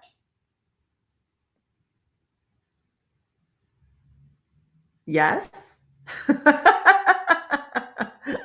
Yes. Yes. I want that health. Hell yeah. All right. That's what I wanted to hear. Beautiful. Thank you. That's awesome. Okay. So I'm ready to share that. All right. So here are the magic gifts. These are coming your way. So I'm going to give you a little groundwork for this. Raja Yoga is one of the 4 paths of yoga. Sometimes people call Raja Yoga Ashtanga Yoga because there are 8 limbs of Raja Yoga. So 8 ways to learn how to be more calm and move through the world in a more positive way. And so, I mean, that includes yoga poses and breathing practices and meditation, self-reflection, and control of the senses and all these things. But it also gives us recommendations on things to do and things not to do to help us be calmer and overall, be happier overall. 2 of these concepts are taken from those 8 limbs of Raja Yoga. And they come into play here. The first one is Santosha, which means contentment. That's Santosha, Santosha. Santosha. It literally means contentment, translated from Sanskrit. And the second concept, or this is a yama, ahimsa, the letter A, H-I-M-S-A, ahimsa. Ahimsa means nonviolence. So I'm going to take these 2 concepts. I'm going to relate them to a presupposition from NLP. And then I'm going to give you some things to kind of allow these concepts to sink into your mind, or that concept. So I said that Santosha literally means contentment, and it does, but there's a caveat. It means contentment through releasing attachment. So if you've studied Buddhism at all, you understand that this is, the path, part of the Eightfold Path is to release attachment. So would you agree that a person who feels content, that they are often also experiencing a sense of calm? Yes. Contentment is peace. Yeah, I love it. Peace is calm. So that's perfect. Yes. Okay, awesome. So I'm going to talk about attachment for a second, because in order to achieve Santosha, we got to release attachment. But there are many kinds of attachment. There's attachment to material things. There's attachment to, if you have ideas, you can put them in the comments. There's attachment to ideas and to beliefs, and attachment to people, and way things should be. So there are a lot of different kinds of attachment. I'm not saying let's get rid of all your attachment and that's going to make you 30% calmer. If you got rid of all your attachment, it'll probably make you almost 100% calmer. But I'm going to pick one type of attachment to focus on today, because it's a lot easier than focusing on all of them. So it's the need to be in control. And in this morning's introduction to today, Celia brought up this idea that when we are trying to control things, we create a lot of chaos for ourselves and for the people around us. So I'm going to focus on that need to be in control as it manifests in being judgmental. So I want to talk about being judgmental for a second. So I looked this up. There's a Reverend Jim Baker, not the one of Jim and Tammy fame, if you're old enough to remember Jim and Tammy Baker. This is another Reverend named Jim Baker. And he has this wonderful blog called Sacred Structures that I just came across it.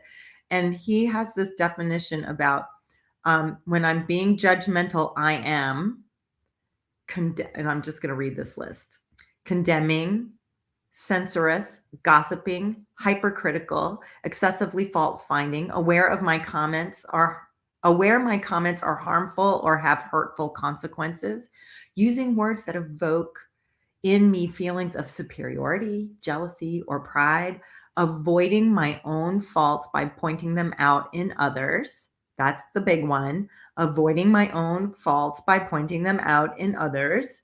Intolerant of people not like me, rating others based on their appearance or associations, not empathetic or sympathetic, not qualified to comment. That's how he defines judgmental. Celia also pointed out brilliantly this morning that we live in a judgmental culture. I don't know about the rest of the world, but I live in the United States of America, and I will say that being judgmental is at an epidemic level in our country. So, how many of you read or heard any judgments in the last week about Will Smith's behavior at the Oscars? I know some of you did because Celia talked about that this morning too. So did anybody hear anything on social media or anything else? Let's get out of the judgment state. Yeah, that's what we're working on that right now. And I've done a podcast about it. That's right. Yeah, we all did. Even me. I live in a relative box. I stay out of the world of social media. I listen to the news for 10 minutes once a day at lunchtime. I really kind of stay away from this stuff. And I heard tons of judgment around this. So here's another example. There's been a recent study on social media and teenagers and the rise of anxiety and depression in teenagers.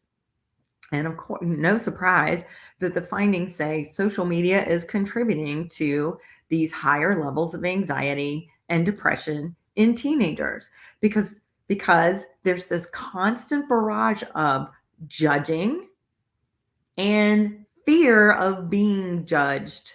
So they're being judgmental and they're afraid of being judged because it's hurtful and it's horrible, right? So being judgmental, however, is a double-edged sword because when we are judging others, and I remember just a second ago, this is what Jim Baker said, avoiding my own faults by pointing them out in others. He's being judgmental when he's avoiding his own faults and pointing them out in others. So it's a double-edged sword. When we make a judgment about someone, we're really making a judgment about ourselves.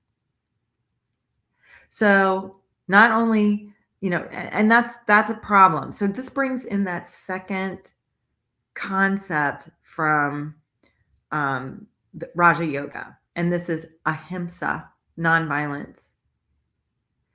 So when we are judgmental, we're being violent to the other person and to ourselves.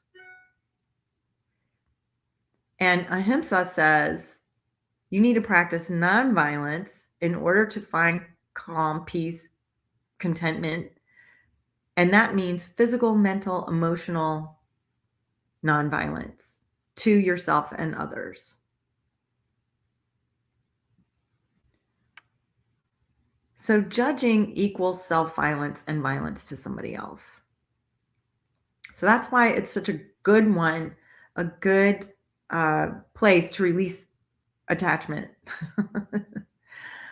So I want to give you a story, a personal story about this that illustrates this idea of when we're judgmental, we hurt someone else, but we also hurt ourselves.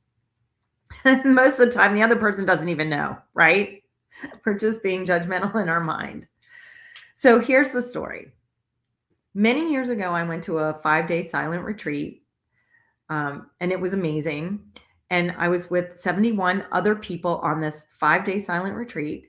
And so none of us were communicating through talking, right? So we're all doing all these classes together. We're practicing yoga asana together. We're taking breathing practices. We're meditating. We're having, having philosophical, not talks, but lessons, and we're eating together. And in some cases, we're sleeping in dorm rooms. So some of us are sharing the same space when we're sleeping. And there was this one woman Then I made a ton, 100 million judgments, because when you're not talking and you're just in your own head, you're really aware of the judgments you're making. So there was this one woman there, and she looked so angry. She just had this aura of negative energy, and she scared me. Because when I'm around angry people, I grew up in an abusive household. Angry people scare me because I think I'm going to get killed.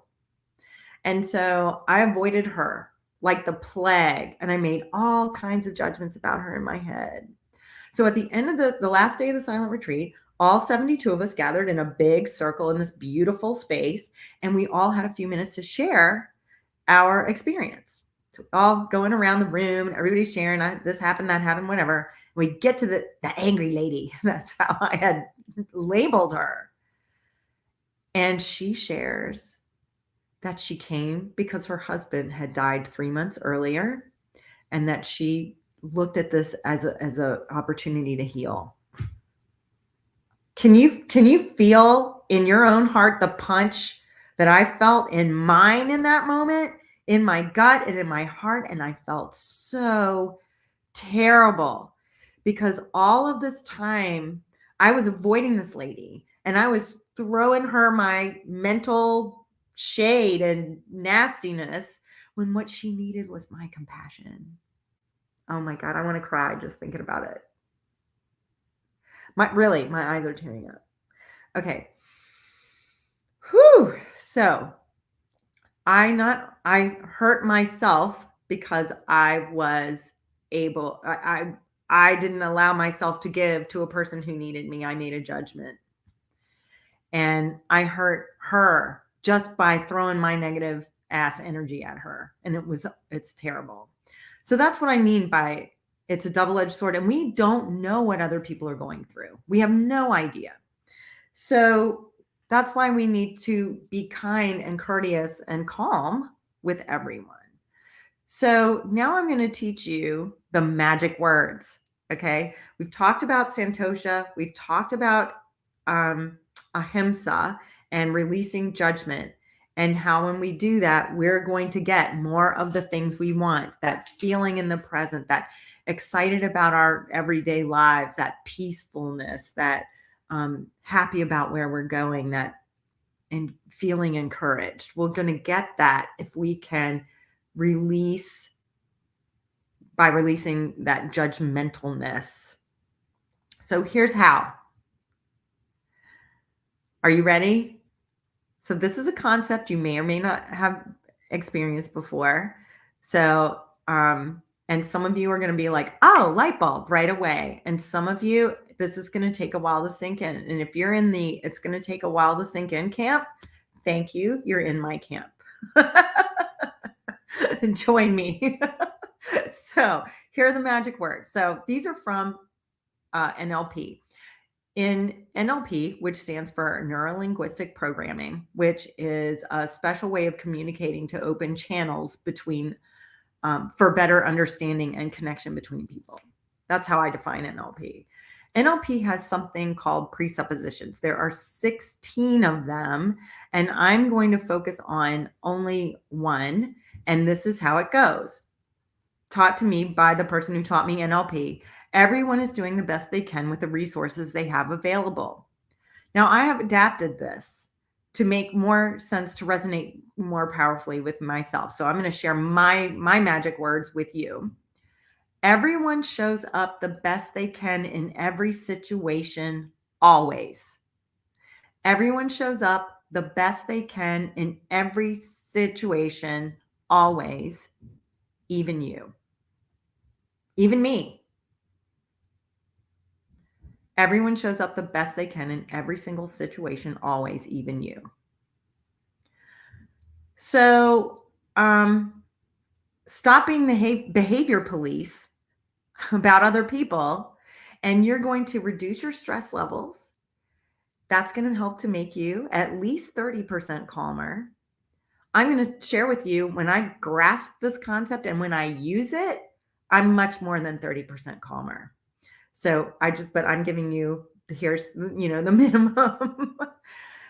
When you stop being the behavior police, you will also boost your immune system, improve your relationships massively with yourself and others, and you're going to have more energy and space for the people you love and for doing the things you love to do. Imagine if everybody dropped their judgmental ways, how much energy could go into positive things. It's mind-boggling.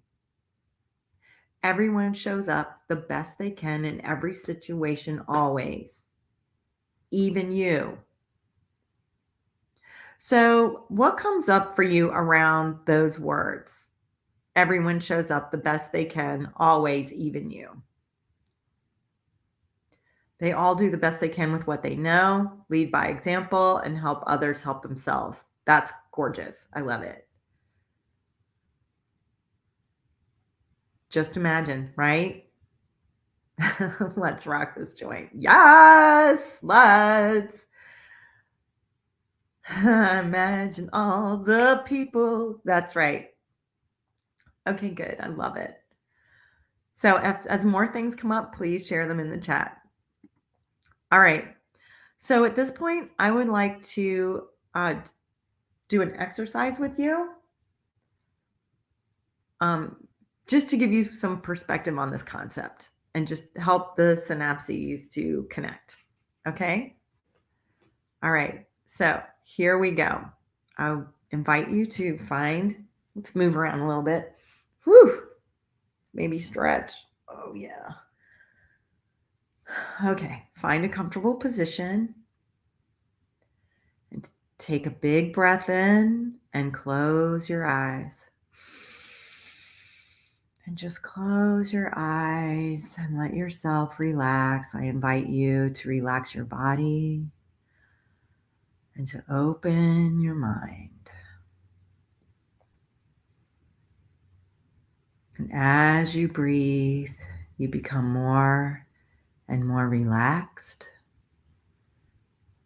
and your mind becomes more and more open. From here, I invite you to imagine that you're driving a car along a highway. It's a beautiful day, and you're on your way to visit a very close and good friend. You're feeling good, and you've got plenty of time. You are in no rush because you've got plenty of time. It's a gorgeous day, and you're so just excited in really positive way to go be visiting your friend. And suddenly a car's going really fast and it cuts you off, and it changes into your lane, and it's so close that it almost causes a big accident. Tap into your feelings here and think about what was your first reaction when that car cut in front of you. And just hold that thought. Whatever your reaction is, it is perfect.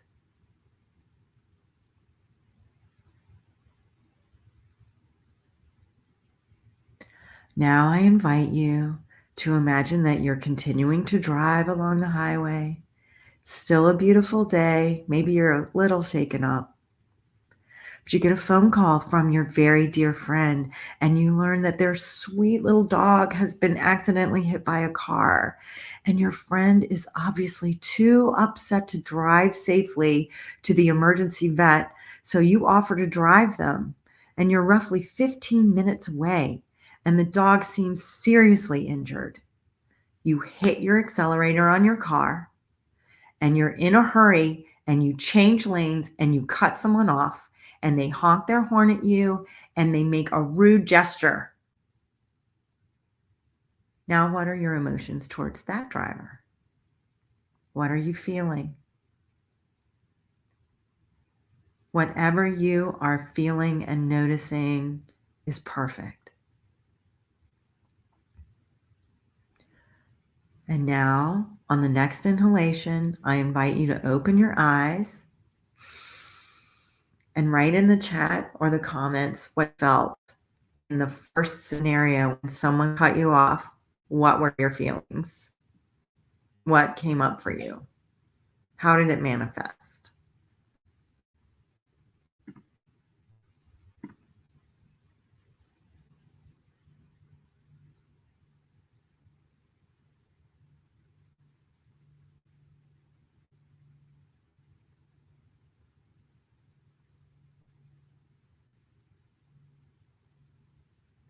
The need to stay safe. Good. Beautiful. Oops.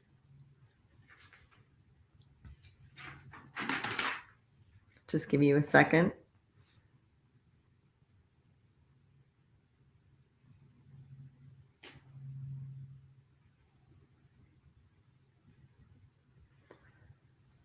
Yeah.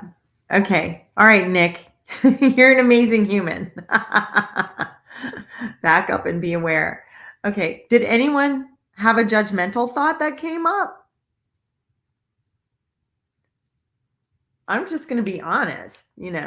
Usually when someone cuts me off like that, my first reaction, my first split-second first reaction is to be like, hey, what the, what do they think they're doing? What an idiot. That's usually my very first reaction. And then I get to a place of some of these beautiful thoughts that you guys came up with. So second round, you cut somebody off and then they are angry with you. They're lucky. It's first instinct. That's right. The second scenario, when you cut somebody off, you want them to get out of your way. I play God well. Yeah, right. So usually there's the same kind of feeling, like they flip me off, but you're in, I'm going to save the dog mode. I want me to get out of their way. That's beautiful. Okay, you guys are enlightened bunch here. So I'm just throwing this out for people who maybe are not as enlightened and need the mind flip here. If you cut someone off because you were in an emergency situation, is it possible that the person who cut you off was also in an emergency situation? Of course it's possible. We just realized that. So it's the same in real life. Absolutely. So now you can understand that both you and the other person were showing up the best you could in that moment. So that is possible. That concept is possible. That even when someone annoys you, they can be showing up the best they can. So now let's apply the presupposition. I'm going to invite you to close your eyes again. Take a deep breath. And on the exhalation, I want you to go back to the incident where the other car cut you off in your mind's eye. You're driving along, somebody cuts you off, and I'm going to invite you to apply these words to the other person. Everyone shows up the best they can in every situation, always. And notice what comes up for you there. And then on your next exhalation, open your eyes. And please type in the chat what you notice, what came up for you.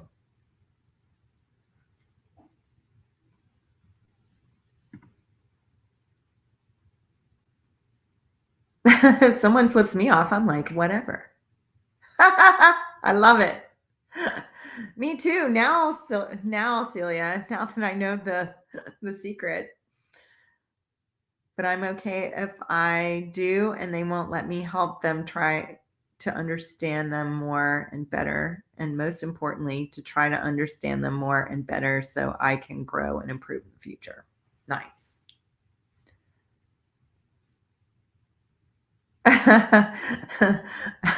Glad you laughed.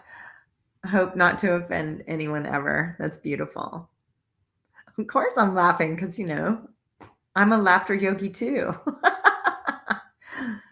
Oh, awesome. I didn't know that about you. I didn't know Celia is also an NLP practitioner. Okay, awesome. So it is possible. We can concur that it is possible that somebody is showing up the best they can even when they make us angry. We can all agree on that, yes? Okay, awesome.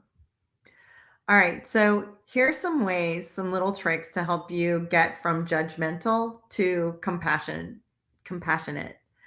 And one of the tricks that I use is from Gabby Bernstein, from her book Judgment Detox. And when I catch myself being judgmental, I say these words that Gabby taught me. It says, I forgive myself for that thought. I choose love instead. So really, that thought is hurting me. And unless I'm articulating it, it's not hurting the other person at all. So I forgive myself for that thought. I choose love instead. And then I apply the NLP phrase. Everyone is showing up the best they can in every situation, always, even me. And then if those two things don't work, I make up a story. Like if somebody cut me off in traffic like that, I would say, oh my gosh, they're, they're in an emergency situation where something horrible is happening. They need to get somewhere, and I'm going to give them my compassion and be grateful that everybody's okay. And then last but not least, if I still carry some residual negativity or judgment, I will write it in a journal. And I have a book that I have titled Mary's Bitchin' Journal, BITCH-IN, Mary's Bitchin' Journal. And this is where I put all these judgments, these things that nag at me, these resentments, and I write them all down at night. And then at the end of the year, I burn it, which is very gratifying. So those are some little tips and tricks. And now I know you guys have all grasped this concept consciously. And if you haven't grasped it consciously yet, it's totally cool, because you get to, it takes time to sink in for many of us. And so be open to that and to keep trying it out. Would like to share with you a special meditation that I've developed specifically for this talk. And this is going to help to reach the unconscious mind and help to flip this a little bit, this judgmental idea in the unconscious mind. So if you would join me, I would be honored. We're going to go ahead and get back into your comfortable position. Take a big, deep breath in. Exhale that out. And as you do, just allow your body to release and relax. And allow your mind to release and relax and be open. In this meditation, I hold the vision that your unconscious mind absorbs the idea that we are introducing today. So I would like for you to take yourself in your mind's eye into a beautiful forest. Any kind of forest that you imagine, whether it's real or you make it up in your mind, is perfect. And once you're in this space, I invite you to look around you and see what you see. Notice what you notice. Hear the sounds that you would hear in this forest. Smell the air and how it would smell in your particular forest. Notice how the air tastes on your tongue. Feel the air on your skin. Feel the earth of this forest under your feet. And maybe you just know you're in the forest, and that's perfectly fine. It's perfect. So now I invite you to begin walking along a beautiful path in the forest. You continue to see what you see. hear what you hear, smell what you smell, taste what you taste, and feel what you feel. And as you're walking, you see up ahead there's a clearing. You walk towards the clearing, and at the very center of the clearing is a beautiful temple of peace.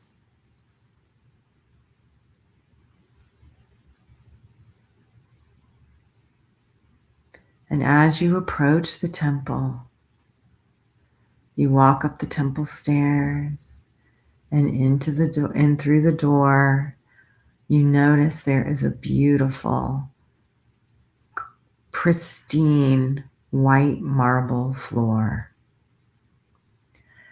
And in the center of this beautiful temple is an altar. And as you're standing looking at this beautiful floor, you realize it is your responsibility to keep the floor clean. And you notice right in the doorway beside you, there is a mop and a pail of water. You begin cleaning the floor. You clean the floor, all the corners. You mop the entire marble floor, all the way from the beautiful altar out to the sides and back to the place where you started. And now the floor is gleaming. It's practically sparkling. You've done an amazing job, and you turn to just put the mop in the bucket. And when you turn back around to admire the floor, you notice that someone has walked across the floor with very muddy boots, all the way from one of the doors of the temple to the altar. But now the space around the altar is dark and you can't really see it very well, but you see the footprints. Just notice how you feel. And then allow these words to go through your mind. I forgive myself for this thought. I choose love instead. Everyone shows up the best they can in every moment, in every situation, always, even me.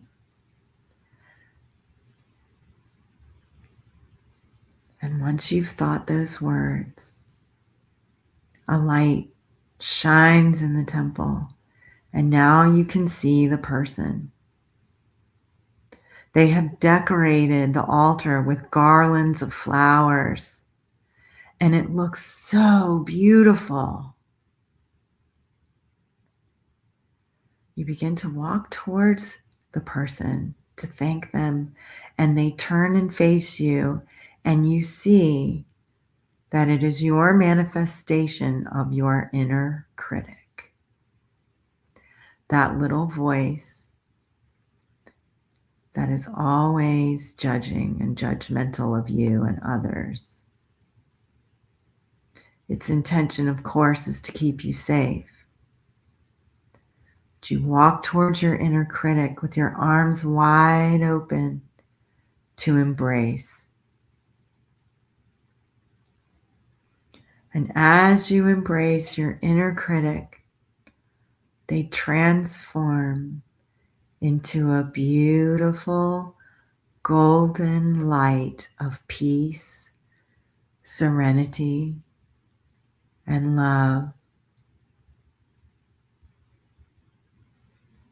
And as you breathe in, the light is absorbed by your body, and you feel its positive, calming, peaceful energy bathing every single cell in your body. Notice how it feels, each cell releasing and relaxing, being bathed in peace and loving energy. Maybe it feels tingly inside of your body. Maybe you feel that excitement about your everyday because you're being bathed in peace and love. Whatever you're experiencing is perfect for you. And as each and every cell in your body absorbs this peaceful, loving energy, you begin to glow, shooting out beams of golden light in all directions, filling the temple with this beautiful light.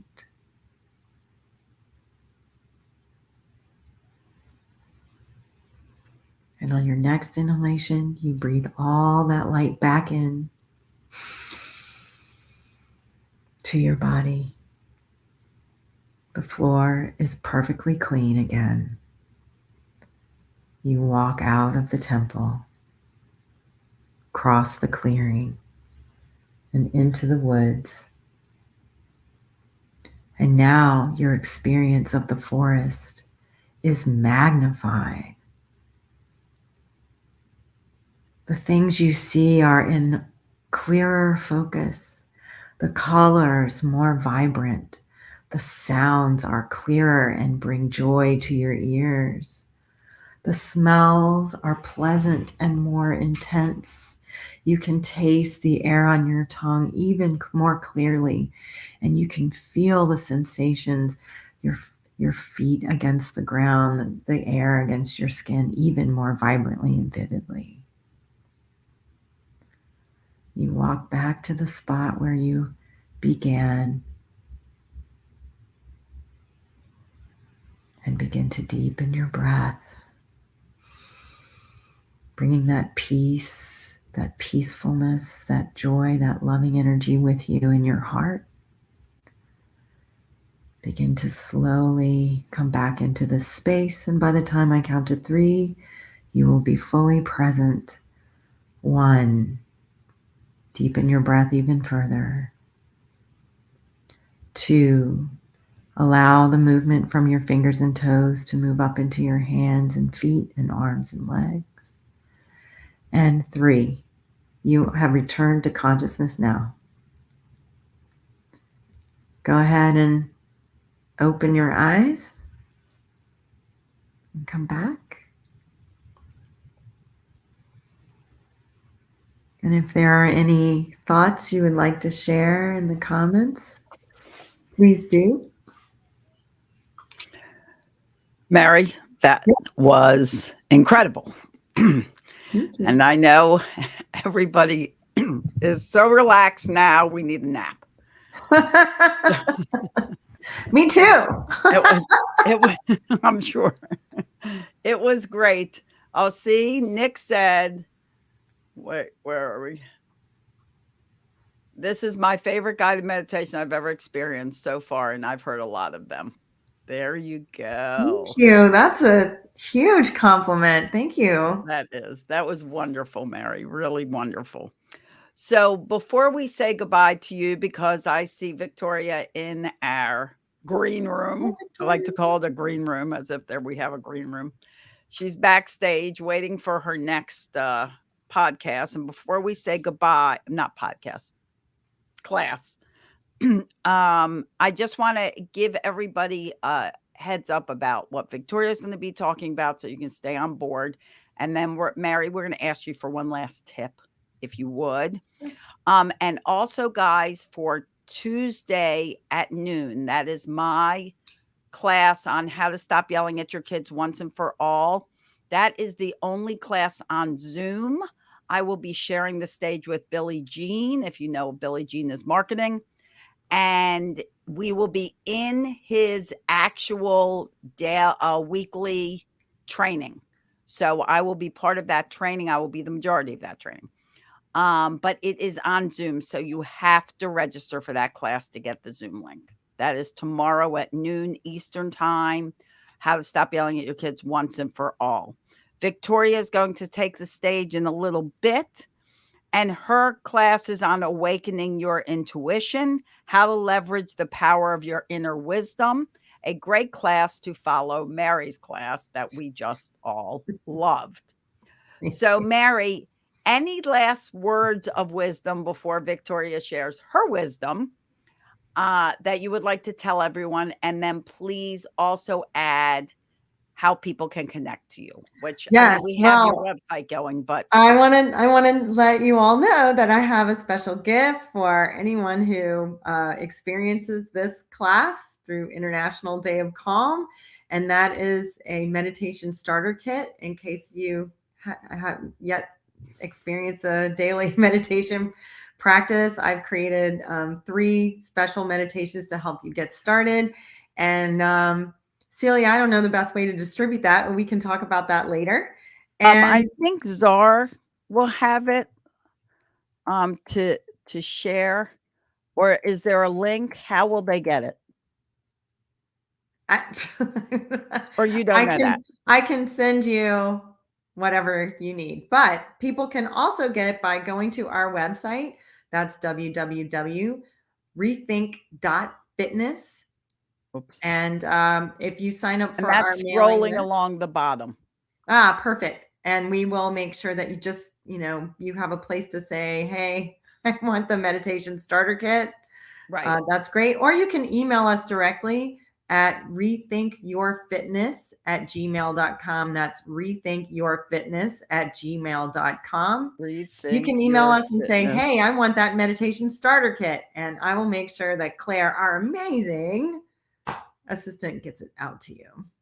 Okay, I'm gonna put that in the comments. Meditation. Oh, starter kit. Mhm.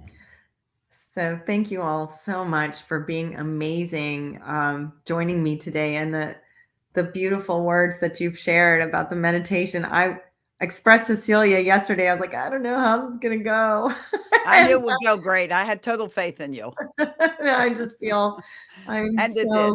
so It grateful. went Thank wonderful. you. And we're blessed to have you with us, Mary. And she will be with us year after year after year, an integral part of our day.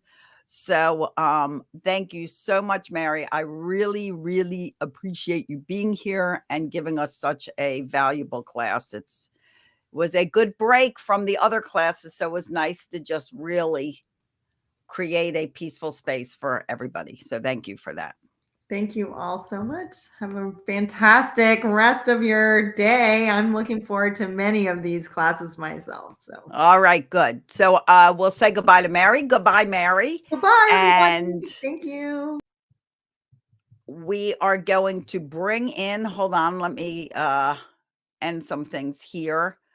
We're going to bring in Victoria. She's getting ready to start her class. And let me make sure I show her streamer so you know. So Victoria is going to teach on awakening your intuition, how to leverage the power of your inner wisdom. Like I said, a great class to follow, Mary's great class. And I hope you guys are enjoying this. I hope you are finding value. Please, if you're enjoying our Day of Calm, we'd love to ask you to support our Day of Calm. You can just go to our website, dayofcalm.org, become a sponsor. You can sponsor for any amount you want, $1 to up to whatever you want. Corporate sponsors and higher level personal sponsors also get a whole calm gift that's given to you, that you can also see on our website, all the details of that. But anyone can donate anything. Let's keep calm going. Let's make this world a better place. And let's start with you. If not you, then who? So I love you guys to use the hashtag I'm calm too, the number 2. Take personal responsibility on being calm on the International Day of Calm, which is officially tomorrow. But I'm grateful that you're here for our 2-day summit today and tomorrow because we have so much wisdom to share with you. We couldn't squeeze it all into one day. So I'm going to bring Victoria up. Hello, Victoria. Hi. And there she is in all her beautiness. And I'm going to tell you who Victoria is, and then we're going to let Victoria take the show. So, Victoria Shaw, PhD, LPC, is an intuitive counselor and spiritual guide who combines her background and training in psychology and counseling with intuitive guidance to help clients heal, grow, and realize their full spiritual and personal potential. She takes a holistic approach to counseling, addressing clients' concerns on the mind, body, spiritual levels. She especially loves working with people who are committed to using their life experiences or struggles to fuel their own spiritual awakening.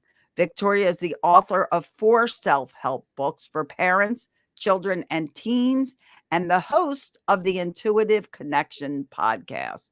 Please welcome to the International Day of Calm, Victoria Shaw. Hi, Victoria. Hey, Celia, thank you for having me. I'm so excited today. Oh, well, I am grateful for having you, and thank you for being here and being such a wonderful part of our day, our summit, our 2 days. Yeah. So, we will be, encouraging comments and questions, Okay. just as we did the last time. We're going to try to hold all questions to the end. So if you have a question, like I said before, capital Q with a colon and question, so we can find it easier. But we will put on some, pertinent comments throughout this talk. And then we'll handle any and all questions at the end. So guys, keep listening, enjoy, let us know how things are going. We're excited you're here. And Victoria, if you're ready, I'm going to let you take the show. I'm ready, but I have 2 questions because I'm not used to this technology. So Okay, 2 questions we can comments will answer. come up to the right, right? We have learned so much. Say it again. Yeah. And I would say too, if this doesn't mess with you, I can teach and take questions at the same time. So if people have questions about what I'm saying while I'm saying it, if it sparks something in you for a comment, for a question, bring it on. I don't have a PowerPoint. I teach totally intuitively. So I'm going with the flow of who's on the call, and I'm listening. Is that okay with you? So Celia? great. Absolutely. I'll pop okay. a question in on the screen. What Yeah. did you say about operating your Just thing? to make sure, I see on the right of me, it says private chat comments. I assume when people comment, I'll see it on the right. If Yeah, someone make wants to sure comment- comments is clicked because the private chat is just between you and I. All right, hold on. That's a really good question. Aha, I see comments. Oh, yay. All right, here we go. Okay, are you ready to take the show? Any other questions? We're all casual and fun here, so if you have Yeah, any no, more I questions. see everyone's pretty faces and comments. Well, yeah. You won't see pretty Comments, yeah. faces. It's Well, I not see like it Zoom. in the little blogs. Okay. Oh, yeah, you see their little icon thing. Yeah, I have to squint, Right. to be honest. Okay, I can that's see all them. right. All right, Squint yeah, we're away. good to go. I have to find my little arrow guy so I can take me out so you can take over. All right. Good. Here you Thank go you. with awakening your intuition. Good deal. All right. I'm so excited to be doing this. Hello, everyone who's tuning in. I don't know if there's replays in this too, but if there are and you're catching me, then that's good too. This is my favorite topic to teach. I've been teaching intuition development for just over 12 years. So it's been a wild ride. And I obviously teach a lot in my podcast and privately as well. So I wanted to start by just coming together. I'm going to set the energy for the work that we're going to do together today. I'll tell you a little bit about me, and then we'll launch into it. So I'm going to take a couple seconds to bring my energy still. And I caught the tail end of that beautiful meditation that y'all were having. So I bet you your energy is pretty calm right now too. But I'm going to kind of collect my own energy. And then I like to just imagine creating a beautiful, safe container, a beautiful bubble of white light all around all the participants of this class, future and present. There we go. And then I just ask to connect to my highest self, guides, and angels, and those of everyone here.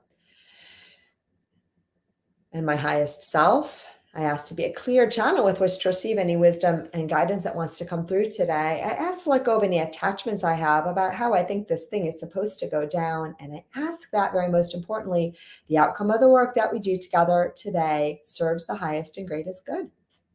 All right, we're in it. So again, I'm Victoria Shaw, and I'm an intuitive counselor and coach. And my journey really went from being someone who was very, very intuitive, probably psychic would be a word that people would use, but had no clue. So I was constantly picking up and we're going to talk about what intuition is in a minute, but I was constantly picking up on pretty much everything in the world, and I was overwhelmed by it. So a big part of my journey actually in awakening my intuition was, number one, knowing that it was a thing, because I didn't, and then learning how to work with it by turning down the overall volume and then learning to tune in selectively to the channels that were going to serve my highest and greatest good. And we're going to talk about that a little bit today. My work now is that I combine my training and background in counseling and psychology, and you can see some letters after my name to prove it, with that intuitive guidance. And the way that I see the work that I do, both in my teaching, in my podcast, and in my one-on-one sessions, because I do those too, is really helping people reconnect with the guidance that's already in you, right? Because spiritual teachings and all kind of teachings out in the world, they're not telling you something that you don't know at your core. They're reawakening and knowing that's already in you. And so we know when it fits, we know when it resonates, we know when it feels right. And those are the moments that we really and truly come home to ourselves. So I hope that you have that experience today during this class. I would also say too that, we're going to talk about this in a little bit. Intuition and calm are like this. They go together. I'm crossing my fingers. I don't really know how to, I don't know what gesture I was going for, but anyway. Right, they're deeply intertwined, because it is usually our mind chatter that takes us out of our intuition, and our mind chatter also takes us out of our calm.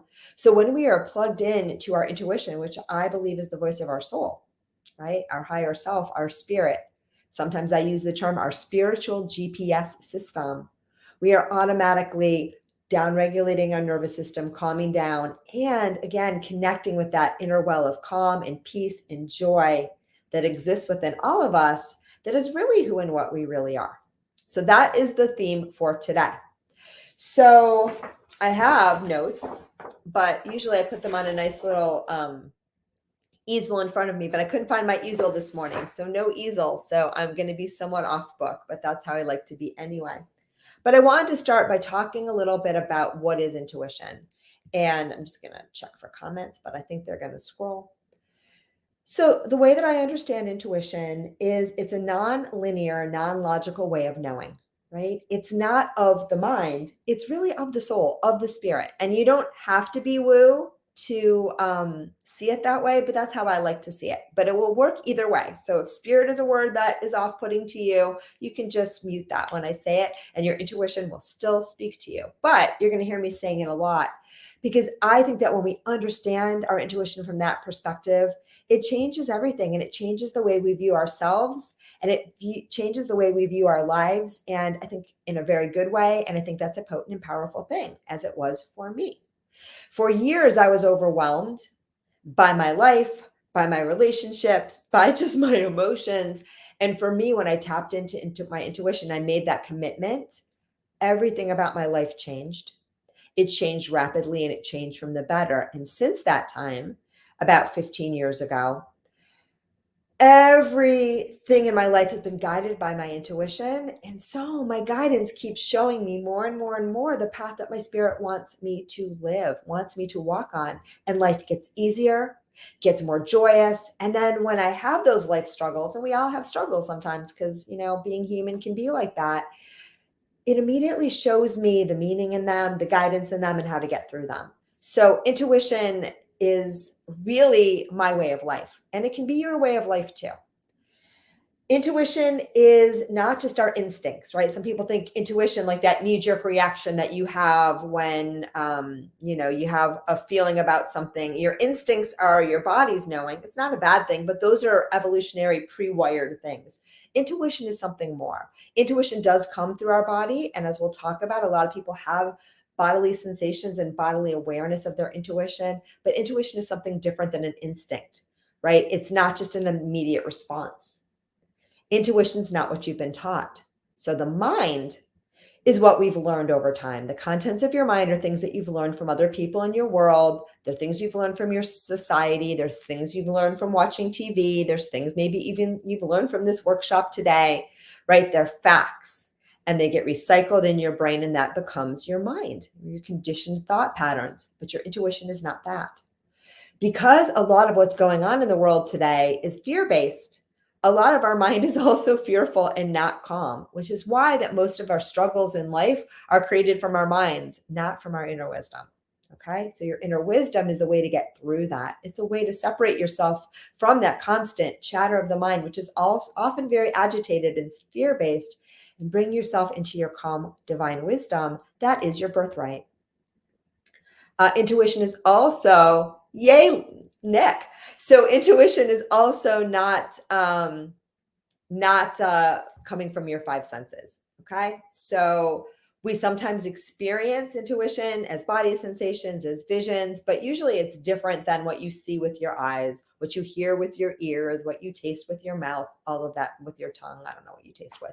But anyway, intuition is a multisensory experience. It goes above those five mundane senses. But as we'll talk about in a little bit, it can often work similarly to our five senses, meaning you can have intuitive visions. You can hear things. You can hear your guidance with your ears, right? But for me, at least, the experience is different than what I would do if I'm hearing my voice talk right now. Okay. Does that make sense? Everyone is intuitive, right? Now, some of us have really worked on developing that gift. And for some of us, they even border on psychic abilities, which, by the way, everyone is psychic too. Really, truly, we all have it and we all can develop it, right? For some of us, it comes a little more naturally and normally. Okay. But everybody has that connection to their inner wisdom, every single one of us. And it's your birthright, because it's my understanding, friends, that we're all spiritual beings having a human experience. And your intuition, again, it's your spiritual GPS. It's that connection back to your soul, back to your higher self. And we all have that.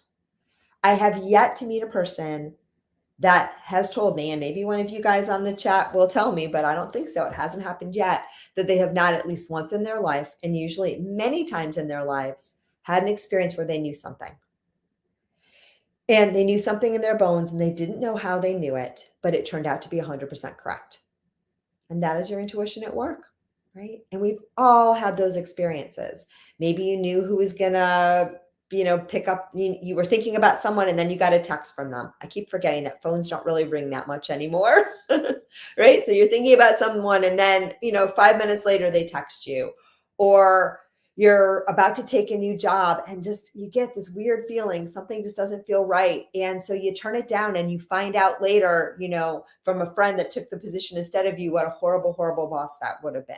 Right? These are all examples of our intuition at work, and it happens for all of us all the time. And the trick for tuning into your intuition is really just to pay attention, because it's there all along. And when we start to look for it, we see it more and more and more. Right? And the other thing is that as we start to look for it, we deepen our intention to connect with it. We deepen that cooperation between our inner knowing and, right? The signs and all the things in the world. And so we open that channel, we open that conduit to connecting with our intuition more and more. So I'm going to take a couple of seconds now and let that land and tune back into my energy and re-ground myself. There we go. Beautiful.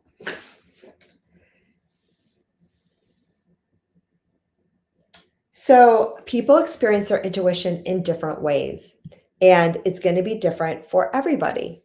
And what I would say about this is You always want to start with recognizing where intuition is working for you.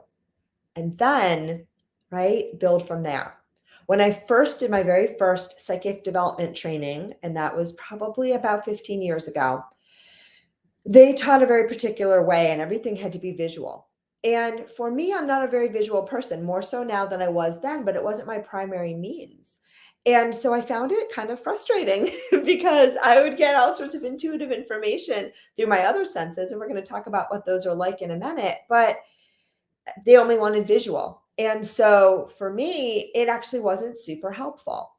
I've learned now that as soon as I tuned into how my intuition was already working for me and built from there, magical things happened. And because your intuition is your own connection with your spirit, your higher self, your soul, it's going to be different for everyone.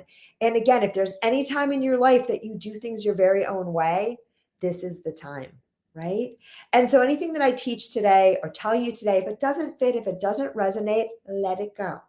Let it go. Use your intuition, which you already got, to tune in and feel what resonates, to feel what fits, to feel with what sounds true and right for you. And take those little nuggets home with you and let anything else go because you know.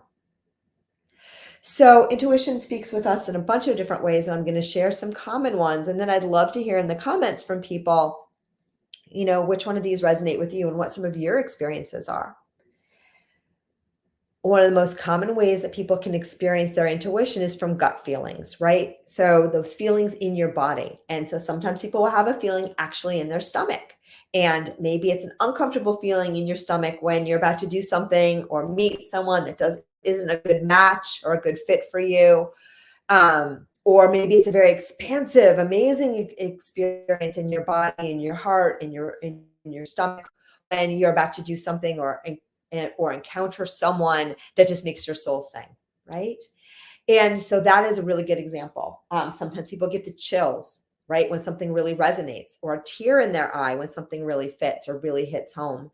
I had a client once, this is my favorite story, and I tell it every single time I teach. Before she was about to make a decision that was not aligned for her, she would feel like she was wearing an itchy sweater, and she'd call it the itchy. I named it for her because I tuned into it, like the itchy sweater feeling, like I'm wearing a scratchy sweater right here. And she learned that when she had that experience, it meant that whatever she was thinking about doing or whoever she was thinking about deepening the connection with was a hard no. Right. And so we all have these different sensations. And the reason I love to teach about itchy sweater is they really are unique and different to each of us. Right. So take a minute now to reflect on your own body sensations and see. Yes. Celia says they're a big one for her. Absolutely. And so tune in and feel like, what are some of your sensations? Do you get those feelings in your belly? Do you get feelings somewhere else in your body? And you might get a myriad of feelings. But I love the body sensations because, especially the chills are my favorite. I actually don't get the chills. Oh, is that a question? What's your itchy sweater? Itchy sweater is just the feeling that this person had when she would sometimes do something that didn't feel right to her. She would feel like she was wearing an itchy sweater. But maybe you're just reformulating my question and not asking me a question. No, that's just funny. Got it. But what I love about the body sensations is a lot of times you can't make them up. Right? When we start to talk about other things that are like things that you hear, things that you see, sometimes people say, is that my imagination? But when you get the chills, try forcing the chills. Right now, everyone sit down and try to give yourself the chills. Right? It's not going to happen. Right? They're real. And please too, know, I think the chills are sacred because they are so beautiful. And when you get them, trust them, feel into them, love them. It is your body, your spirit signal that something that has happened is really meant to hit home. It's like your intuitive exclamation point. And like I said, I don't usually get them, but I feel when other people are having them when I'm working with people. And it's really cool. It's a really beautiful sensation.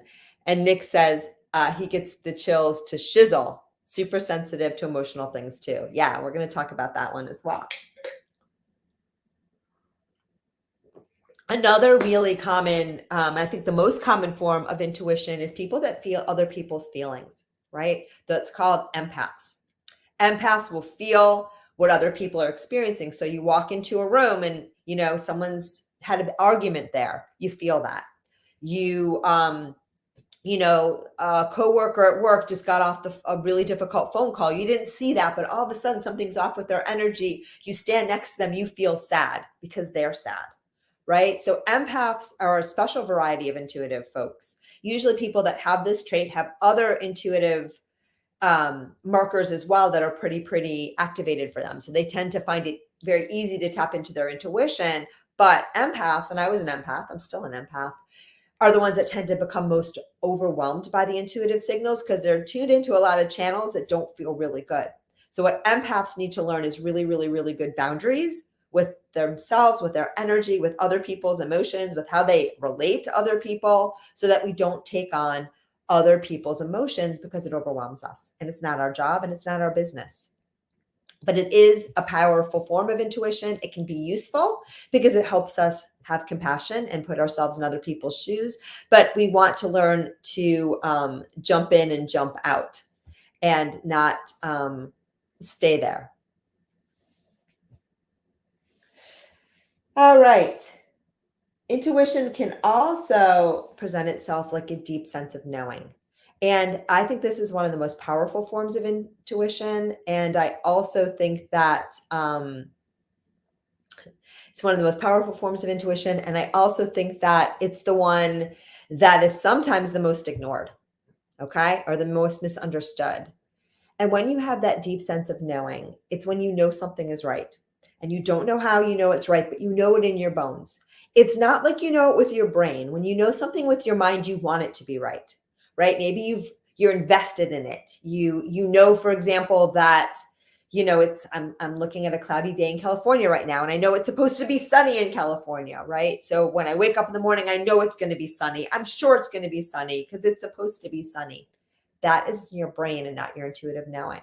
Your intuitive knowing is a deep sense of knowing that you can't explain, that goes against anything that you've been taught, or maybe it goes along with something you've been taught, but it doesn't come from there. It's usually calm. It's usually a full body experience. And if you get this one, you know it. You know it. You've had it before. And usually, and this is true with all of our intuitive ways of getting information, but knowing, I think, is a strong one. I'll have a lot of people tell me I knew something and I didn't listen. And that's how I knew that was my intuition. Right. And we've all had those experiences too, right? Where we know something and sorry, I lost my train of thought, where we know something and, you know, we make a different choice. We know something intuitively, we get that information, we make a different choice. And then we're like, oh my God, why didn't I listen? And those are actually probably the most powerful moments, because those are the moments where you know your intuition is working. So friends, don't beat yourself up when that happens for you. Know that that is a powerful sign that your intuition is doing exactly what it needs to be doing, and that it's a validation that your intuition was correct. And next time, since you've had that validation, you might listen to it and make a different choice.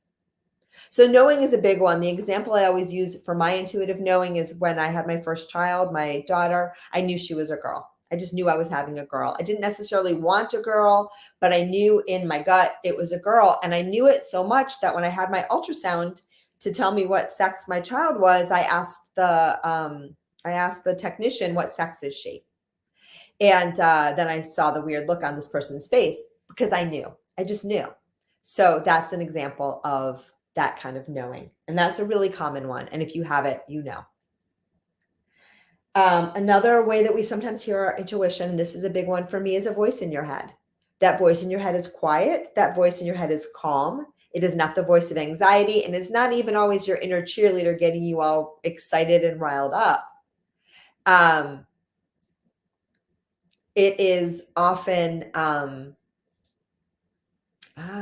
sorry, I'm just seeing all the comments.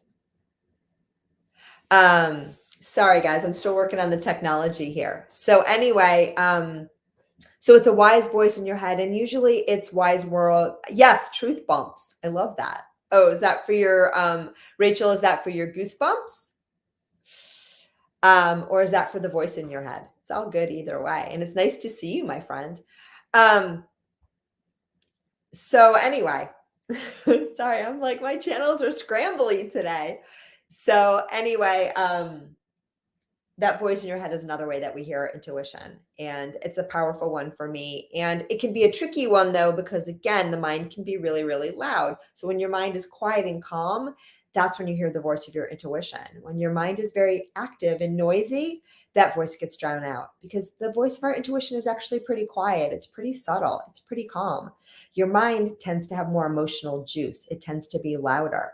So that's why a lot of people, and we'll talk about this in a bit, hear their inner wisdom when they're in meditation, because the mind is quiet, and then they can start to hear the whisper of the soul. Yes, maybe it's technology overload.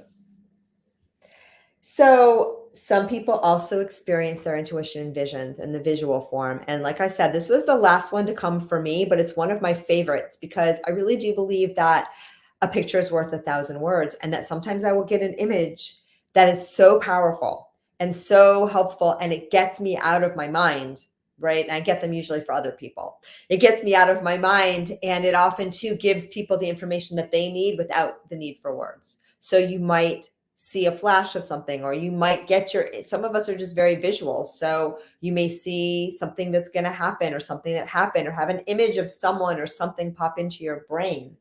And these are another ways that we see our intuition. Some people that have more psychic gifts will see auras, they'll see the energy around people, or they'll see spirits. So, a spirit comes into the room and they'll see that as if that being is here, or they'll see bubbles of light around people. So those are sort of more psychic-y gifts and psychic-y ways of experiencing our intuition. And I think of it as a spectrum.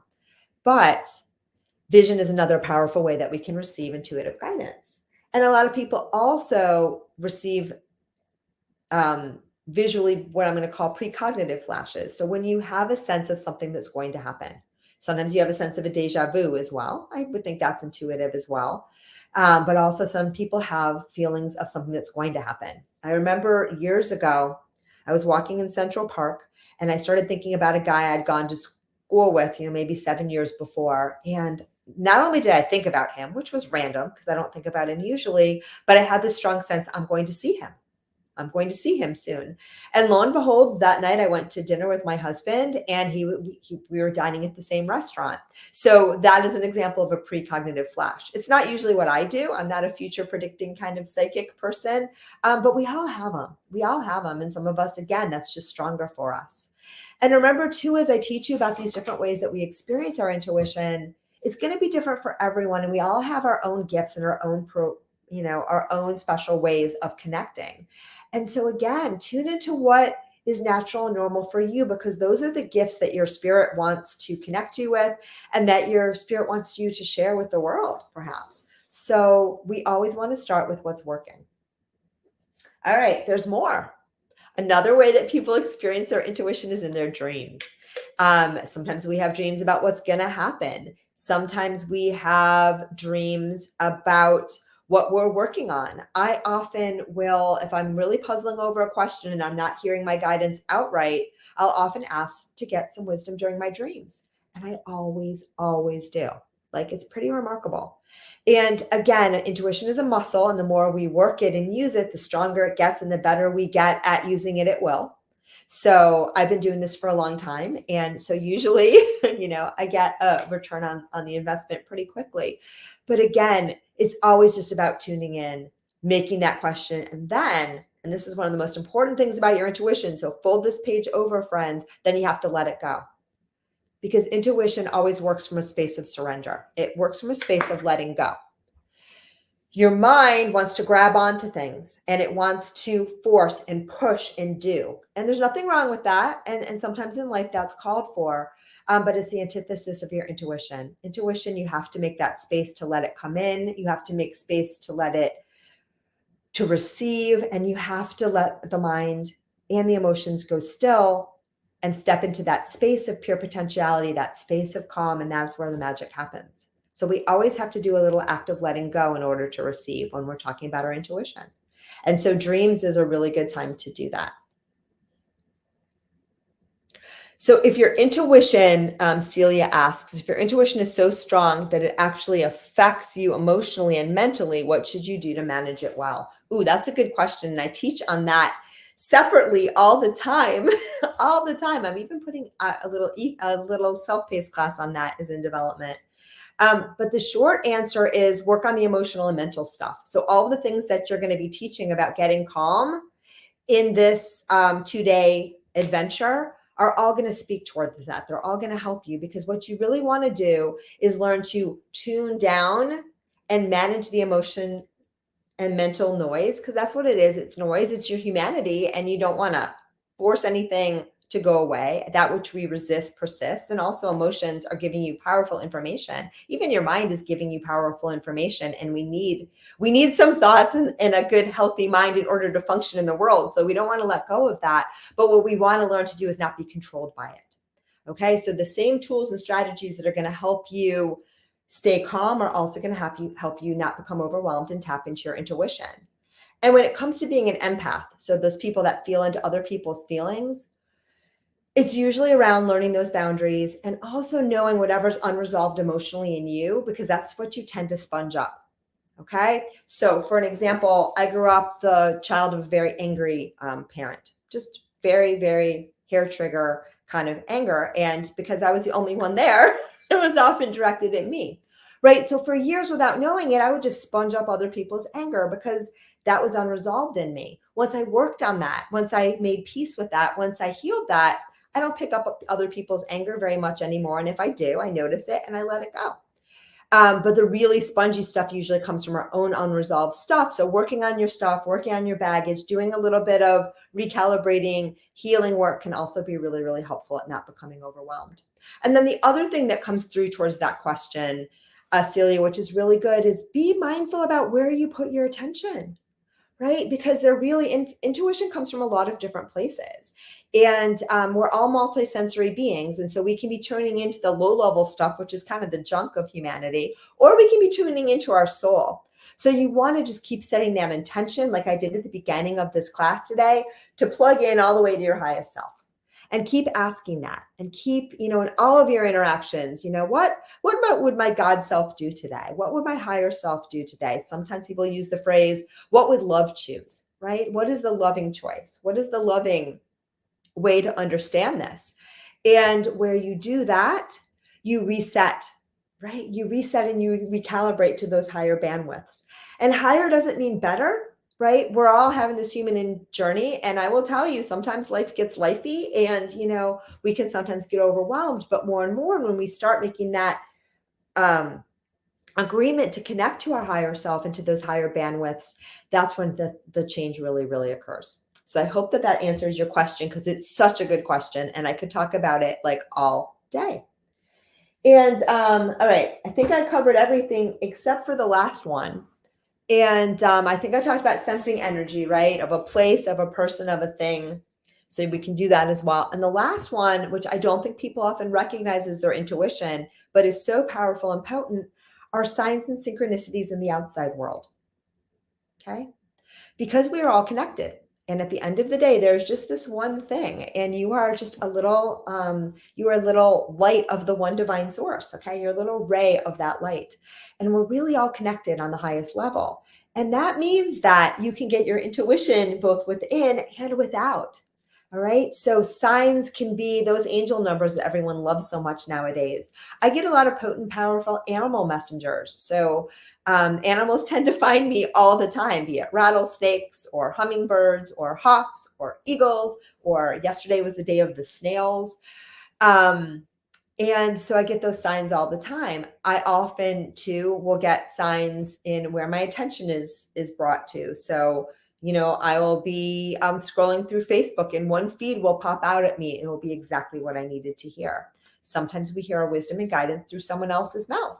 Sometimes that's because you paid money and had a session with someone like me, and I sat there and made myself a conduit for your guidance, because that is how I see myself working. And sometimes too, it's just a random person who, just happens to say exactly what you needed to hear at the moment you needed to hear it. So that's another way that we hear intuition.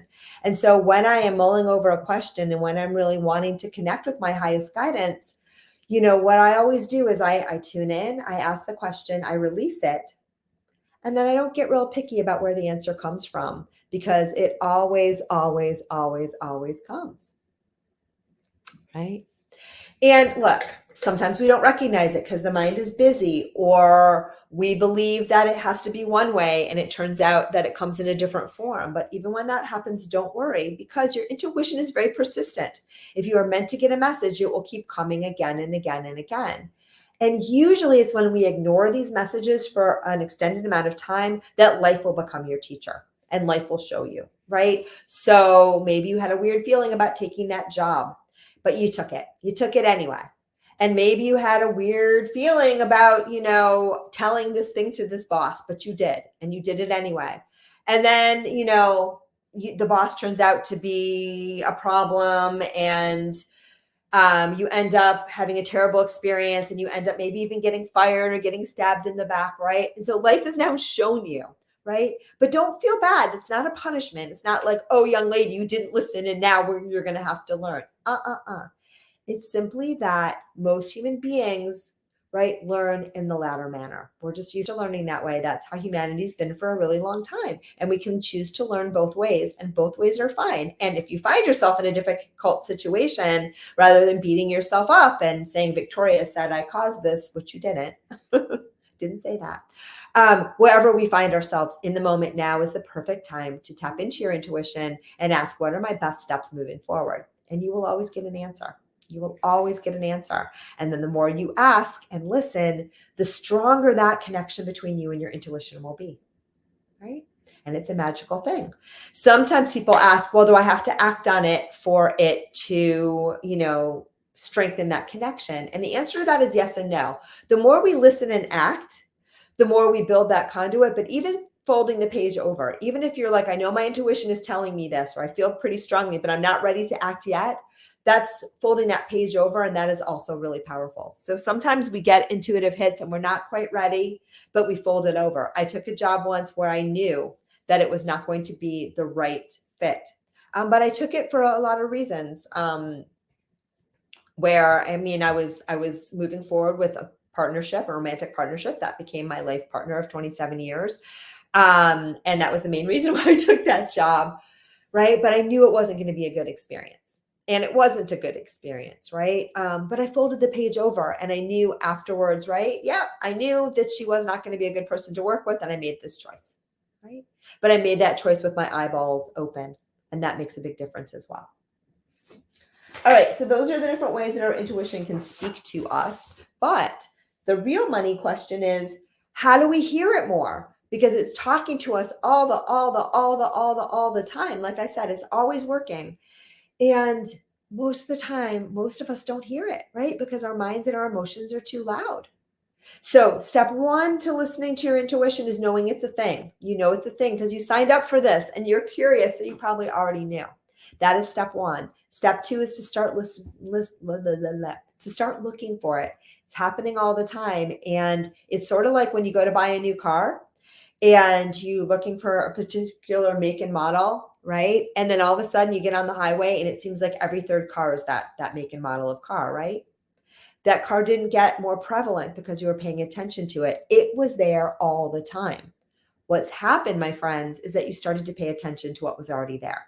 And it's the same thing with your intuition. The more you pay attention, the more you will see it. And because there's this thing called the law of attraction, which we won't get into right now, but it's a thing and it's real.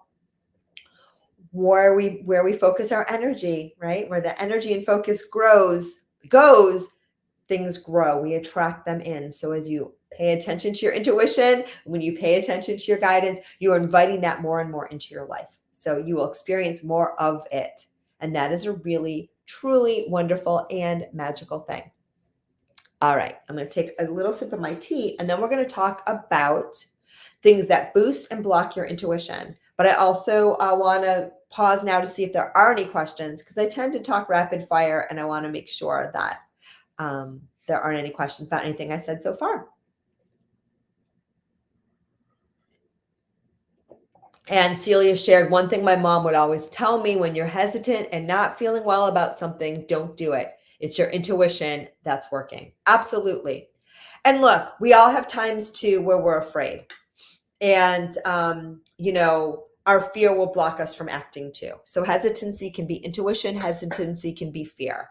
And so it's good to meditate if it's a big decision, to kind of discern those. And fear tends to be, as we're going to talk about in a little bit, fear tends to be louder than our intuition. Intuition tends to be really, really quiet and calm. But you can discern. But the good news is, if you think it's your intuition and it was your fear, you'll get more opportunities. You'll get more opportunities to take that leap. So, it's life is trial and error. We learn by doing, we learn by growing, we learn by experiencing, and there are no bad experiences. The goal is to be as conscious and aware as possible so that you can keep learning and growing, and you can learn and grow with, minimum unnecessary turns. But, once you make a turn, it is necessary. All right. What do people think their intuition is when they don't believe in intuition? Oh, you asked the best questions. I don't know, because I think I always believed in it. I just didn't know what it was called. So personally, I don't have an answer to that question, though I love it. I think there are lots of people out there that listen to their intuition all the time, and it's just their sense of knowing, and they don't think of it as a special thing. They've just learned that when I listen to this, when I follow this, it works, and so they do it. And when I read people and I have people in private sessions with me, I'll sometimes see their unique gifts, and I'll say, like, wow, you're a person, and you can just go to the heart of the matter. And when you're in a business meeting, like, you go right to the middle of whatever the issue at hand is, and find it, articulate it, share it, and run with it. And that's your intuition. And they'll be like, what? No, that's just what I do. No, it's your intuition.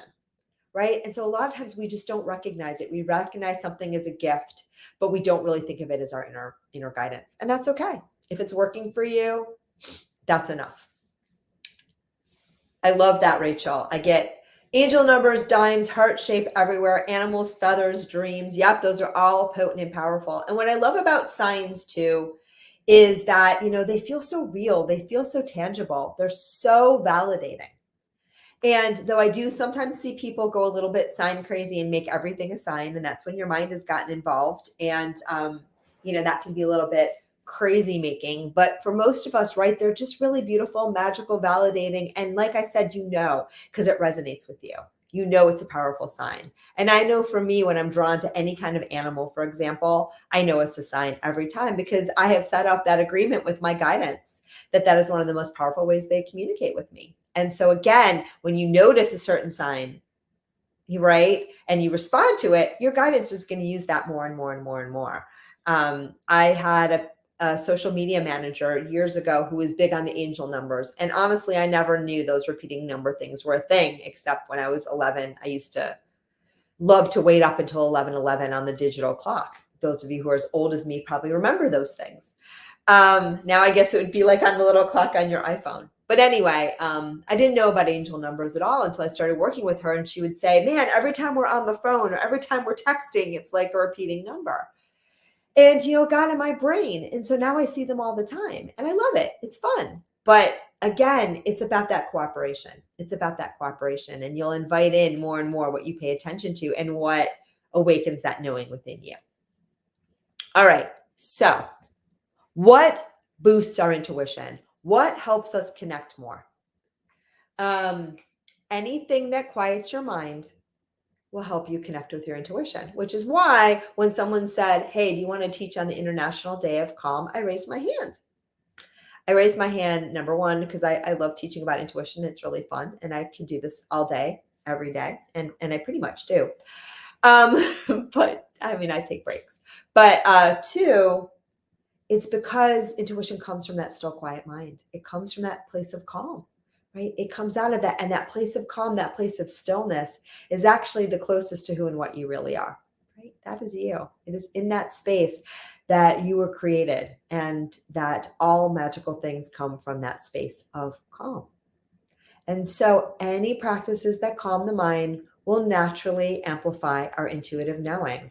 Remember, the voice of your soul, the whisper of your soul, it can be very, very subtle. Sometimes it's loud, but usually it's very, very quiet. And so as we quiet the mind, we can hear it more, right? Because usually our active mind and emotions just drowns it out.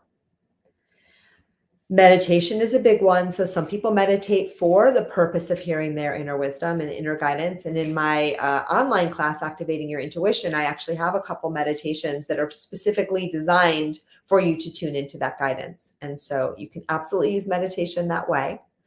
And usually these are more guided meditations, although I do know people too that still the mind and then the intuition comes.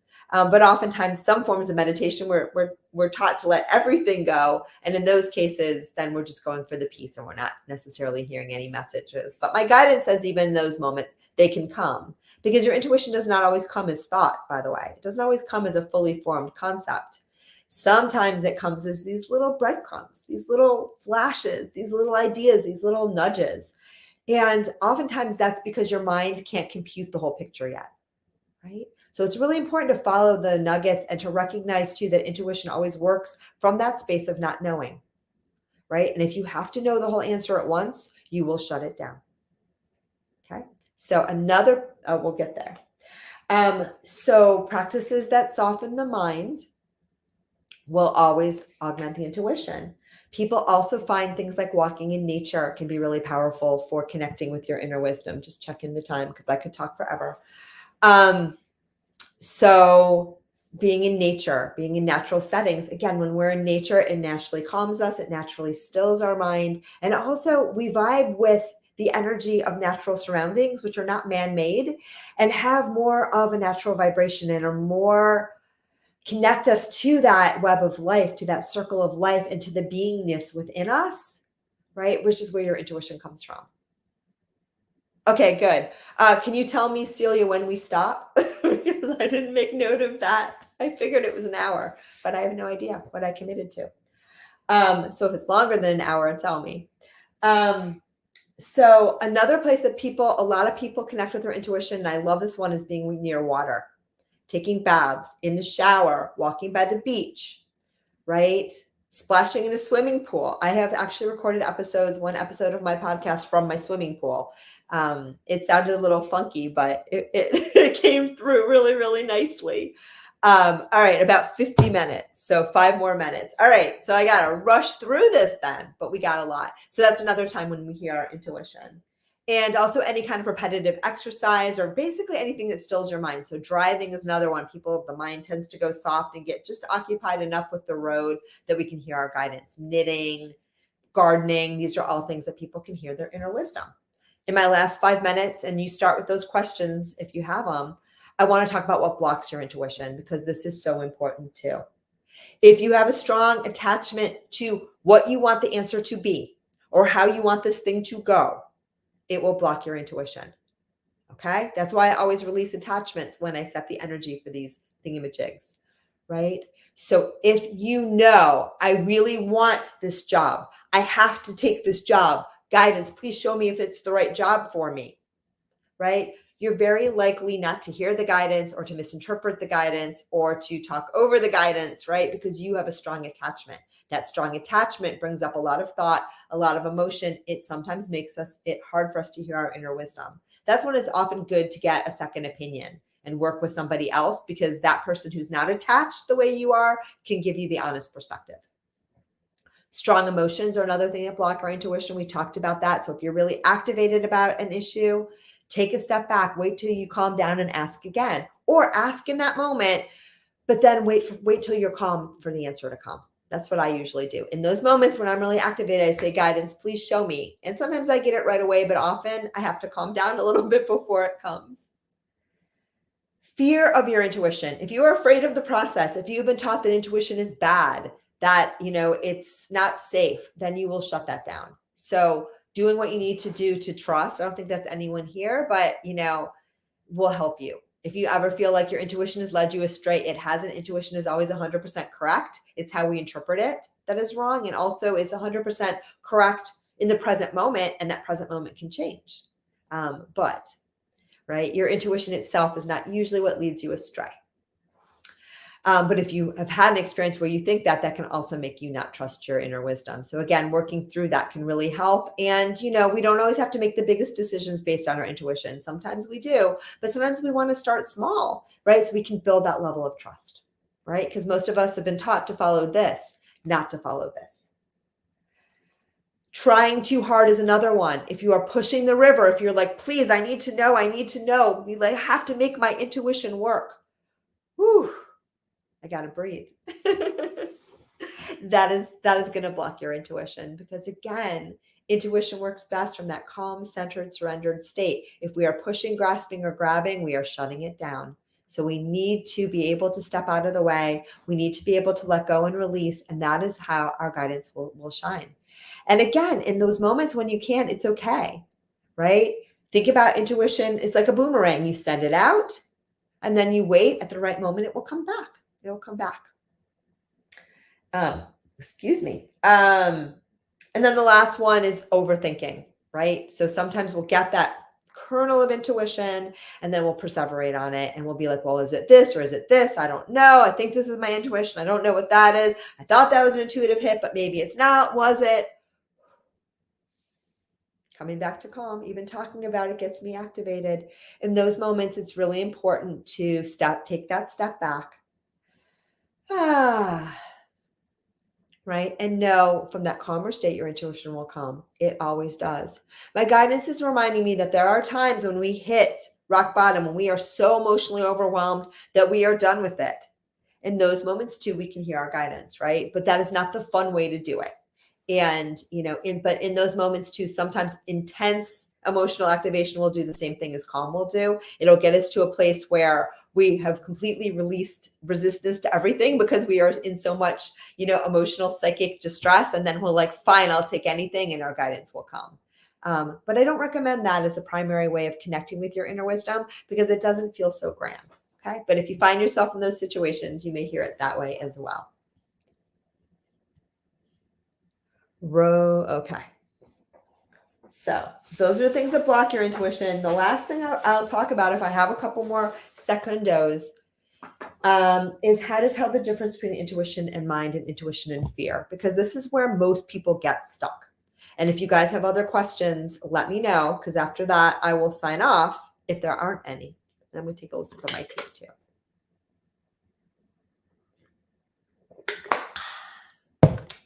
So a lot of people ask that question, how do I know if it's my fear, or how do I know if it's my mind versus my intuition? And I've given you this answer a bunch of times already, so it shouldn't be. Sorry. Oh, I just lost the screen. Hold on. I don't know what I just did. Boom. Okay, you're back. I was trying to make myself brighter, but that was a mistake. I won't futz with anything right now. Anyhow, so they can't tell the difference, right? So the first way to tell the difference between intuition and thought, and intuition and fear, and they are similar because most thought is fear-based. First of all, your intuition is often very subtle. It's very calm. And even times when I've had experiences where my intuition was giving me information that maybe my small mind would not want to know, maybe someone was going to pass, someone was going to die. I've had a couple of those, or other kinds of little nudges of something that, you know, might go wrong. It's always clear and calm. It's always clear and calm and emotionally neutral, right? Your intuition does not, it comes from spirit, and your spirit doesn't have emotions. Okay. So that's a human thing. So it's always calm. It's always life affirming. It's always positive, even when it's giving us information that our small mind might not want to know. Now, I have seen times where people get the information kind of subconsciously, and then they react to it by freaking out. Right. And so that's the only kind of different thing. But the thread itself of your intuition is always neutral. It's always emotionally neutral. It's always calm, even if it's delivering news that you would consider to be bad. And it usually isn't. Okay. Usually our intuition is life affirming. It's positive. And again, on the other side, where your intuition comes from, everything's neutral. So there's no good or bad experiences. Your soul doesn't care. However, your higher self does have some understanding of what your human self will like and dislike, and it's not going to bombard you with fearful messages. It's not necessary, right? It'll just nudge you in certain directions, and usually it will nudge you towards rather than nudging you away from. But again, sometimes we need the nudge in both directions. And so when we're listening, we'll take it and it'll save us from, potentially unpleasant experiences. Okay, if that makes sense. But your intuition won't be, oh my God, I can't get on this plane because if I get on this plane, it's going to crash. I know it's going to crash. Planes always crash. Crashing is bad. Breathe, right? Again, there are times when people say, like, I was about to get on a plane and something told me not to, and I didn't. But in those moments, it's calm.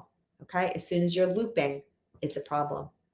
Also, the guys remind me to say that intuition is usually often surprising, right? So if you've been worried your entire life about a plane crashing, then it's probably not surprising that before you get on a plane, you have some anxiety, right? These are common loops. Know your common loops because that's not your intuition, right? I know what things I loop on. When I loop on those things, I let the loop play out, let the mind do her thing. I let the emotion and energy disperse.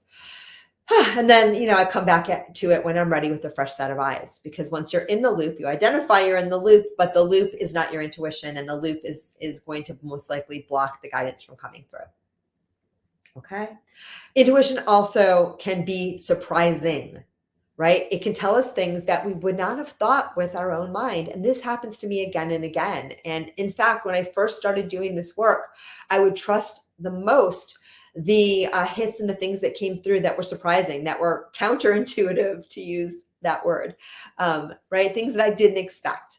And that happens to me still all the time, where something will come through for myself, for a client, and I will know there's not, in a million years, I could not have thought that up. Right. And that's a sign that it's your intuition, because it's like my brain could never have gotten me there. Right. But my guidance, all knowing, got me there like that. So those big surprising things can also be your intuition, right? Something that I could not have thought of that myself. Let's see what else. I think I got it. It's subtle, it's calm and emotionally neutral. It can be surprising, and it's uplifting, right? And again, even if your intuition is telling you something your small mind doesn't want to hear, it's always going to tell you in a loving manner, because your soul is love, right?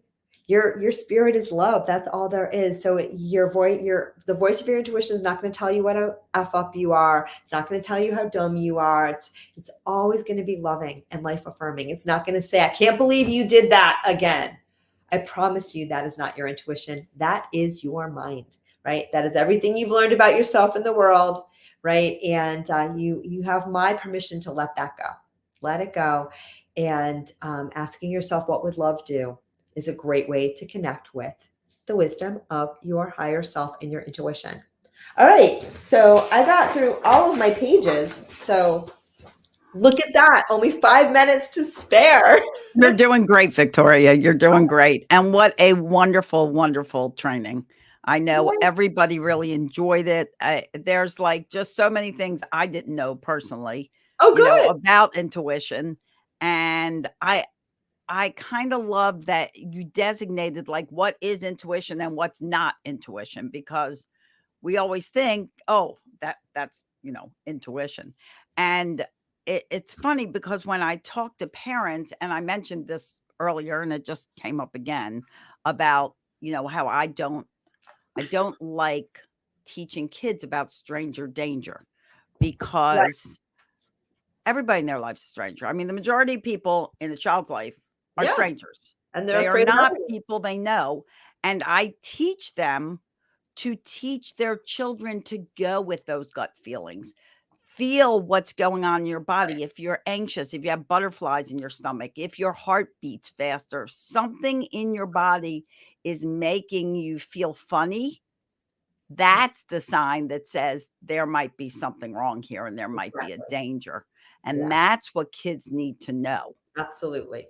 And kids are naturally tuned into their intuition, by the way, right? We actually unlearn this. We're all born knowing how to do it. And usually by 6 or 7 years old, we start to unlearn it. And so that's beautiful. And I think more and more parents and people are starting to give kids that permission to not unlearn it and to listen. And that's a very powerful way to listen, is in your interactions with other people. And also we know that strangers are not even primarily the ones that cause the problem in children's Exactly. lives. So. Exactly. And by teaching a child the stranger danger concept, you're basically making a child be afraid of everybody. Yeah. You're creating a fearful child. Yeah. And they're going to worry about every person that walks around that they don't know, which is almost every person. They Right. go to school, they don't know the secretary. They go to the doctor's office, they don't know the nurse. I mean, until they meet them. They go to the food store, they don't know the clerk. Right. Like, are all those people out to get your child? Right. No. Yeah. So much better to tune into that intuition that's built into us that, like you say, unfortunately, people lose. You know, it's like when children are, you know, they say under 5 years, they can remember if they've lived previous Yes. lives and they'll talk about that. Yep. And There's then research on it. parents will either encourage it or, you know, blow it off. Yep. And it's all part of, you know, being in tune to what's going on. Exactly. So Yeah. let me see if there are strangers care. Tony Robbins taught me that. Nick said that. And I Yeah. have to tell you guys, I just noticed that people that are in the International Day of Calm group, their comments, for the most part, don't show up. So Oh. I've been trying to, which I don't know, it seemed like some of them did, but now, like, there were a bunch of comments on the last training that I didn't even see. So now I'm trying to watch that group because I think, Nick, are you on my Facebook page? Can you answer that? Because if you're on my personal Facebook page, that's what we're seeing the most of, even though we're encouraging people to go to the group. So we're not seeing a lot of these. So I'm going to keep watching them. We're going to watch them closer. It seems like the YouTube comments come up. But for all of you guys that are in our Facebook group, I apologize for that. We are not avoiding you. We just didn't know that your comments weren't showing up. So now we know. See, we live and learn. Okay. But anyway, so Victoria, before I let you go, and I ask you maybe for one more tip, one more baby tip that you One could give more baby. everybody. One more baby I tip. just want to remind everyone that go through all of the trainings we have for the rest of today, all day tomorrow, 8 a.m. to 8 p.m. My training at noon. Heads up again, please register for it. It will not stream on Facebook or in YouTube. I'm doing it with Billy Jean. It will only be in his Zoom room. So in order to get that Zoom link, you have to register for the class. So that is the only class, How to Stop Yelling at Your Kids Once and for All, that will stream off of these two platforms. Okay. And then lastly, make sure that, you know, you're sharing this out. We've got to get more people knowing about this, because the more people we know about it, the more people that will be learning how to be calm. And wouldn't you say we need more of that in this world? That's an understatement. So, Victoria, before we say goodbye to you, and Zara, you can correct me. I think our next training is going to be calm and draw. So it's actually done by my illustrator of my children's books, Rocio Monroy. And she does an interesting training of how drawing can calm you, even if you're not a great artist. So it's a great way, step by step, to get you started. That's coming up next, I believe. So, Victoria, you have offered so much information and so many skills that we can take advantage of, things we can notice, things we don't want to notice. Why did you get small all of a sudden? I don't know. I pushed a button. Hold on. I pushed a Like button. I There we thought go. I did it. All right. And I was like, woo, you shrunk down to little mini me. Is there one more piece of advice you want to give everybody in tuning into that intuition that, Yes. you know, you might not have mentioned? Yeah. Just know that it's happening all the time, that you're already intuitive. You're already intuitive. That is the biggest piece. You're already intuitive, and listen more. That's good advice, because I honestly think majority of people think some are and some aren't. Mm-mm. You know, We're well, all I'm not good intuitive. at that, but other Yeah. people. have Yeah, that. and like everything else, we get ideas about ourselves, and we get, and for some of us it comes more naturally, and for some of us it's louder than others. But everybody has it. And don't look at, what happens when I teach, and I teach a lot. One of the things that I see is people want to do what I do, or they want to do what this other famous medium does, or they want to, it's going to be different for everyone. So you want to start with, how is it working for me? Right? How does my intuition flow? Start with that. Don't let go of the ideas of what you think it's supposed to look like, and tune into what's happening now. And from there, it will blossom. Absolutely. It's good advice because, when we always think, oh, this person's doing it right, or this person's doing it right. And it's like I talk about calm. Calm is not only one thing, calm is what you are being calm. It's finding your own calm, which is why we offer this medley of classes, because who knows what area of your life you need to take charge of to help you calm yourself even more. Yep. It's different for everybody. So just don't think, well, because I'm this way doesn't mean I'm not calm, or doesn't mean I'm not intuitive. So, listen to yourself. It's an important message. And Exactly. don't tell yourself stuff that's negative.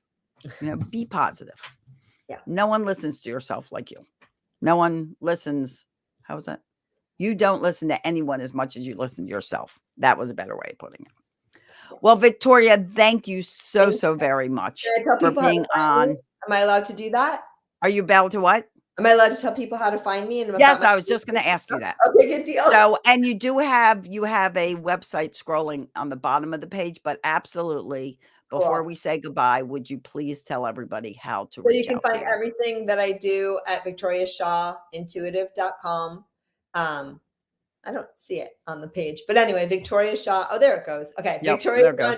victoriashawintuitive.com. I have a free ebook, Awakening Your Intuition. Probably, I don't know what it's called, but you'll see it. Take it. It's free. It's all of this and more. I have a quiz. What is your spiritual superpower? I have a podcast, which is also free.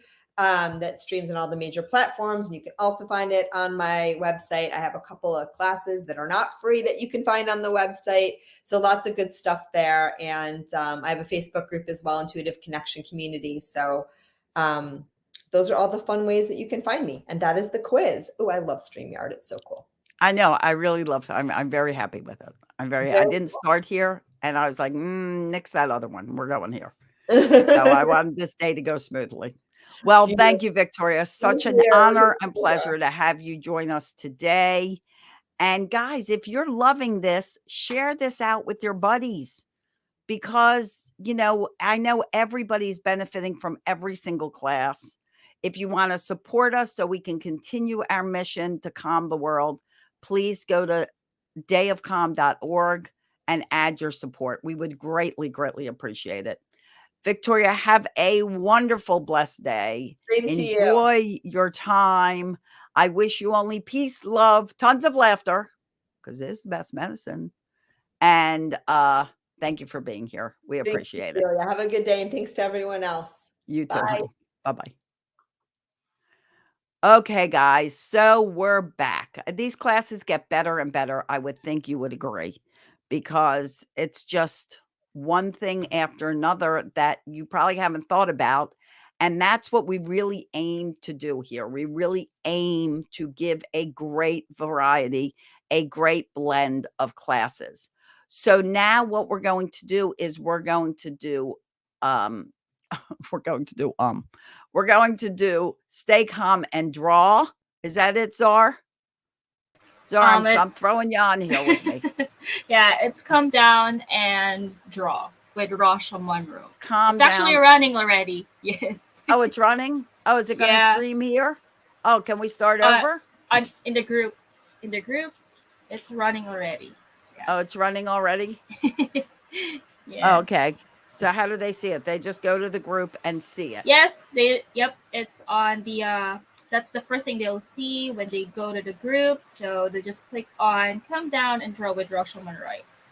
Okay. Running. Yep.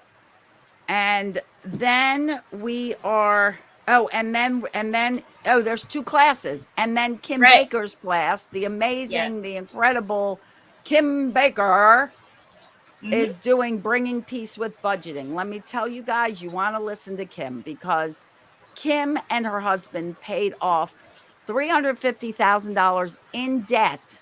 Let me say that again. $350,000 of debt they paid off in 4 years. 4 years.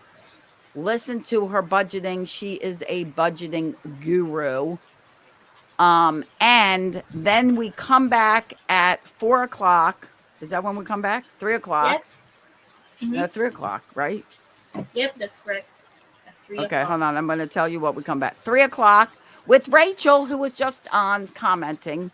Yes. Rachel Puffenroth with self worth self-worth. versus self wealth. Self-wealth. And so we're excited to hear that. Self worth versus self wealth. That will be on at 3. And Debbie Weiss, other wonderful human that's been on with us, creating calm as a caregiver. So if you're and we're all caregiving for somebody, even if Right. it's just a parent caregiving for their kids. This is key information. I had Debbie on my podcast, on the Pumped Up Parenting podcast, and a lot of valuable stuff. So stay tuned, stay on with us. Don't leave. We are here tonight until 7 p.m. Is that correct, Zar? Yes. Our last 7 class is p.m. at 6. Mhm. And then we start again tomorrow, bright and early at 8 a.m.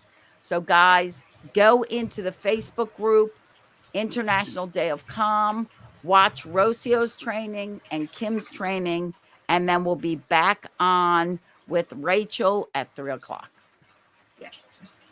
All right. Stay calm, stay cool, stay funny. See you then.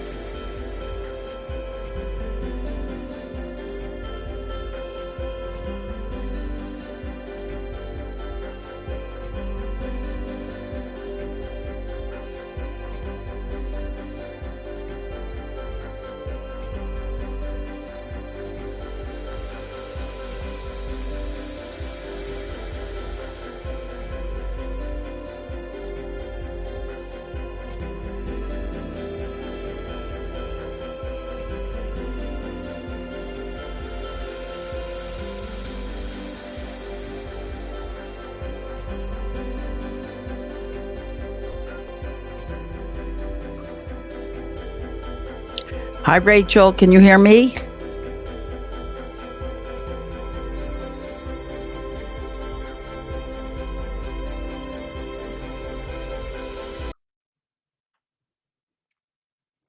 Okay, guys. We're back live. And Rachel is in the house and ready for her training, self-worth versus self-wealth. And we're going to get her on here in a minute. As soon as I make sure I look at my camera and I don't look at the sky. So I hope you guys enjoyed watching Kim Baker and Rocio in the how to stay calm and draw. That was like a really good step-by-step training, and I hope you enjoyed budgeting. Maybe you're still watching the end of the budgeting with Kim Baker.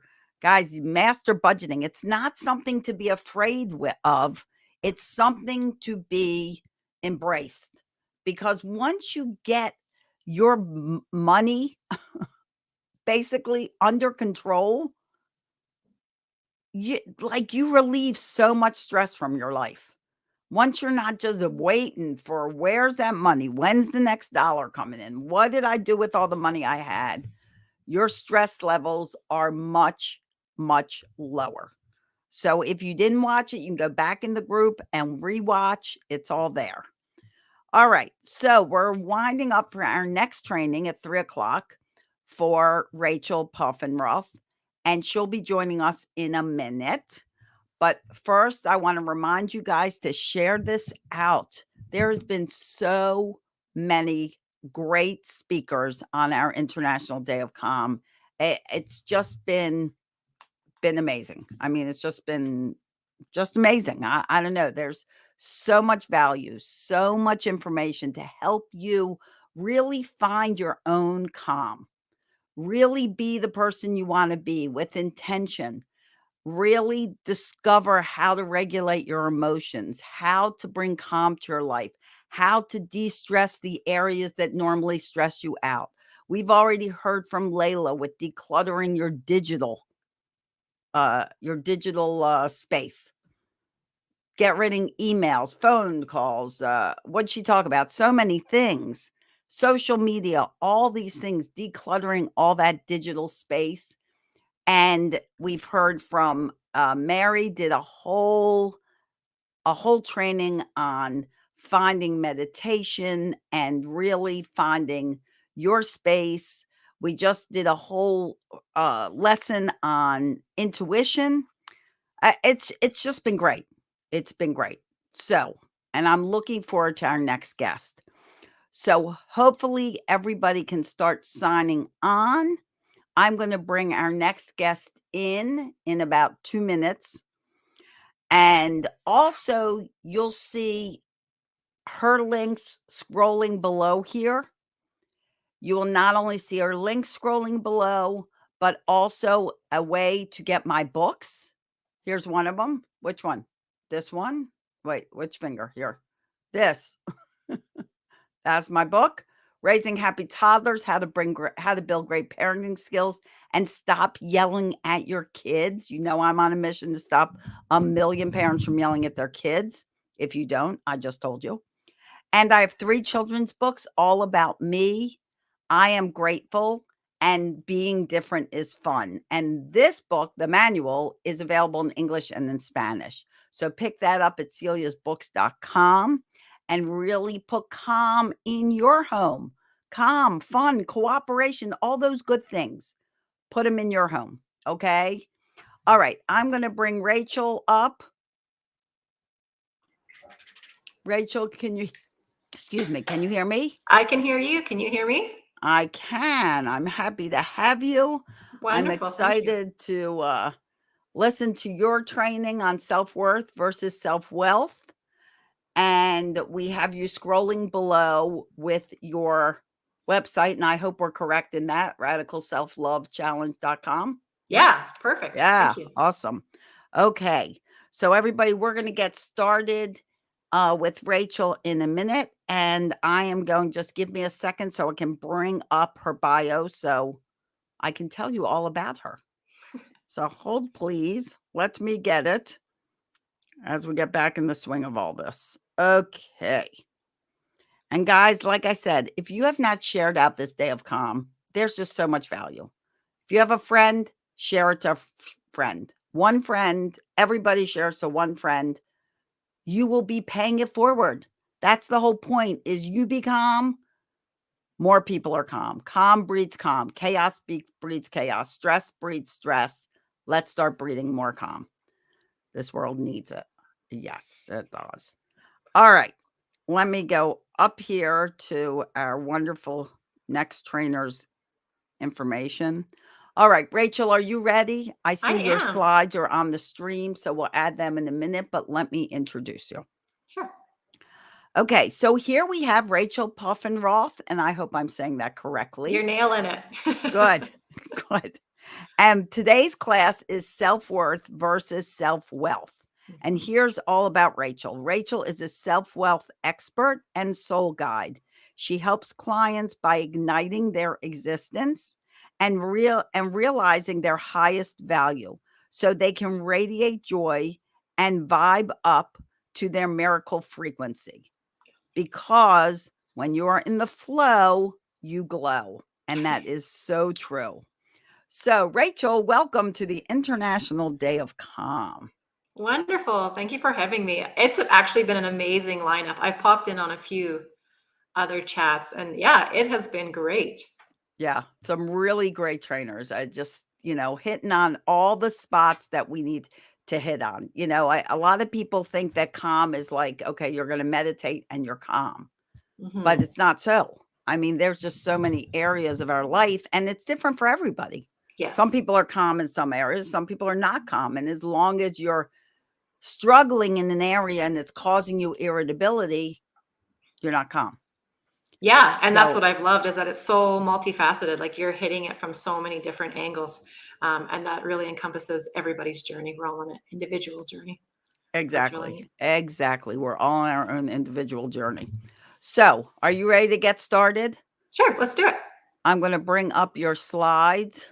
There you are. That's me. Yep. And I am going to disappear. So it's just you and your presentation, and we look forward to it. And guys, before I go, remember questions, big capital Q with a colon. Put your questions in the comments. We'll do question and answer at the end, but put them in there as you think of them so that you don't forget, basically. Okay. And now for Rachel. Yeah, and if the questions fit with where I'm going, I'll definitely incorporate them. Otherwise, I will just leave it to the end if it feels like it's going to take us off track a little.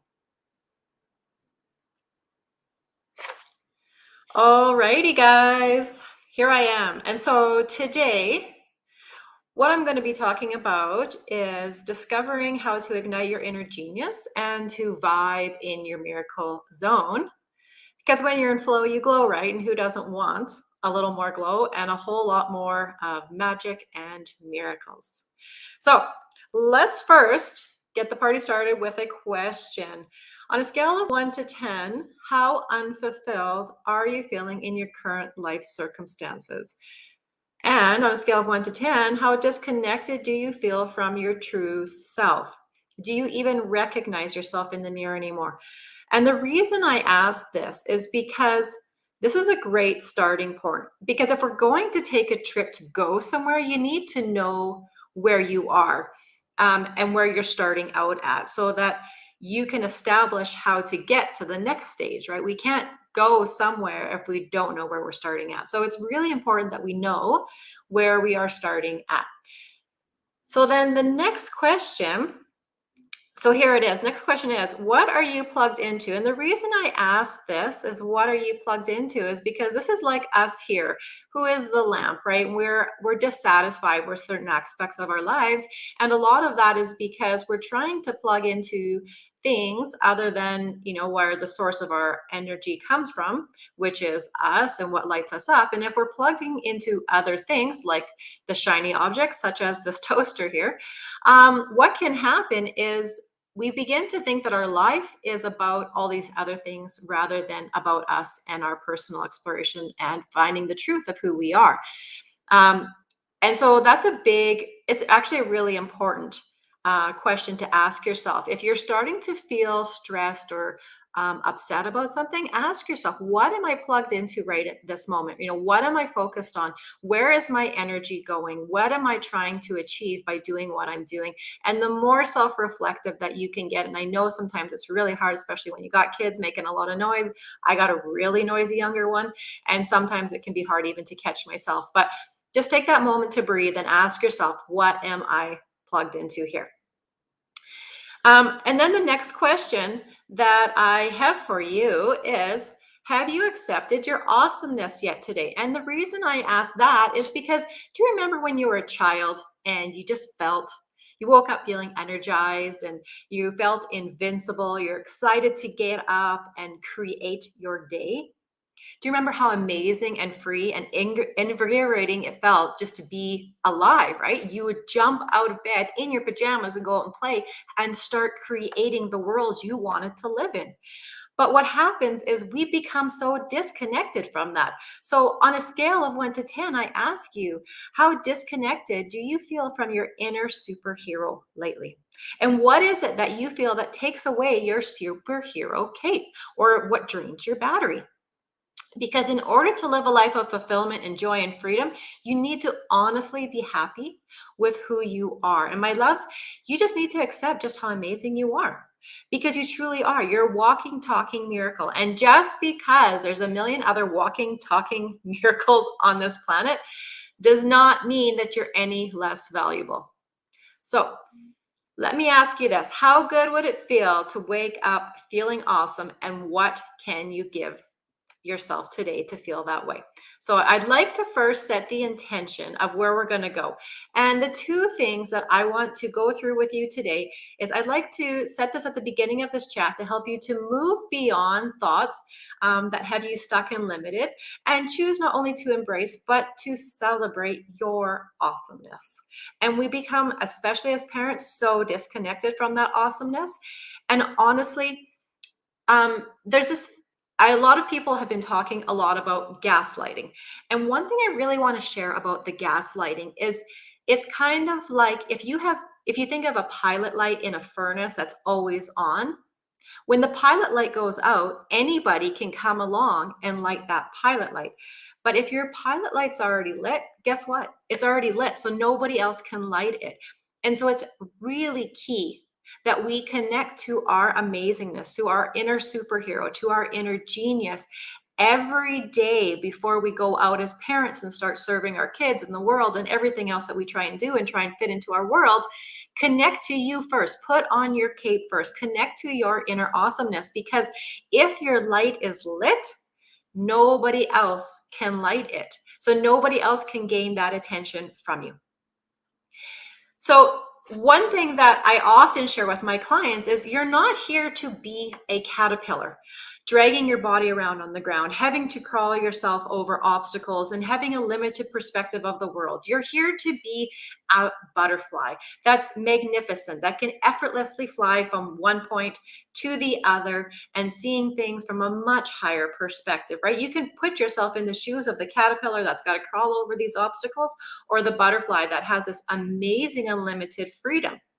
And I encourage you to look at how you're living your life. Are you living your life as a caterpillar, just worn out, dragging yourself around, believing that there's limits to everything that you do? Or are you living your life from the butterfly's perspective that doesn't see obstacles, it sees possibilities and opportunities? So as you listen to this message today, I hope that it ignites in you your inner spark, and it helps you to inspire you to look at your life from a new mindset, which is what I call the miracle mindset. Because honestly, a miracle is just an interruption in a pattern. And we are able to create those in our lives when we spend the time to connect with our inner awesomeness, our inner superhero in the morning. So before we go any further, let's just take a quick pause and connect to the awareness that you have this inner greatness in you. It has not left you, even though it might not feel very strong right now, it's still very much with you. And I call this your coding for greatness, and everybody has their own distinct coding. So the fact that you haven't been able to see it doesn't mean that there's anything wrong with you. It's just the way that your life experience has been designed.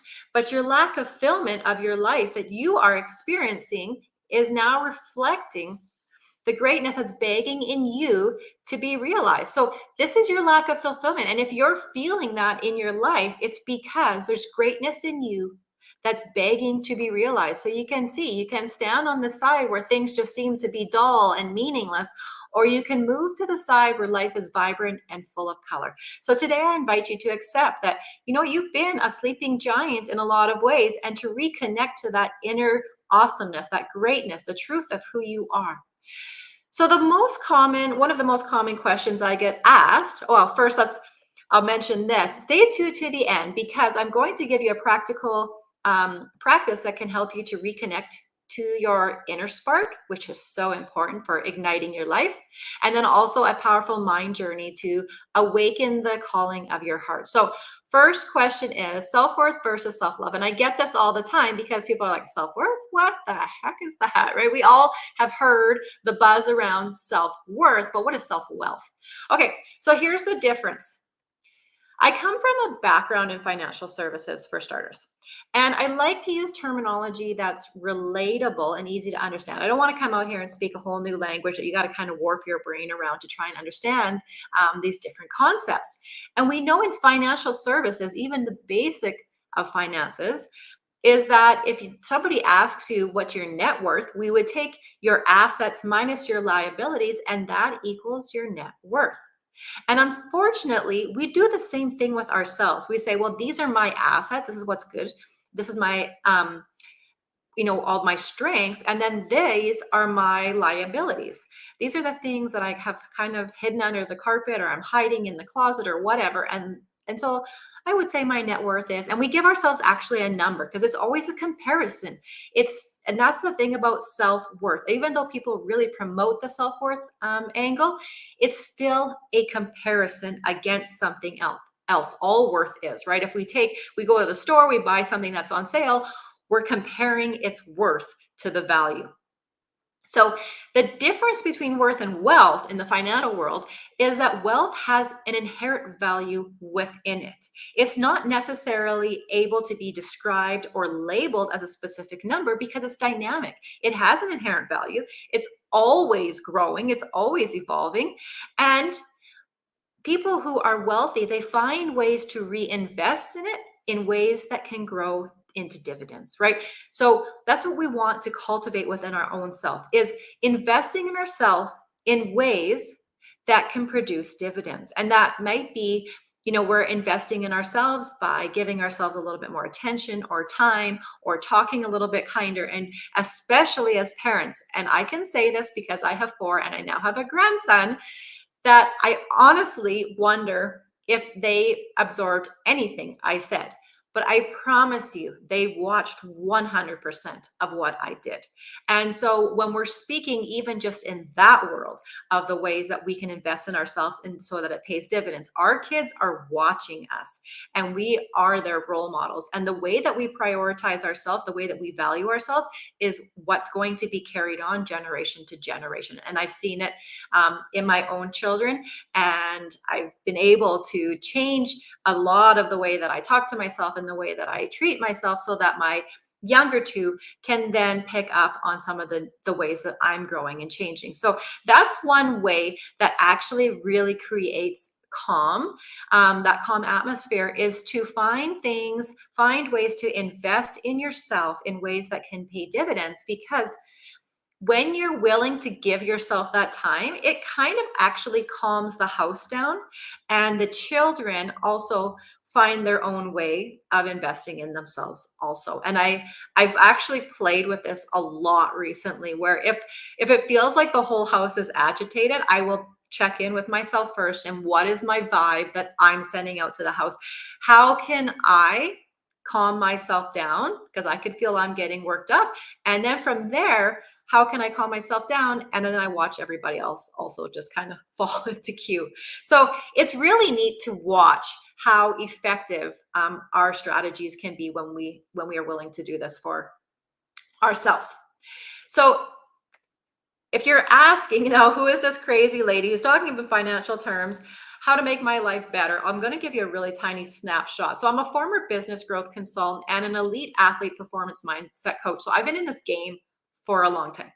And you know what's really amazing about working with these two really high level groups of people is that they're both very focused on performance, and they're all about performing to please other people. And you know the saying that if you spot it, you've got it. Yeah. Well, I was so good at spotting what mind shifts would help them. And that was because these were my own things that I had to practice unlearning, my own conditioning that I had to work with, my own mindset that I had to discover.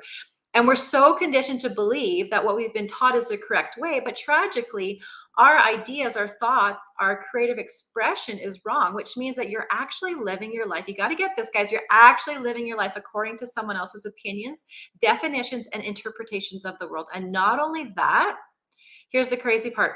They've taught you what is safe and what's unsafe. And that's how the moral code in each culture is established. It's just based off of what somebody thought was safe and unsafe. It's the same with religion. It's the same with all kinds of things.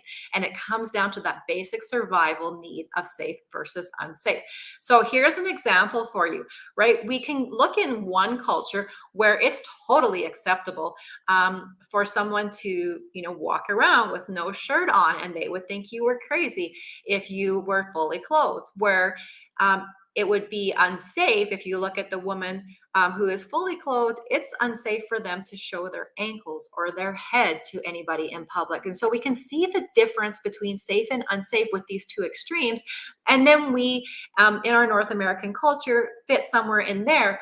But even from house to house, there's different moral codes, there's different levels of what's safe and what's unsafe, and we have been conditioned to live according to that. And the reason I share that with you is because I want you to be aware how generationally this information is being passed on, and we do it also with our kids. So when we're in initial phases of programming in childhood, so your first 7 years of your life, you're basically in a theta state of hypnosis, and we're just absorbing everything like a sponge. And that's what I said. I really encourage you to notice your actions more than you notice your words, because that's what your kids are paying attention to. In fact, they don't even have a lot of the capabilities to be able to rationalize stuff until they're actually over the age of 12. Before that, they are just watching, mimicking, and outputting the same as what you do. So let me give you an example between what's safe and what was unsafe. Do you remember in school where you would put your hand up and, excuse me, I need to go to the washroom, and your teacher would tell you, no, you don't, you can wait. And then you'd be like, actually, I can't, I really got to go. And so then we become desensitized to ourselves. And this is the first level of desensitization. And that's, we're desensitized to our bladder, where we can now hold it for way too long, longer than what's healthy. We become desensitized to our thirst. We become desensitized to our hunger signals, where we're sitting at the table and we're being told to finish everything that's on our plate. And maybe we're not hungry at all. And so now we can see in the world where people have, we have all kinds of weight issues and issues around eating disorders. And then we can see, even when you're dressed, the way that you got dressed, right? We've become dangerously desensitized from our inner urgings, which has actually desensitized us from the urgings of our soul. And so we've become desensitized to all this internal guidance that we ask for. And I remember reading a few years ago that it's not that we can't hear, it's that we haven't learned to listen. So we ask for these guidance signals, we ask for these answers, but we haven't learned to listen. And most people don't even know it, let alone, have taken the time to discover what excites them or what makes the life that they're living an adventure. So I'm going to share with you an easy to implement practice at the end, and we're going to get into a little bit more of that. So have you ever played the game telephone? When everyone kind of sits around in a circle, and then at the end of the message is nothing like the original. And that's pretty much how we live our lives, right? someone says something, it goes through our definition and perception filter, right? That safe, unsafe filter. And I call this the bouncer brain. So you can see my bouncer here. And basically, this is our RAS system, which is a reticular activating system, just to bring in a little bit of neuroscience. The human brain can process 11 million bits of information every second. So our muscle in our brain is working hard. But here's the thing, your conscious mind, your aware mind of what your thoughts are is actually only able to handle like 40 to 50 bits. So it's seriously filtering things out, and it's filtering it out based off of what you were taught through your conditioning of your first 7 years. So if it feels like your life is on repeat, that is why, is because you're using the same filter every day when you show up. And the RAS, its sole purpose is to filter out things that have been conditioned by you to believe that it's not important to you. So here's the problem though. That filter has been so programmed that the bouncer brain thinks it's doing its job, but it could also be filtering out some really amazing, innovative, creative ideas. And remember what I just said, that we have asked for guidance, but we haven't learned to listen. And that's a lot of this. The RAS filter, your reticular activating system, sometimes it filters out stuff that you have told it not to listen to, because maybe you got intuitive hits when you were a kid, or you saw things and somebody didn't see the value in it. They diminished it. They rejected you because of it. And so then you have rejected that aspect of you. We all have this inside of us. So we need to clean out our mental RAS childhood conditioning filter so that we're able to allow more in. And we can look at some super geniuses, right? Like, what does Oprah, Elon Musk, Bill Gates, Albert Einstein, Nikola Tesla, what do they all have in common? It's not that they're different from you. What it is that they have chosen to connect to their genetically coded inner genius.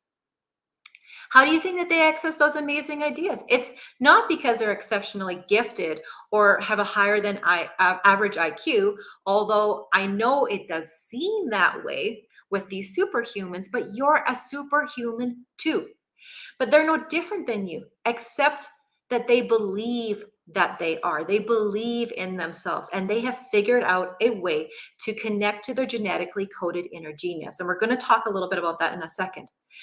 So it's, like I said, it's not because they're exceptionally gifted, but it's because they've figured out what they need to connect to. Remember, I talked about that in the morning, putting our capes on, connecting to our inner awesomeness, and letting that guide us through the day. So the graveyards, this is actually when I go for runs, I'm an ultra marathon runner. And so I run a lot. That's my form of meditation, because I have a hard time sitting still. I'm already at the computer for a lot longer than I'd like to be. And I'm a very outdoors person. So when I'm running by graveyards, it always, always, always gets my attention, because it always says to me, guys, the graveyard is already full of unlived life. Don't let your hopes and dreams and ideas die along with you. So those superhumans that we just mentioned, they're no different from you, except that they have discovered how to tap into their genetically coded inner greatness. And you can too. And that's totally what my newest course, which I'm so excited, is all about. It's called You've Got Miracles. And it's all about accessing your own inner genius, where you can figure that out, reconnect to your intuition, and activate your miracle mindset. So this is just a little bit more about me, because I have figured out what my inner purpose is, what my true calling is. And there's a reason there's a lighthouse here, is because I do believe that my mission on this earth is to be a lighthouse, to call people back home to the truth of who they are, because I lived the life where I thought that I could fit into this world, and I could fit into this world, and I could fit into this world. But it didn't seem like, it didn't matter what I did. Even though I did well at them, I didn't feel like I belonged. And there's a reason. If you don't feel like you belong, it's because there's something higher that's calling you, right? There's that inner urging, that restlessness feeling that's asking you to look somewhere else. So, like I said, my calling is to be a lighthouse, to help people to enjoy all aspects of the human experience, to unlearn struggle and connect with what sets their soul free and their hearts on fire. And honestly, this is what happens. You'll even begin to see how obstacles and problems are actually only opportunities in every world, or every aspect of the world. So let me ask you this. If you saw obstacles and opportunities, or obstacles and problems as opportunities, how much more fun would life be if you didn't get hung up on those obstacles and problems anymore? If everything was an opportunity and you could see it that way, wouldn't life feel more like an adventure, like a game? You just have to learn the rules, right? And the rest of it is all about pure enjoyment of the experience of the human life. So after 2.5 decades, I've studied, I've become certified in way too many things. Like I said, I've dabbled in all kinds of stuff and looking for my place in the world, whether it is in medical intuition or past life regression, Eastern medicine, and in quantum physics. So yeah, I have overstudied and overqualified myself in a lot of areas. And now what I do is I share my insights on online courses, speaking engagements such as this, on YouTube, on my channel, and then on my Instagram. And I share regular high vibe reels to remind people the truth of who they are. And so if you just need like a 1-minute pick me up, you can just pop onto my Instagram channel and just watch one of the 1-minute reminders. And I guarantee, and I get this feedback all the time where people are like, that's exactly what I needed to hear. So that's enough about me. But I wanted to help you to unlearn struggle and connect to your inner genius. And this is my 3 pillars of, here we are, my 3-step formula. These are my 3 pillars of my self-wealth core course. So the 3 ways that we can help to unlearn struggle is first to know yourself, then to love yourself, and then to express yourself. So Socrates was the one who first said to know thyself. And it seems like such an abstract thought, but when you actually dig into a step-by-step course, you realize that the power of discovering who you are is that it helps you to understand your purpose. And like I said before, when that pilot light is lit, nobody else can light it for you. And you become this very strong, grounded person who doesn't get swayed by shiny objects, who doesn't get upset or triggered easily. You know who you are, you know what lights you up, and you only participate in things that do light you up.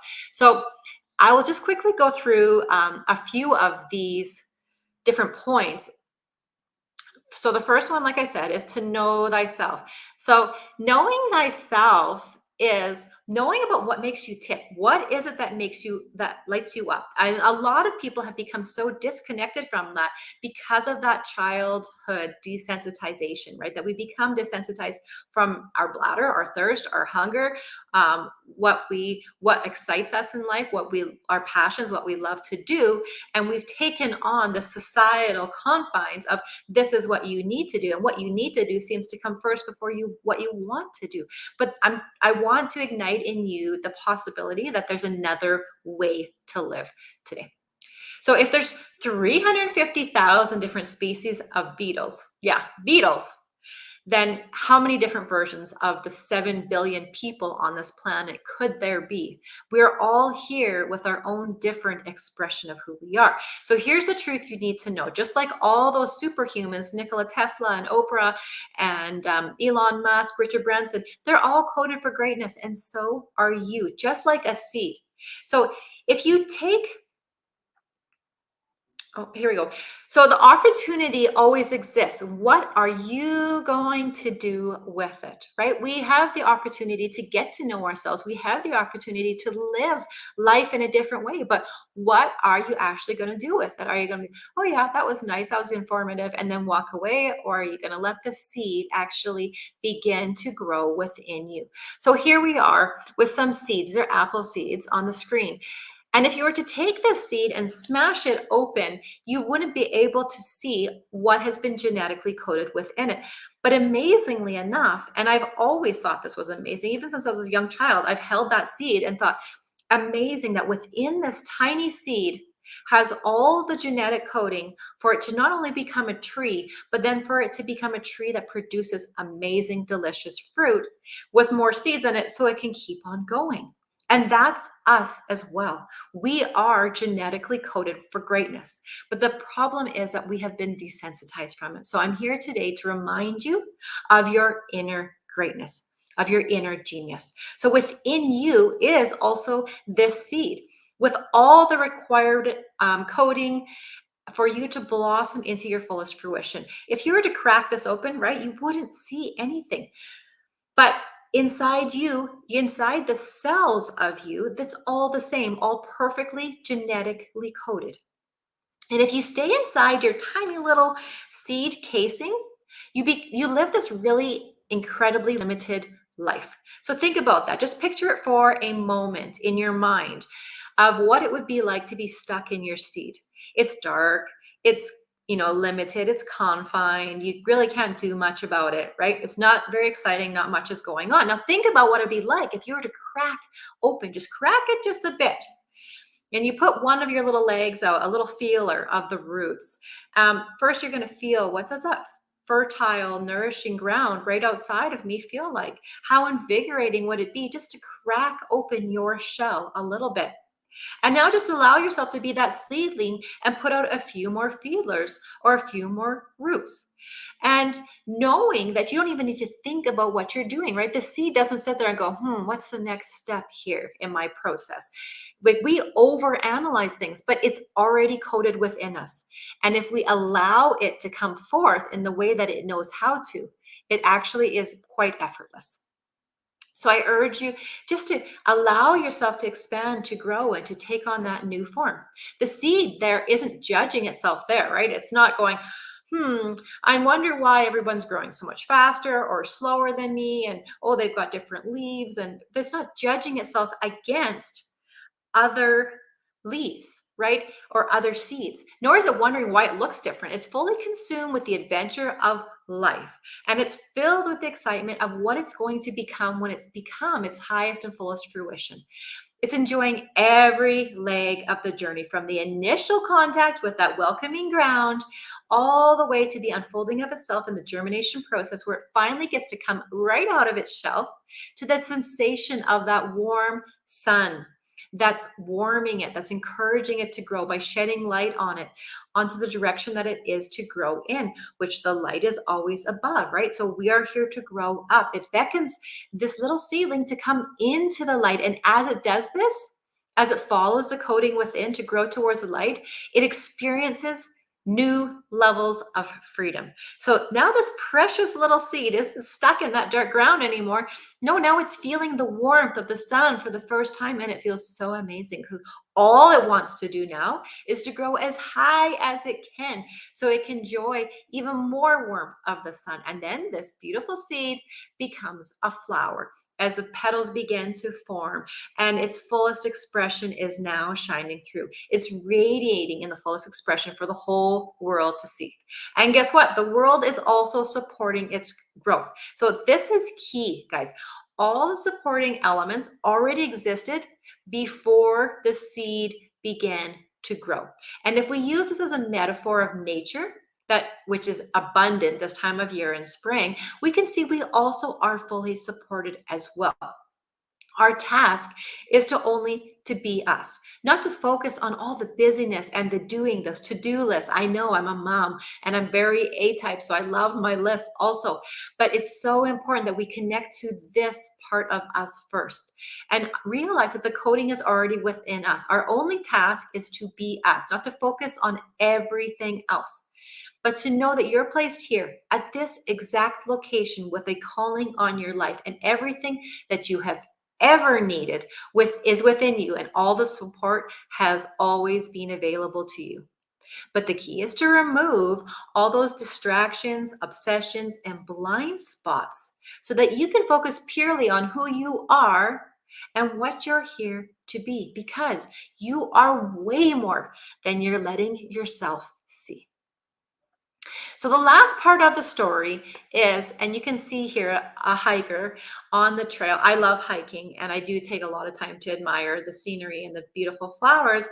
And if that flower had gone from seedling all the way to its fullest fruition, and now it's sitting there, you can just imagine that flower smiling. And it's feeling so fulfilled that its life is on purpose. It's bringing joy to all those who have the opportunity to walk by it. and it stretches itself out as fully as it can so that everybody can see it, right? It's got its arms, its petals, everything stretched out. It's not saying, oh yeah, that petal or that leaf is a little bit bitten by, you know, an insect, so I'm going to hide it, like, which is what we do, right? Oh, that wasn't a good experience, so I'm going to hide it. It just says, no, here's me, all of me.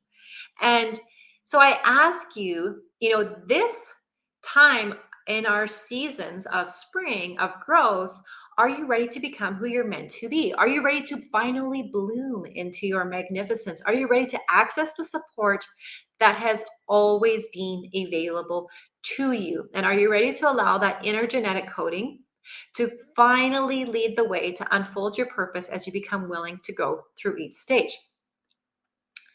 So the second pillar is to love thyself.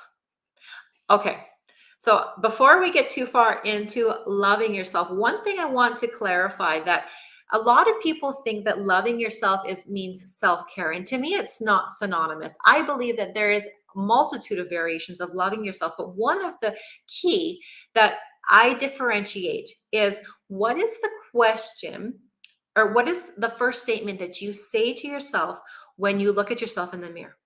Are you looking at yourself in the mirror? Do I have the picture up here? Yeah. Are you looking at yourself in the mirror and saying, you know, oh, look at my pimples, look at my wrinkles, look at this, you know, I got to get that fixed? Or are you looking at yourself in the mirror like a child would and say, oh, good morning, sunshine, right? That's self-love. The way we talk to ourselves, that is self-love. It's not about, can I go for a massage? Can I pamper myself? Because if you're saying that the only time that you are showing yourself self-love is when you book an appointment for yourself, as moms, I know what it's like. And a lot of us are way too busy, unless you have somebody else who can help you out with childcare, to be able to go for those massages or go further, get your nails done or hair done or reflexology or whatever it is that is your kind of self-care. And if you're waiting for that to be your moment of self-love, a lot of us put it on the back burner. But remember, as parents, our kids are watching us, and they're also watching the way we treat ourselves. And so it's really important that we talk kindly to ourselves, because that is felt in the house. It might not always be seen, but it is experienced through the vibrations that you're sending out. And I have actually a story, kind of a funny story, that explains how much it is actually felt in the house. So a few years ago, I had split up with my ex. We had a roofing company, but we thought that it would be a good idea to plant a big garden. We thought that would be a good idea for the kids to learn how to garden.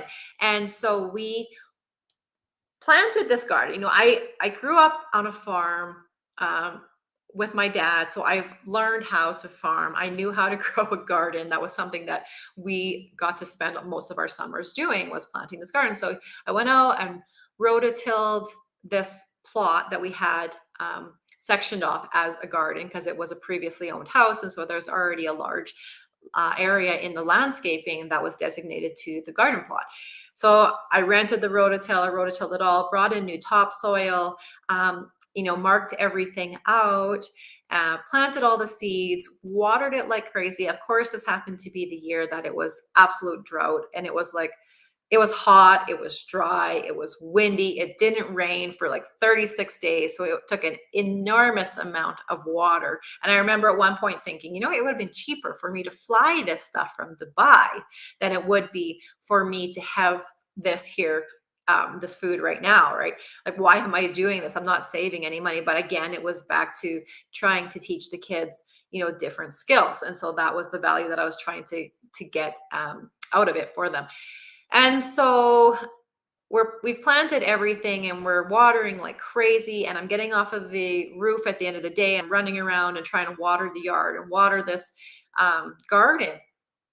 But we finally, after about 5 weeks, I think, we finally just gave up. And we're like, okay, literally nothing above ground has survived this drought. So that would leave us with carrots and potatoes. And so we were like, hey, let's just have dinner with whatever's left in the garden. You know, at least the carrots and the potatoes survived.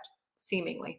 And so we pull out the carrots, and the kids are all excited because we're going to have dinner, and they want to have their garden fresh carrots, and they're like the size of my pinky finger. So the kids are super disappointed because that's a big thing for them, is garden fresh potatoes or garden fresh carrots.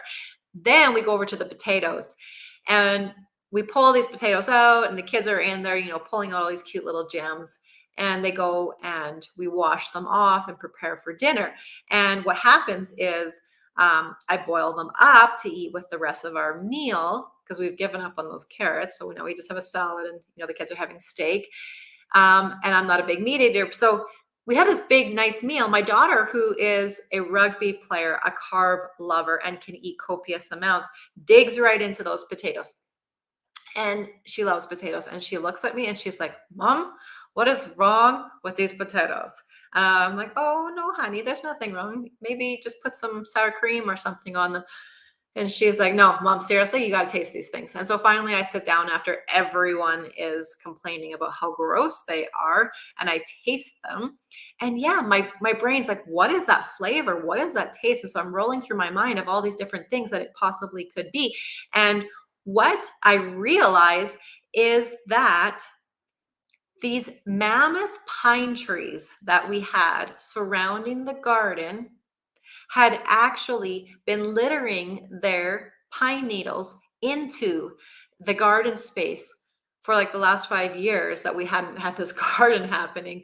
And when I rototilled it, what I actually did was break the pine needles up even more and grind them in there.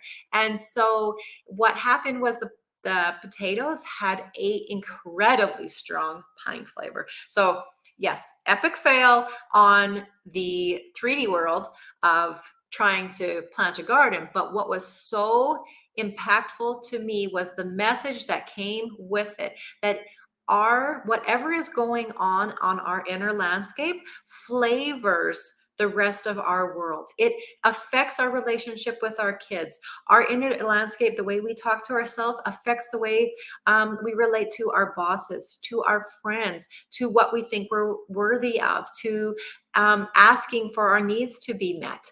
And so I ask you, what is the flavor of your inner landscape? And that was such a realization to me that it doesn't matter what we do. I can bring in all the topsoil and the fertilizer, and I can water it, and I can do all the things, right, that we think we're supposed to be doing. But what counts most at the end of the day is the flavor of our internal landscape. So for that, because of this, because it has so much impact, what I have created is a 5-day self-love challenge.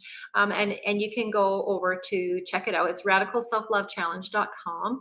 And this is just for you guys, because what it also includes is 5 days. It's really 5 videos, because I don't actually have a lot of time to read as a parent, but I have a lot of time to multitask. So I can wash dishes and I can listen to something at the same time, which is usually how I get my stuff done. So there's 5 videos that you can listen to that can help you to up level your self-love set point. And then there's also a guided meditation for self-love. And so you can do that in your quiet time. And it's really good to do first thing in the morning, or just as you're unwinding, to help you to release some of those thoughts that have been bothering you through the day. And it might also help you to get yourself positioned to a place where you are feeling like you are more in touch with who you are and with what it is that lights you up. So that was pillar 2. Thank you, Cecilia. Yeah, radicalselflovechallenge.com. All right, so pillar 3 is to express yourself. So you really are going to have a hard time expressing yourself if you don't know yourself and love yourself. So that's why self-love is underrated. Yes, it is, Nick. So that's why expressing yourself is pillar number 3. And I'm not going to get really deep into this because it's a lot more covered in depth in my course. But it is also important to know that you are your own unique, individualized expression of the infinite. And it's important to shine your light in your own way. And we have so many different options of being able to shine our light. And the thing is that people are always, the reason I have a blank map here is because people are always looking to the outside world of what's been done before. Oh, if I take this course, I can become an author. If I do this, then I can do that, right? Or I can see myself speaking on stage, so I need to learn how to speak on stage. Honestly, when you connect to who you are, first of all, right, know yourself, and then you connect to your self-love, it naturally comes out of you. I'm naturally not a super social person. I was when I was in elementary school, but now I'm very homebody. I like my routine, and I live my life according to my own map. And I've chosen, like, even though I'm super certified in so many ways, I don't use any of that in my practice. I don't practice medical intuition. I don't practice past life regression. Yes, I have the knowledge of them, and it's interesting because I know how they can all work together and I can see all the different pieces. But what I don't do is I haven't taken somebody else's program and then gone out to try to do it. I've made it my own, and it's so important that we do that for us. If you're parenting and you have someone who's telling you should do it this way, or make sure you do this, or make sure you do this, if it doesn't feel right for you, it's not right for you. And so it's really important that we get back in touch with that internal guidance system so that we know what is right for us. And from that place, then we can begin to express ourselves. So, like I said, this is where most people start freaking out because they don't have a map to follow, but it's really important that you create your own map. So a lot of the second hang up that I see people when they're trying to express themselves is that they don't know where to turn. And it's like we've created this cage for ourselves where we seem so limited and confined, right? Because we've got judgments above us, we've got beliefs, limiting beliefs on one side, and then we've got these perspectives on the other side. And it's like, how do we get out of this cage that we're in, right? And we live our lives all caged up. And I know you haven't thought of it this way, but the truth of the matter is that you're a prisoner of the rules that you live by. But the good news is you're the one who created the cage, which means you're the one who holds the keys and can let yourself out of that cage. So it doesn't matter which way we turn. We seem to be restricted by these boundaries that we have installed.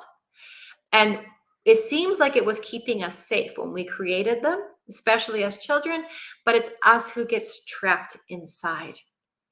And it's very similar. When I think about this, I think about the way that the Hoover Dam, which actually has 9.2 trillion gallons of water that it can hold. And when I look at people, I want to share with everybody, you have more than that. But even if you just want a conceptual idea, 9.2 trillion gallons of goodness is waiting for you in escrow once you get outside of that cave, once you release those limitations, the perspectives, your judgments. Once you get outside of that safe zone that's holding you back from experiences and enjoying all these custom made for you fulfilling achievements. Guys, I'm seriously, every time I talk about this, I get goosebumps because I think about all the possibilities of how much is waiting for you. But you have dammed it all up. Remember that bouncer brain, that RAS system, that the filters out everything that doesn't line up with what you've determined that your life should look like, right? What you've imagined it to look like. And then we become frustrated because all we're fixated on is what that filter that we've created is to be. But really, it can be so much more than that. It doesn't have to be that limited. Remember, you're not the caterpillar, you're the butterfly. And I invite you to explore life outside of those limiting prison walls, discover what magic and miracles are waiting for you in escrow. So as you listen to this message today, I really hope that it creates for you a desire to drop off some of those limits and step outside of this safe circle. And David Hawking says that what you are is creating your future, your future. So remember that piney potato story, right? What we are inside, it creates not only our future, it creates our experiences, it flavors absolutely everything. And what I want most importantly to share with you guys is the most magnificent thing that you can ever create is you. It's not all the things that you can do that's important. Those are just expressions of you. Those are extensions of you. Your house, your family, that's extensions of you. But the most magnificent thing you can ever create is you. So here is my practical. Remember I said if you stay till the end, I'll give you a practical 15 minutes a day practice that you can do. And this is what I tell everybody to start with. And it's a 7-day challenge. By giving yourself 15 minutes a day to do what you love, what you have lost touch with, what is your passion. So if it's singing, dancing, painting, whatever it is, give yourself that for 15 minutes a day. I know it's hard as a parent to try and squish this time in it, but it's only 15 minutes. If you got to set your alarm a little bit earlier, this is you. And the reason this is so powerful is actually 3 bonuses you're going to get out of this. One, you get to play with that inner spark. Remember that inner seedling. It wants to crack open and bloom into its fullest fruition. And you never know where that's going to lead because you don't actually know what you're genetically coded for greatness for until you start taking those steps towards it. Number 2 is that we've become so desensitized, right? We talked about that, to all the other information that surrounds us, that we need to do new things. And by doing that, it draws on that creative energy. And so that way we can kind of change up that filter, that RAS filter, and we can start seeing things from a different perspective. And it always seems to be when I'm in my creative zone is when the most amazing, inspiring, intuitive ideas that my logical brain could not have thought of. And I promise to you, those superhumans that we talked about earlier, Richard Branson, he actually just learned how to read a spreadsheet like 7 years ago.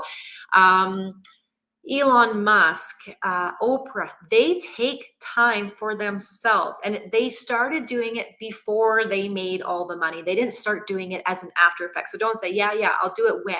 No, start this week. I challenge you to give yourself 15 minutes a day in your creative expression of being who you are, doing things that light you up, and just watch the dividends that get paid out of it. And the third dividend that I can guarantee will show up for you is that the world is a giant mirror, and it reflects back to you everything that you're sending out.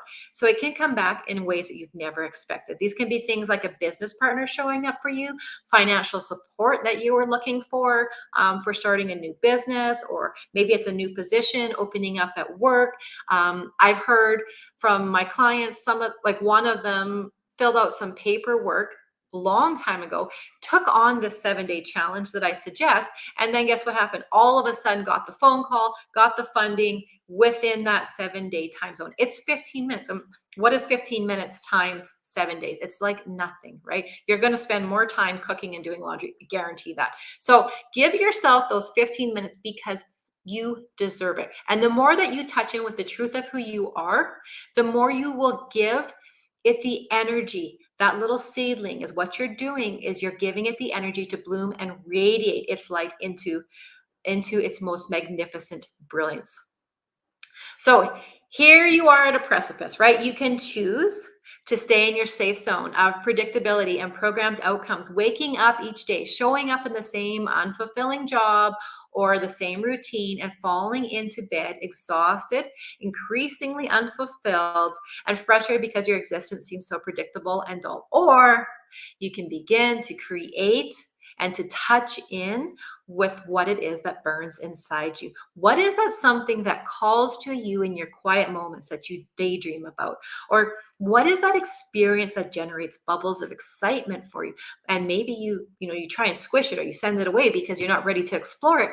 But I encourage you, start exploring it. That's that seed that's getting restless and it's ready to crack open. So just close your eyes and allow yourself to be in that space for a moment, and just take in a few deep breaths and enjoy that passion. Allow yourself to fully feel it. And then allow yourself to smile. Don't push it away. Smile as you can feel that energy creep into your body as it ignites you and sets your soul free and your heart on fire. So usually at the end of this, I would do a meditation for you guys. but I have already offered to you to do the self-love meditation. So Cecilia, did you want me to keep going to do the guided meditation, or I'm not Well, sure where you are on your schedule. I'm here. Hold on a minute. We only have a few minutes left, so depending on how long it is. It's about 10 minutes, I think. Okay, so that's going to run over.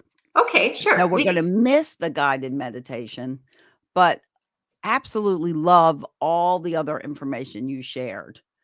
Do you have a slide with any contact info? There you go. Yeah, there it you is. go.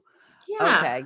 So my And website's the only go one ahead. that's on there. Yeah, it's just rachelpoffenroth.com. But it's the same if you're looking me up on YouTube or on Instagram. It's just my name. I don't do anything fancy. It's just me.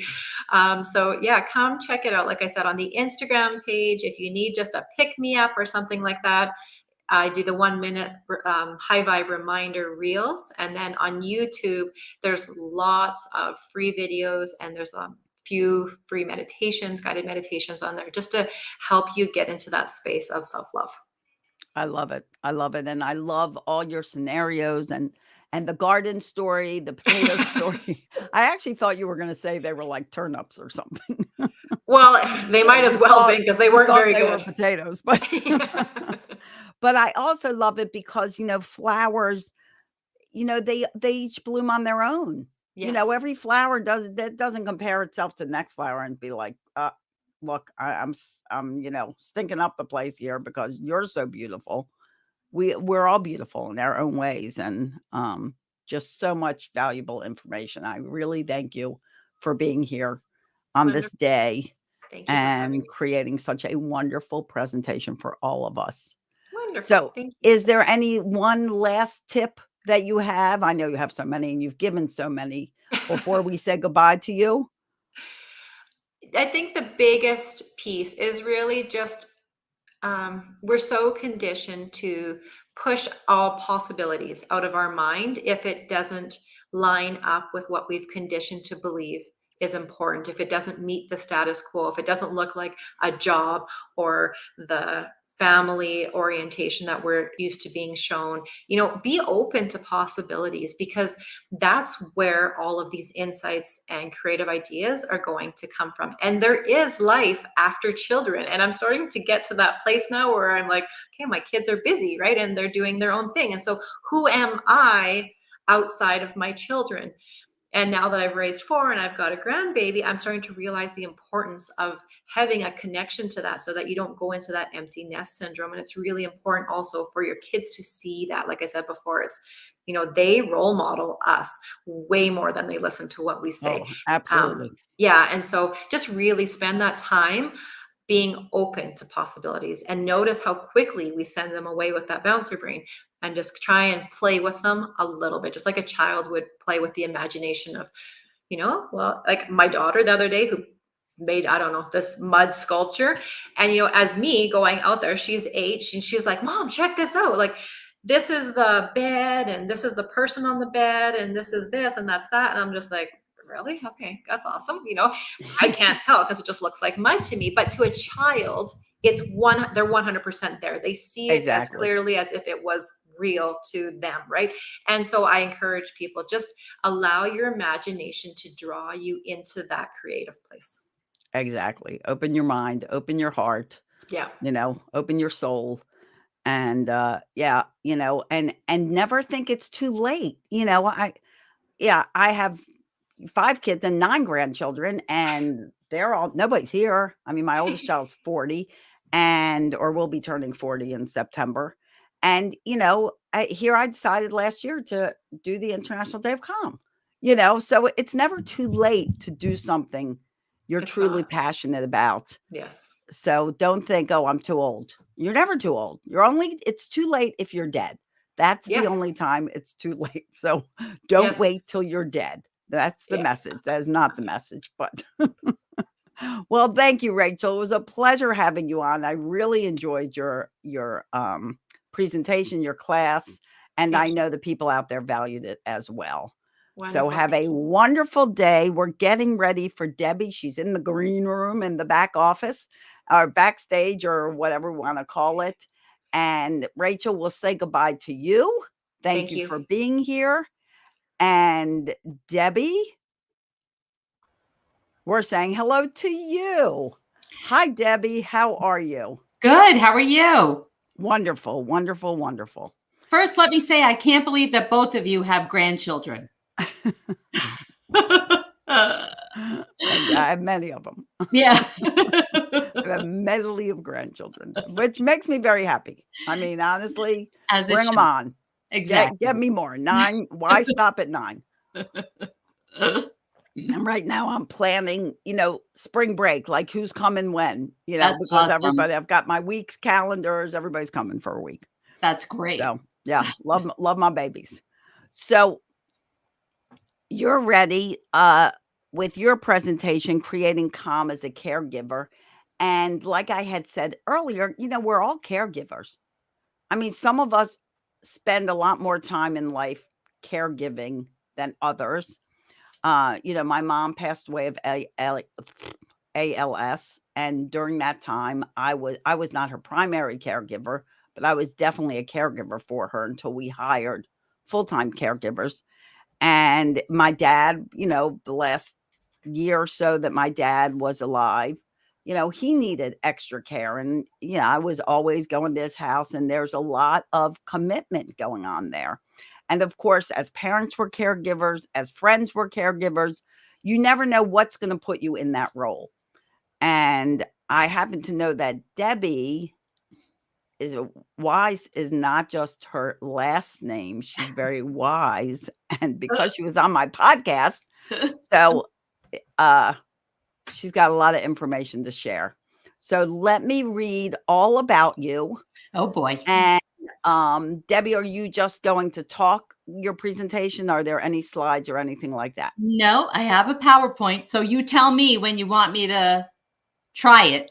Okay, so while I'm telling people about you, if you want to upload it and share it, it won't be automatically shared. It'll go backstage just like you did. Okay, and good. so it won't show up while I'm telling people your wonderfulness. Wonderful. So here is Debbie Weiss. Meet her, Debbie. Debbie World Debbie. Sure, her class is called Creating Calm as a Caregiver. Debbie has always had a passion for helping, teaching, and caring for others. Since graduating from the George Washington University in 1985, she has done just that in various capacities through both professional and volunteer positions.